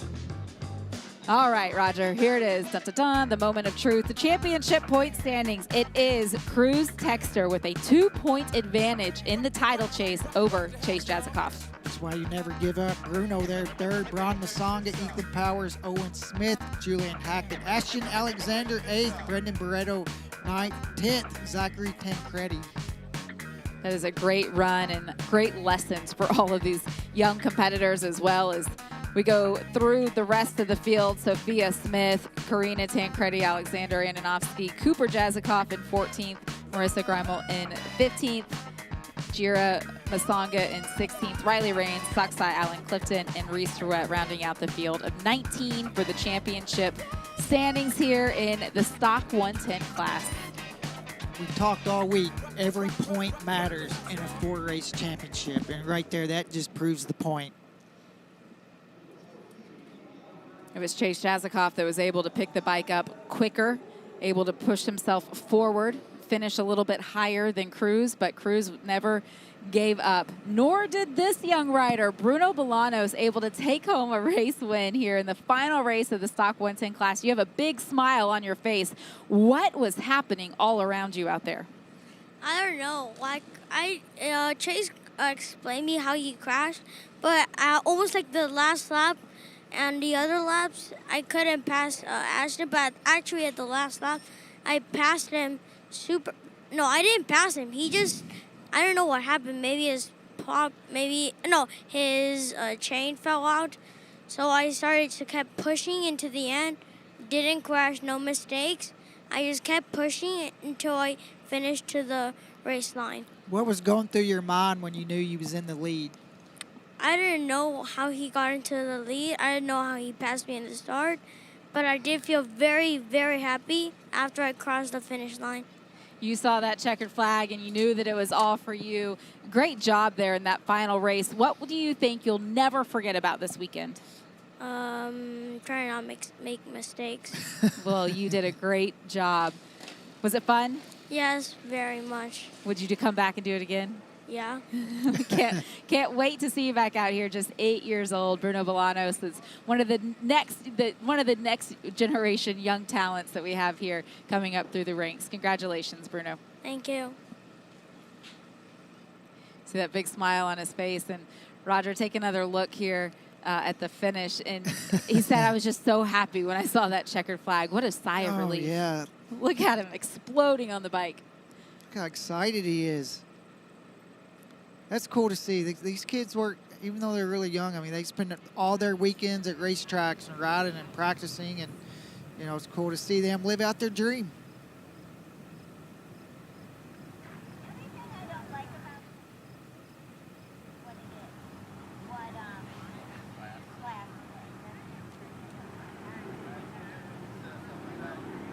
Right, you can see from this shot, just everyone starting to get themselves ready. The podium is set. Look at the podium right outside of our window there that you can see on that building. Everyone's starting to get ready for some hardware to be handed out. Roger, I'm going to head outside. You take it away here for this interview. Hey, Bron, how was your race? Good. I lost some pace at the end because I was a little bit tense because I was getting a little tired from racing a lot of classes. And I want to say thank you to my mom and dad and Throw Point Motorsports and AMA and Mini GP. So I have no idea what even to say, but... What did you think? Did you know that you were in second place when you seen everybody crashing? No. Although, I didn't know I was in second at the time, and then I saw the leaders go down, and I said, all right, well, might as well take a chance at this. So I went as fast as I could. What's been your biggest takeaway this weekend? Being too excited on the starts and fumbling them. I was like always too excited and fumbling the starts, so that was my biggest one. Did you get better throughout the weekend? Yeah, I got better through the weekend. How challenging was it for you this weekend going from the wet to the dry? I still think the wet's better than the dry because everyone's always tiptoeing through the wet. So that's why I like the wet better. But the transition was good. What about the direction of the track? Which one did you prefer? They're equal. They're both very good in different ways. So that was interesting. So what do you work on when you leave here to get ready to come back for next season? The ovales and carrying more speed into the corner because I'm better out of the corner than into the corner. So I need to carry more speed into the corner. That's awesome. How does it feel to be able to come and MotoAmerica put this event on for that mini cup there? How awesome is it for you to come here and race against the best kids in the United States? Good. And I especially wanted to do well because this was my home race because Wisconsin is where I'm from. So what's your plan for next year? Are you moving up any classes, stay in the same class? I think I'm just going to stay in the Stock 110, GP 160, and maybe the GP 110 because I was borrowing a GP 110 bike. All right. Well, good job. Congratulations this weekend. You did great. Thank you.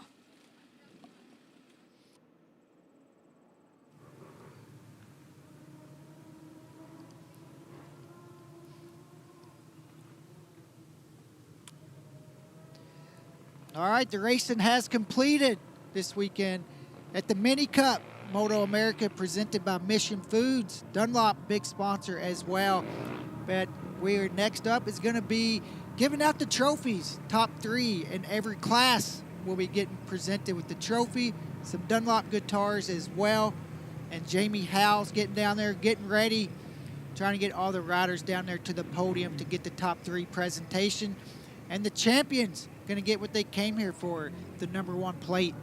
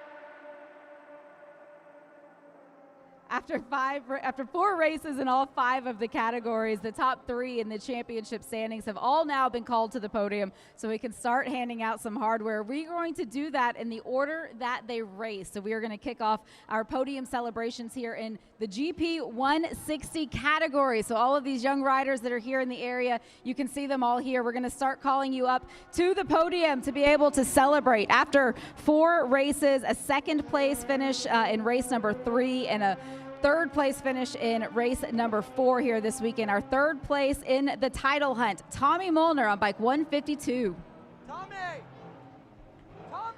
Tommy Molnar on bike 152. It is time to come up. Congratulations, third place. John Hopkins is going to hand out our hardware here for the Ovale classes. Got the Dunlop hat for each of the competitors here this weekend. All right, finishing second after 2 second place finishes, we have Lambert Sue on bike 777.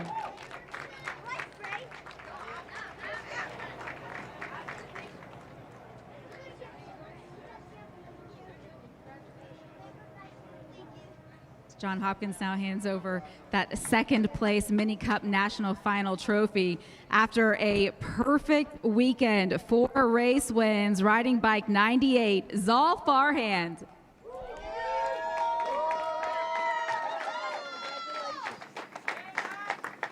Now a 2-time GP 160 champion.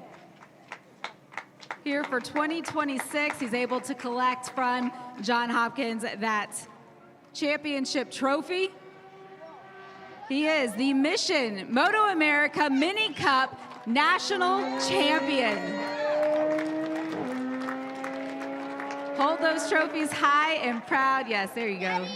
Big congratulations. You also see that Zal has been able to grab a hold of that Arai prize package as well.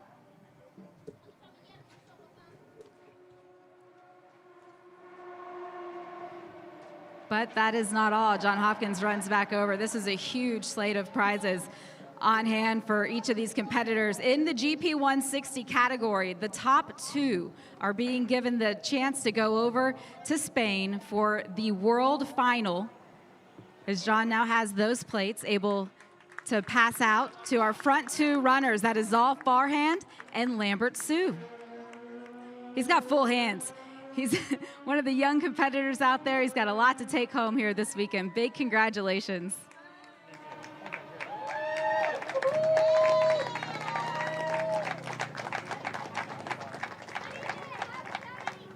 And now on behalf of Dunlop, we have Corey Maynard, the Motorsports Logistic Coordinator. She has one of the coolest trophies that exists here in the world of motorsports to go out to Zal Farhand. It is the Dunlop guitar.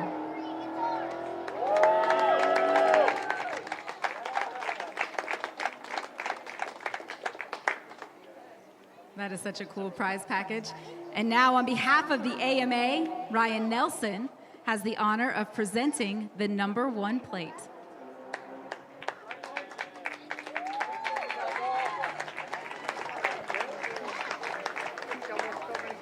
For the second time, Zal Farhand is the 2026 Mission MotoAmerica Mini Cup National Final GP 160 champion. Congratulations.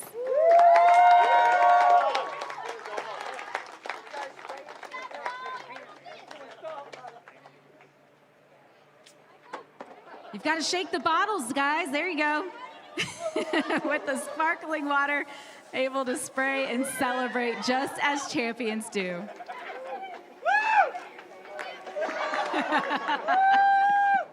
Congratulations. That is our GP 160 class. All right, we're going to take a moment and reset here at the podium. We'll be back in just a minute with the next one.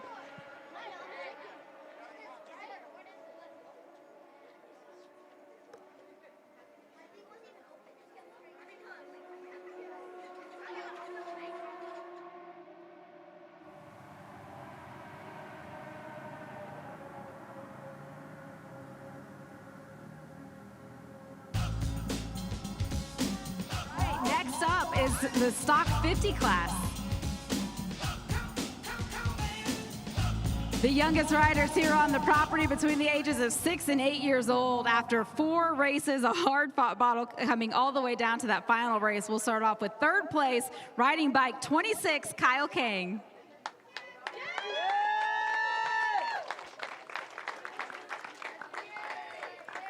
On behalf of MotoAmerica, it will be Chuck Axlin that is handing out the trophies here for our stock categories, finishing in second.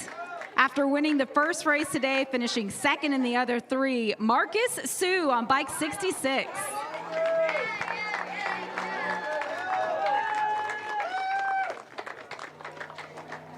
Marcus Sue on bike 66, there he is. Had to pick up that helmet that's as big as he is, but with the Dunlop hat now on his head. Big celebration here for Marcus. Had a great run, winning that third race of the weekend. Congratulations from Chuck Axlin now with that second place trophy. Bringing it down to the line, had a perfect start to the weekend. 6th place finish in the third race, but putting it behind him to take home another checkered flag victory. And now the Mission MotoAmerica Mini Cup National Final Stock 50 champion on bike 423, Cooper Jazikoff.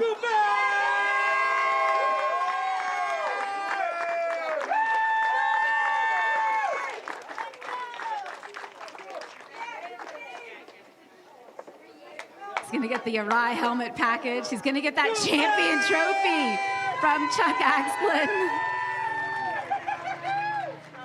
At 8 years old, all of that stuff gets really heavy. But these guys have so much to be proud of. What hard-fought battles we had out there for these young riders.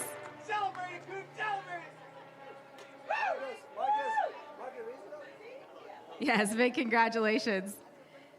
All right, Ryan Nelson, on behalf of the AMA, has that coveted #1 plate now to hand out to Cooper Jazikoff for his Stock 50 National Championship.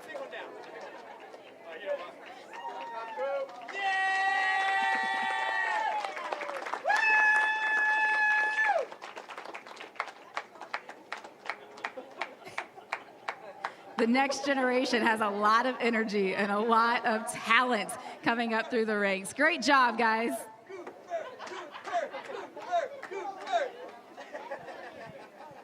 How do I get down? I have too much stuff.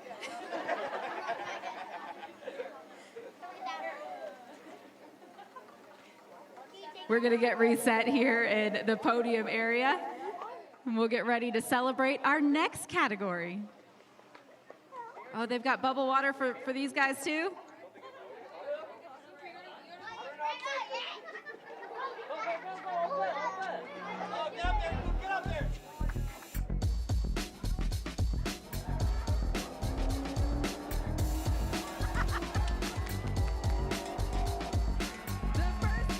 Sprays here in the podium celebration area for these young riders. There we go. Shake it. Great job, guys.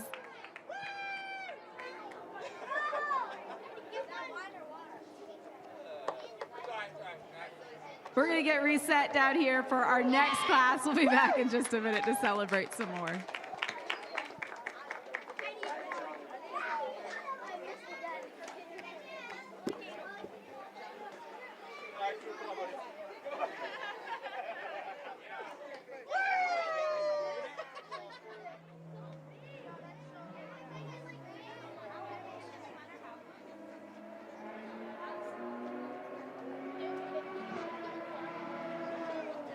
All right, our next class that we have some hardware to hand out for. We're going to bring John Hopkins back out. This will be the GP 110 class. After the 4 races, with a second place finish to kick things off, riding bike number 17, Christian Berlowitz in third.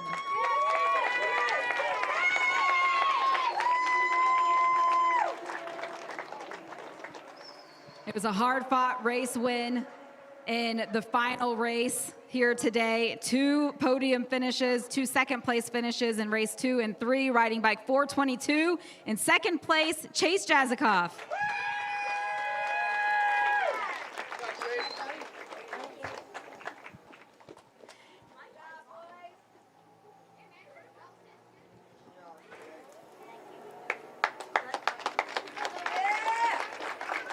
And at just 8 years old, after winning the first 3 of the 4 races, a second place finish in the final race of the weekend, our Mission MotoAmerica Mini Cup national champion, riding the 26, Cruz Texter.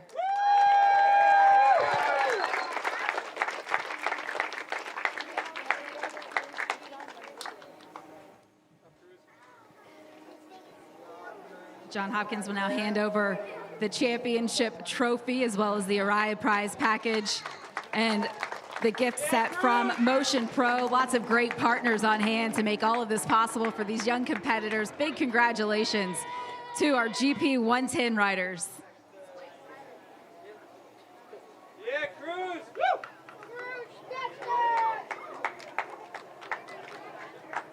Big round of applause, yes. Big smiles, I love it. The next generation all coming up through it. All right, we are also going to have Ryan Nelson on behalf of the AMA hand out the #1 plate to our Mini Cup national champion, Cruz Texter.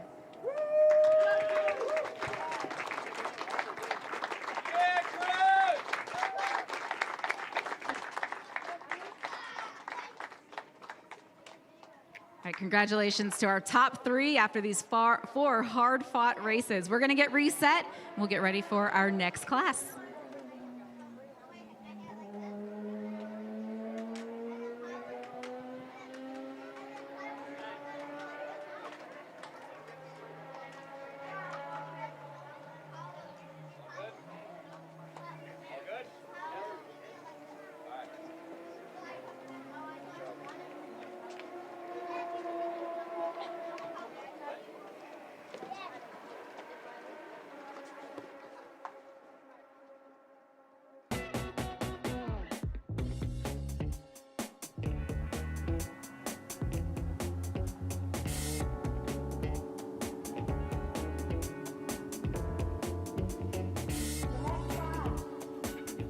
That we will have out to celebrate after 4 races.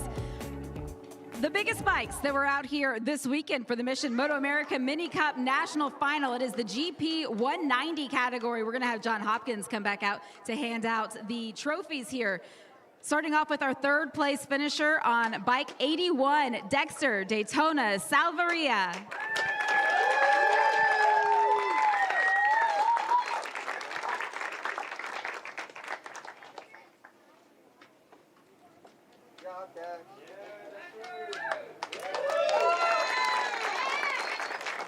And finishing in 2nd with a pair of 2nd place finishes to kick off day 1 on bike 44, Connor Raymond.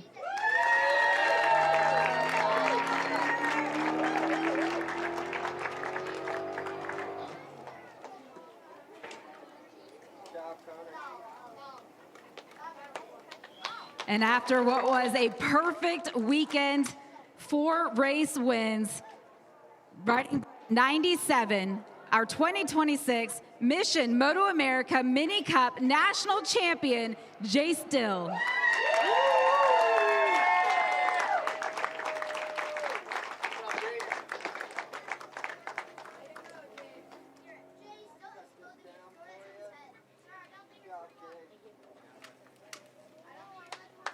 Championship trophies high.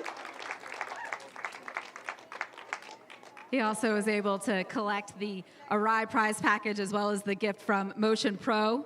Also here in the 190 class, John Hopkins has the honor of being able to hand out the ticket to go race in Spain for the world title as well for their top 2 here in the GP 190 class.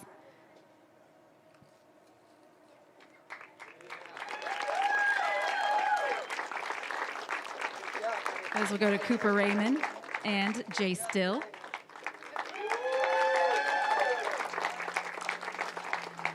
And Corey Maynard on behalf of Dunlop with one of the coolest trophies in motorsports, the guitar to our champion in the GP 190, Jay Still.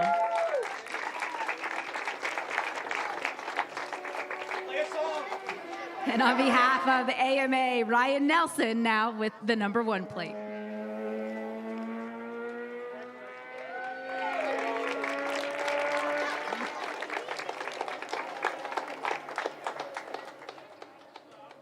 Such a cool shot at everything that was on hand here, all the partners that came together to make this weekend possible. Big congratulations to our top 3 here in the Mission MotoAmerica Mini Cup National Final GP 190 class.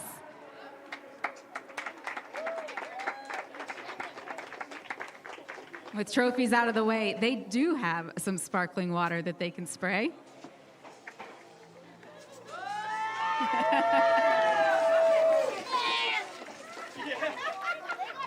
They knew exactly what to do. Congratulations, guys.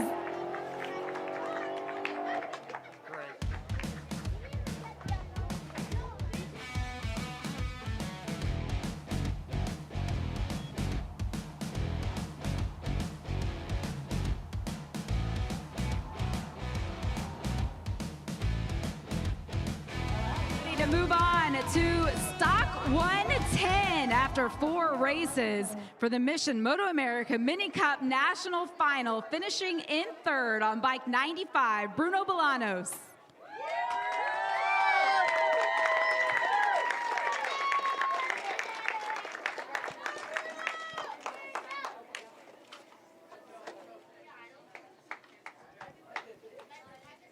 Chuck Axlin comes in with the trophy here for the championship weekend. Big congratulations. And finishing in 2nd with 2 second-place finishes and a race win in race number 3 on bike 422, Chase Jazikoff.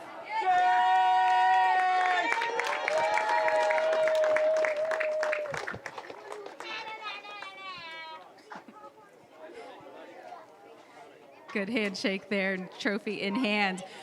For our champion, he had to fight back hard at the end for this one after winning both of the first races on day number 1, a 2nd place finish, and race number 2, and then coming through the pack there at the end on the last lap for the Mission MotoAmerica Mini Cup National Final, Stock 110, riding the 26 Cruise Texter.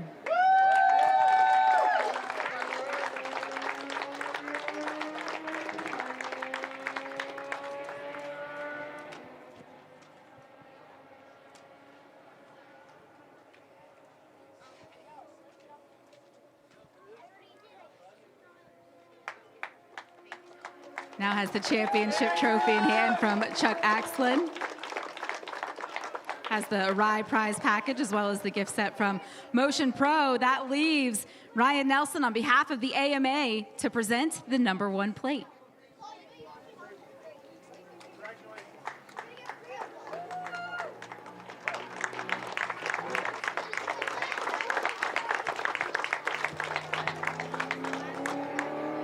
Congratulations to our champions and our top 3 and all of the riders that were out here this weekend. You put on such a great show of not only racecraft, but also of camaraderie and companions. And it was really a lot of fun to be out here to watch all of you guys gain some more experience and have a great time. And it was just a lot of fun. So thank you for everything that you guys brought to all of us here this weekend.